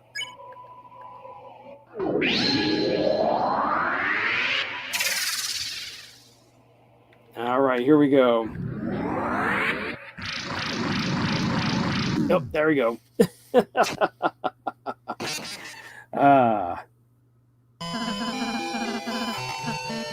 This is not your face.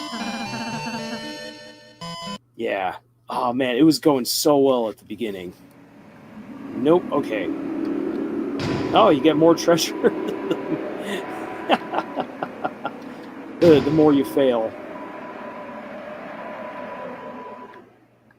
Okay, well we'll add that to storage. Why not?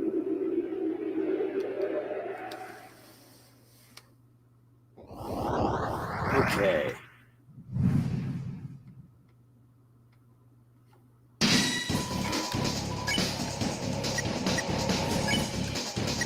Defend. Say, for my next run through, say I now know for the next run through. Oh crap! Already losing HP. No. Oh, this is going to be a bad run. This is going to be absolutely bad. Well, I know now for the next run through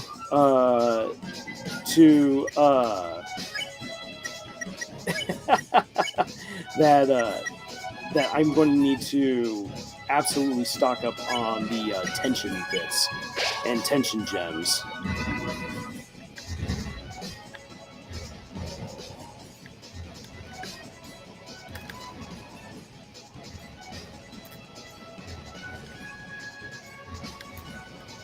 Woo-wee. Okay, right.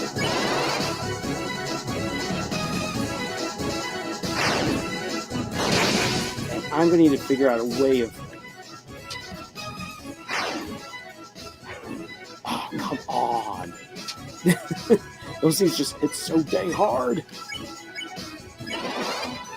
All right. We're shining a little bit brighter every day, folks. Shining just a little brighter every day. Oh, come off it. All right. Yikes. Okay, defend. We're going to need another item. A little Rhapsody for Susie. A little more defense. And here we go.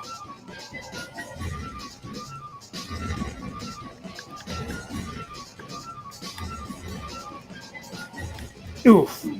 I thought I could thread that needle, but I could not.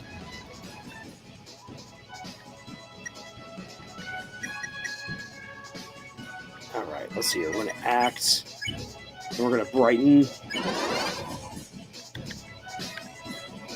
Come off it. So it has to do with the eyes.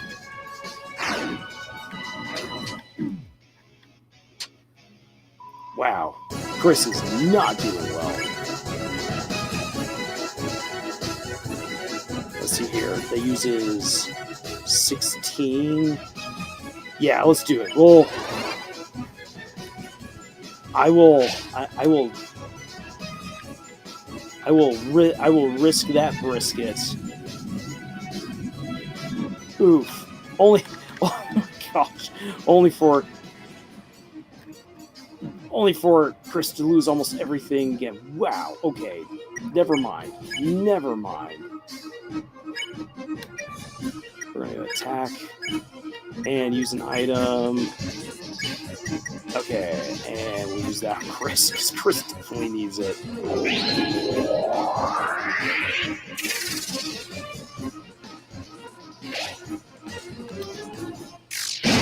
Perfect. What the?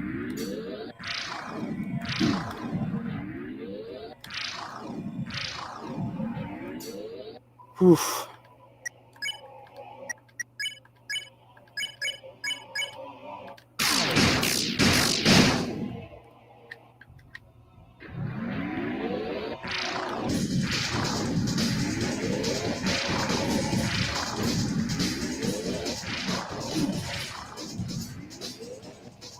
Alrighty.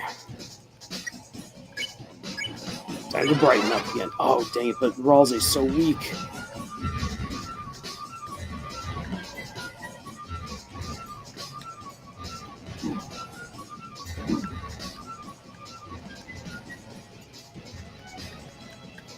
Whew. Okay. We're gonna have to dual heal.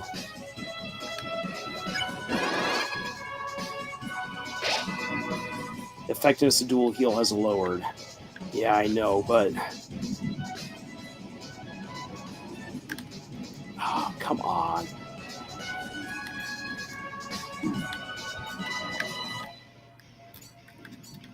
Ah, crud.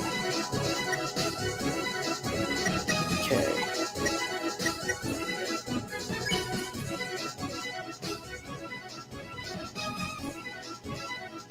Let's see, we're going to use the tension gem.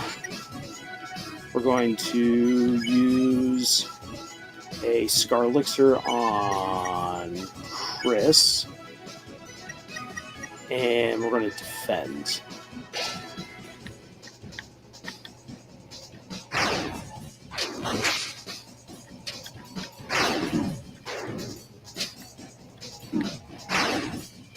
Wow. Much damage. Such much. Okay, here we go.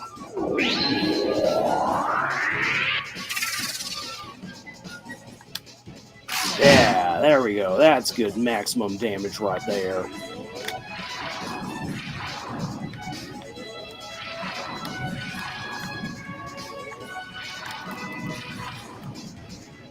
Woo-wee! And no, sorry, for you, Ralsei, we are going to use a Scar Elixir. Because I need you up for, for this next part.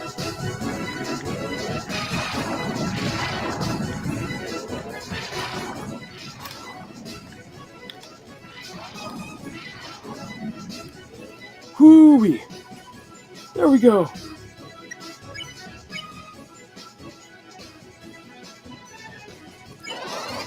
All right, and now we come back to this monstrosity.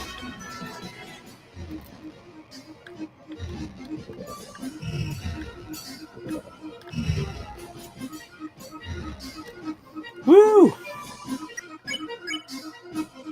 Right. And now it's all down to these guys.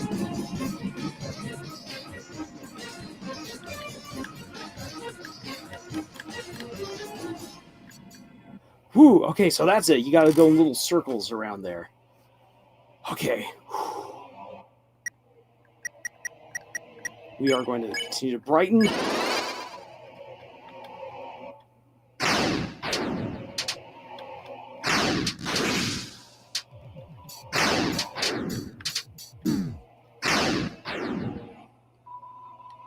Alrighty. Okay, we are going to unleash. We are going to fight, and we're going to use another Scar Elixir on Ralsei. We gotta save the little goat boy. The pure precious goat boy. There we go. Good damage, good damage.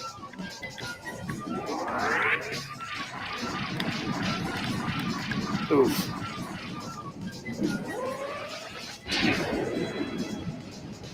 Gah!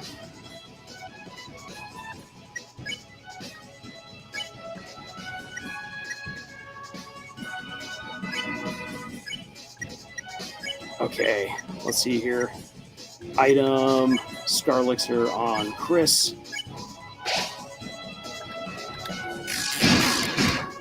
Okay. Whew.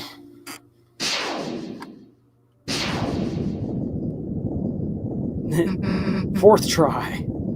Did we do it? Oh boy.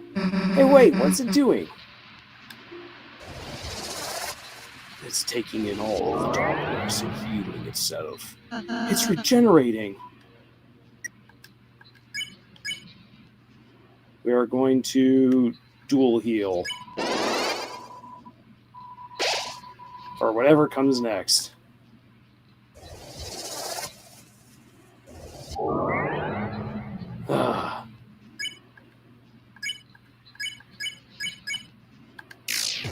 Yeah, that doesn't do much. Maralzi, how do we stop it? I don't know.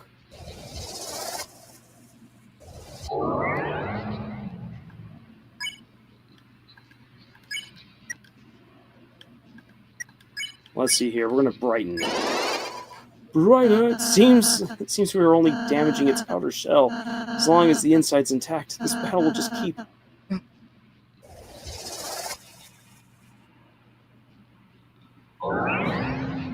I suppose we just have to keep on fighting. Oh, the hammer. What are you all giving up for? Oh, wow. You're not out of ideas yet, are you? Oh man, I thought you were. I was looking for a change of scenery, but this is a bit ridiculous. Come on, let's get this fellow. Yeah! Your soul is shining. A new act has appeared. Dual Buster. Double, maybe. Okay, let's hear. And we'll defend. Your soul shine, the old man and Susie. Yes. Yeah, not bad. Yeah, right? Still, we've only harmed the outside. Then you know what to do, right?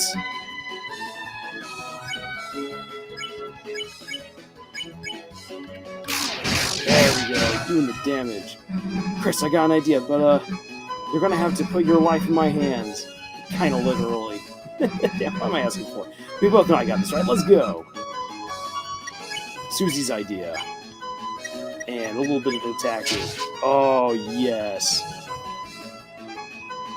Nah, screw it. Get dunked on. Oh my god. Yes. Oh, it's fantastic. Chris and Susie falling through the thing's face. And there's the soul.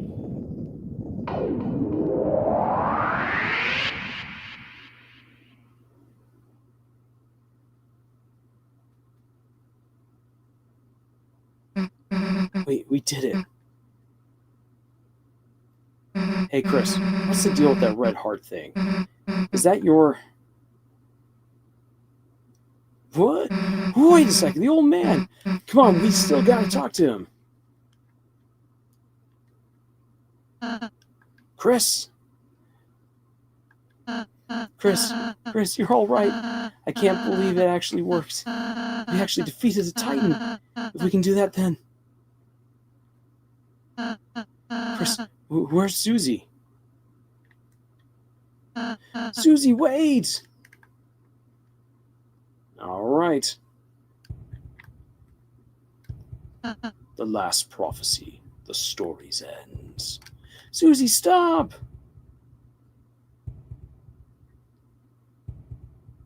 Ah, the ending.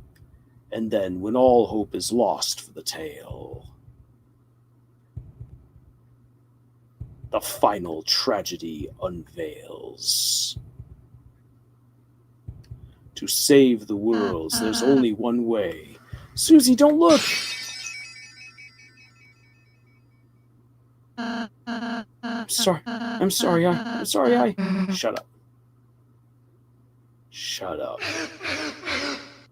The hell are you apologizing for? You worry about that? Seriously?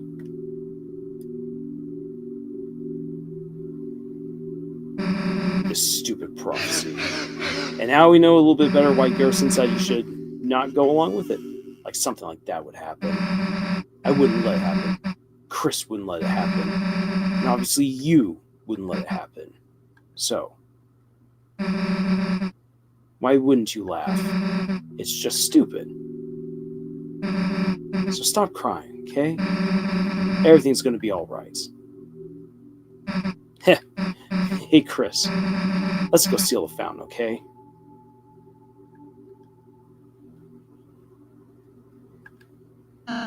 Susie.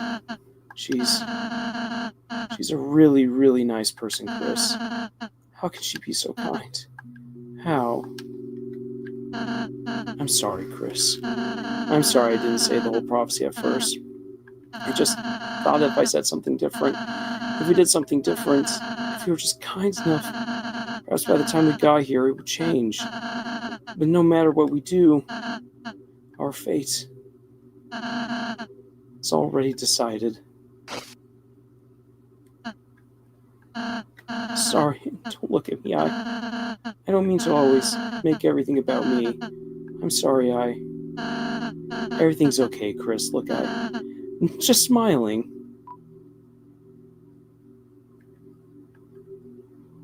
It's okay not to smile. There are times for it. Chris, you... I'm scared. It's getting harder and harder to just stand there smiling all the time. To be the one pretending I'm not afraid too. But being with you two, the more I'm with you two, I realize friendship isn't just about being happy all the time. Yes, it's something far, far greater than I could have imagined. I want to believe again. I want to believe it can change. That there isn't just one ending. Susie's hope, or naive hope. It's infectious, isn't it, Chris? So until we see fate with our own eyes, let's believe too. And now we better understand. Chris, you can go to the fountain now. Susie's waiting.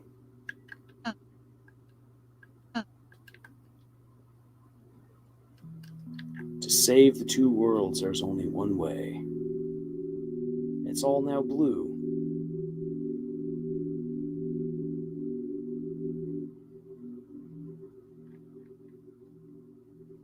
The last prophecy, the story's end. It seems the way is blocked. Put your hand in, just out of view, just perfectly out of view. Another hand presses against yours and pushed you back.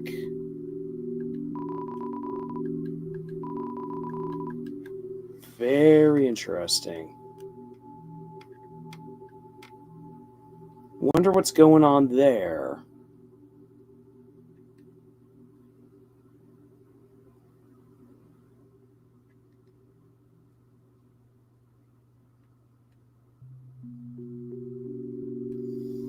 Oh boy.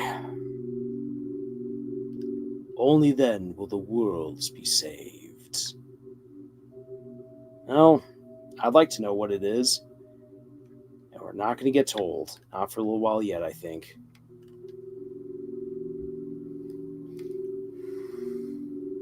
Wow, Chapter 4. Hey, Chris. Can I tell you a stupid dream I have? No matter what, I want to keep being friends with you and Ralsei. When the sun comes up again, I want tomorrow to be the same as yesterday, and the next day, just the same as that. That in the end, we can always go back to the way things were before. You don't have to say anything back, Chris. I know.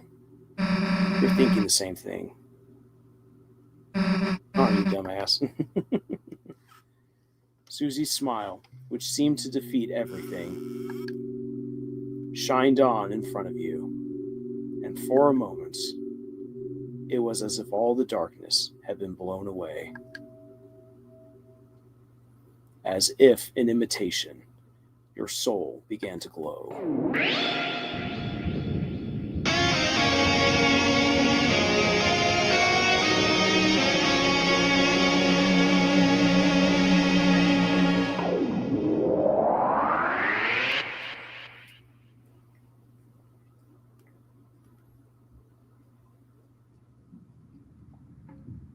Wow.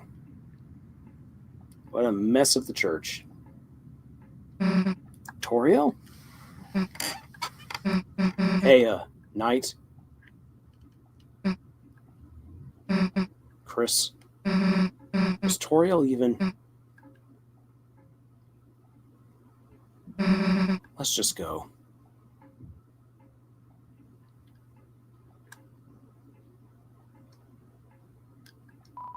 The organ. No reason to play it now. It's a door. A large person can fit inside. You turn the doorknob. You didn't do anything else. Oh, come on. It's a door. A large person can fit inside.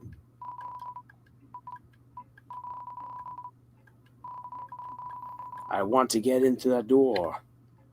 But alas, the game will not allow me. Nothing there in the wing.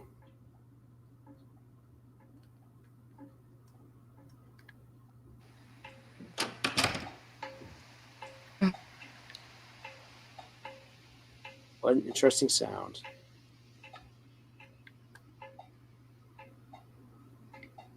It smells nice after the rain. That it does. Smell after the rain is just always amazing. The bench is wet.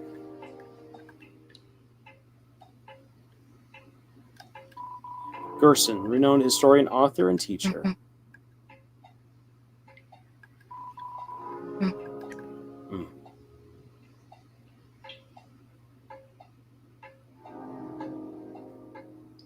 It's raining somewhere.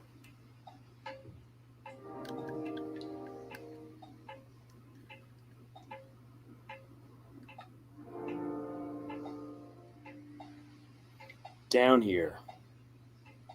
Let's see what we discover.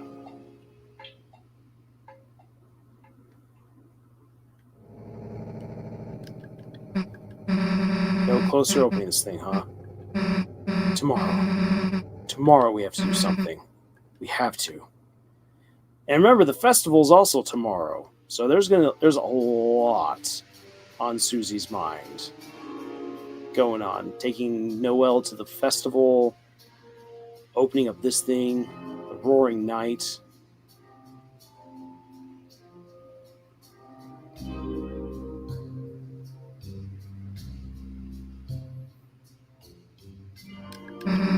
It's like, why don't we just go home? All right. As you got the theme, it's raining somewhere.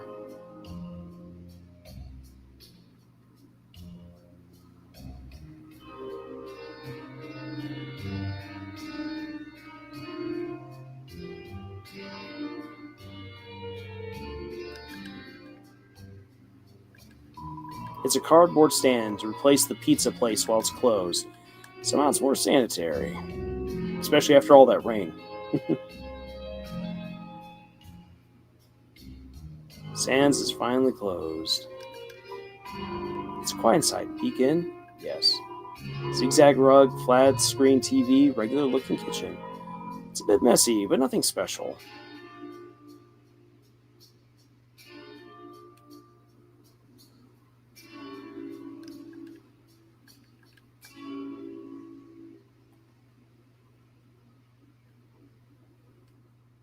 Ah, how I wish it were still raining. That's because I'm a guy from the desert. It's always wanted to rain. Knocking might wake somebody up. That's kind of what I want to do. It's closed. The back door is blocked. You can only see through the basement window. Corkboard is covered with tons of papers, documents, and litter the floor.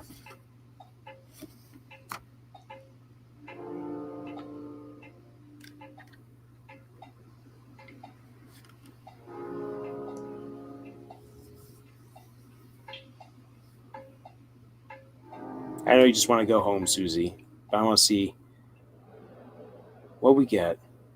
So we get this. We get this animation again.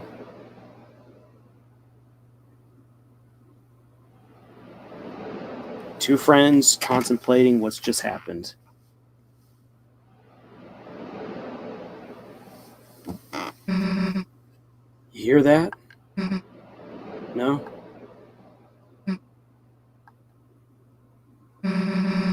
Sounds like someone's playing a song out there. The song that Onion heard. You know, on the other side of the lake.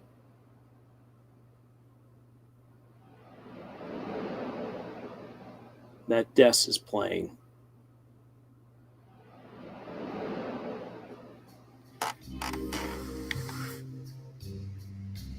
Say, Des is playing a song out there.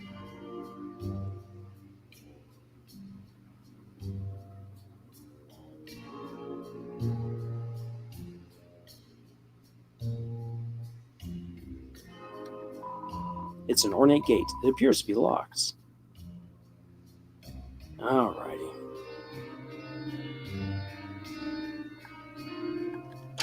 What do we got going on here? So, do you mind if I... What? Chris?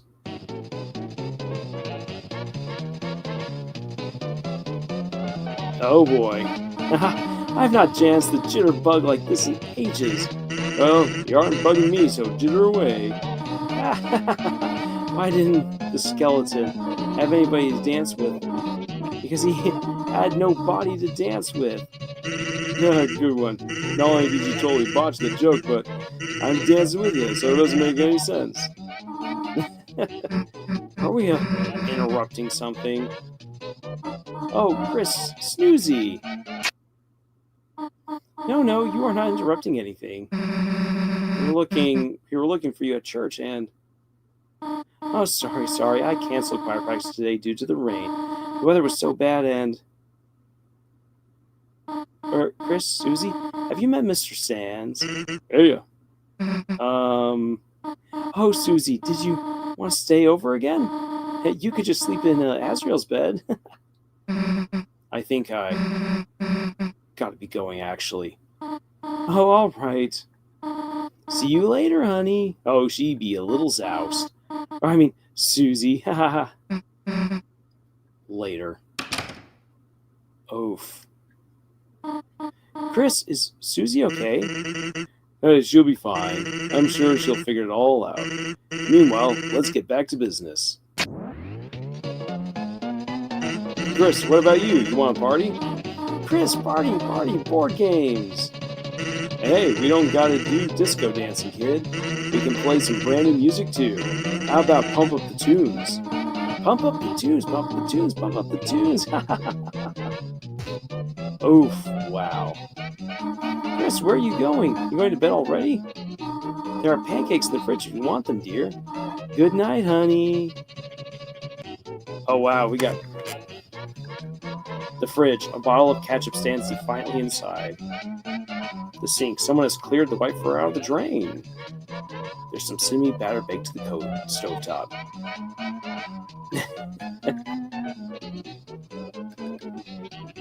You should probably just go to bed.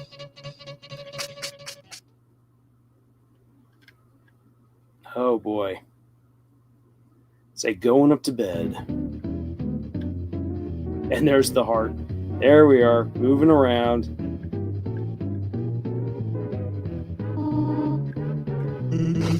Oh boy. Poor Chris. It's been one very rough day.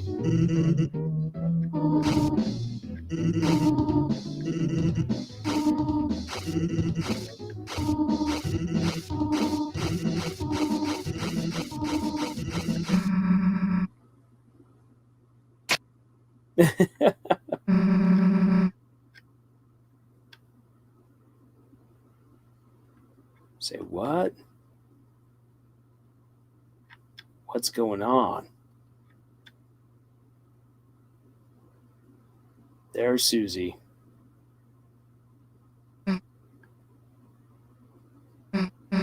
We aren't going to let that happen. Hey, what?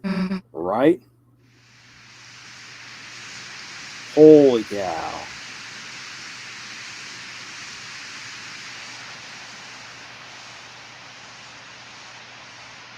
And the rain returns.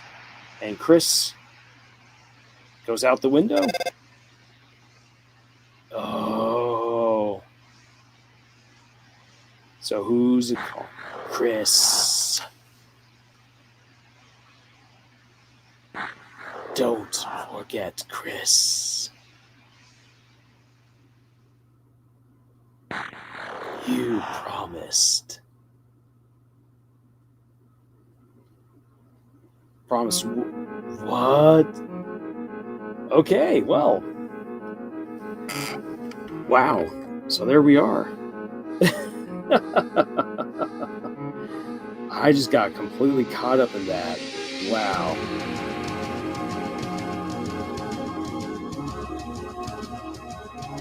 Holy cow.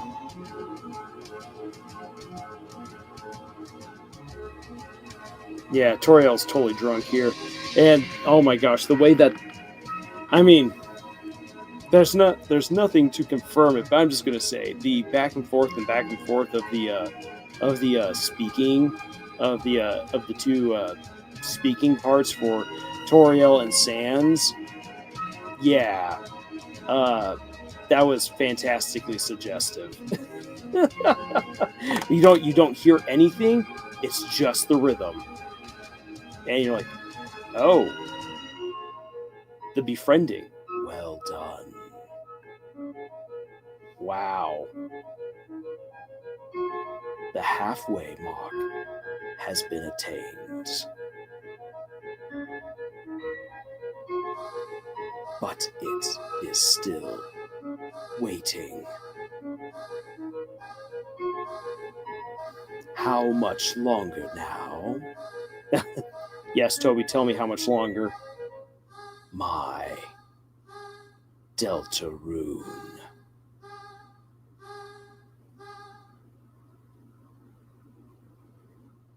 To be continued in Chapter 5 in 2026.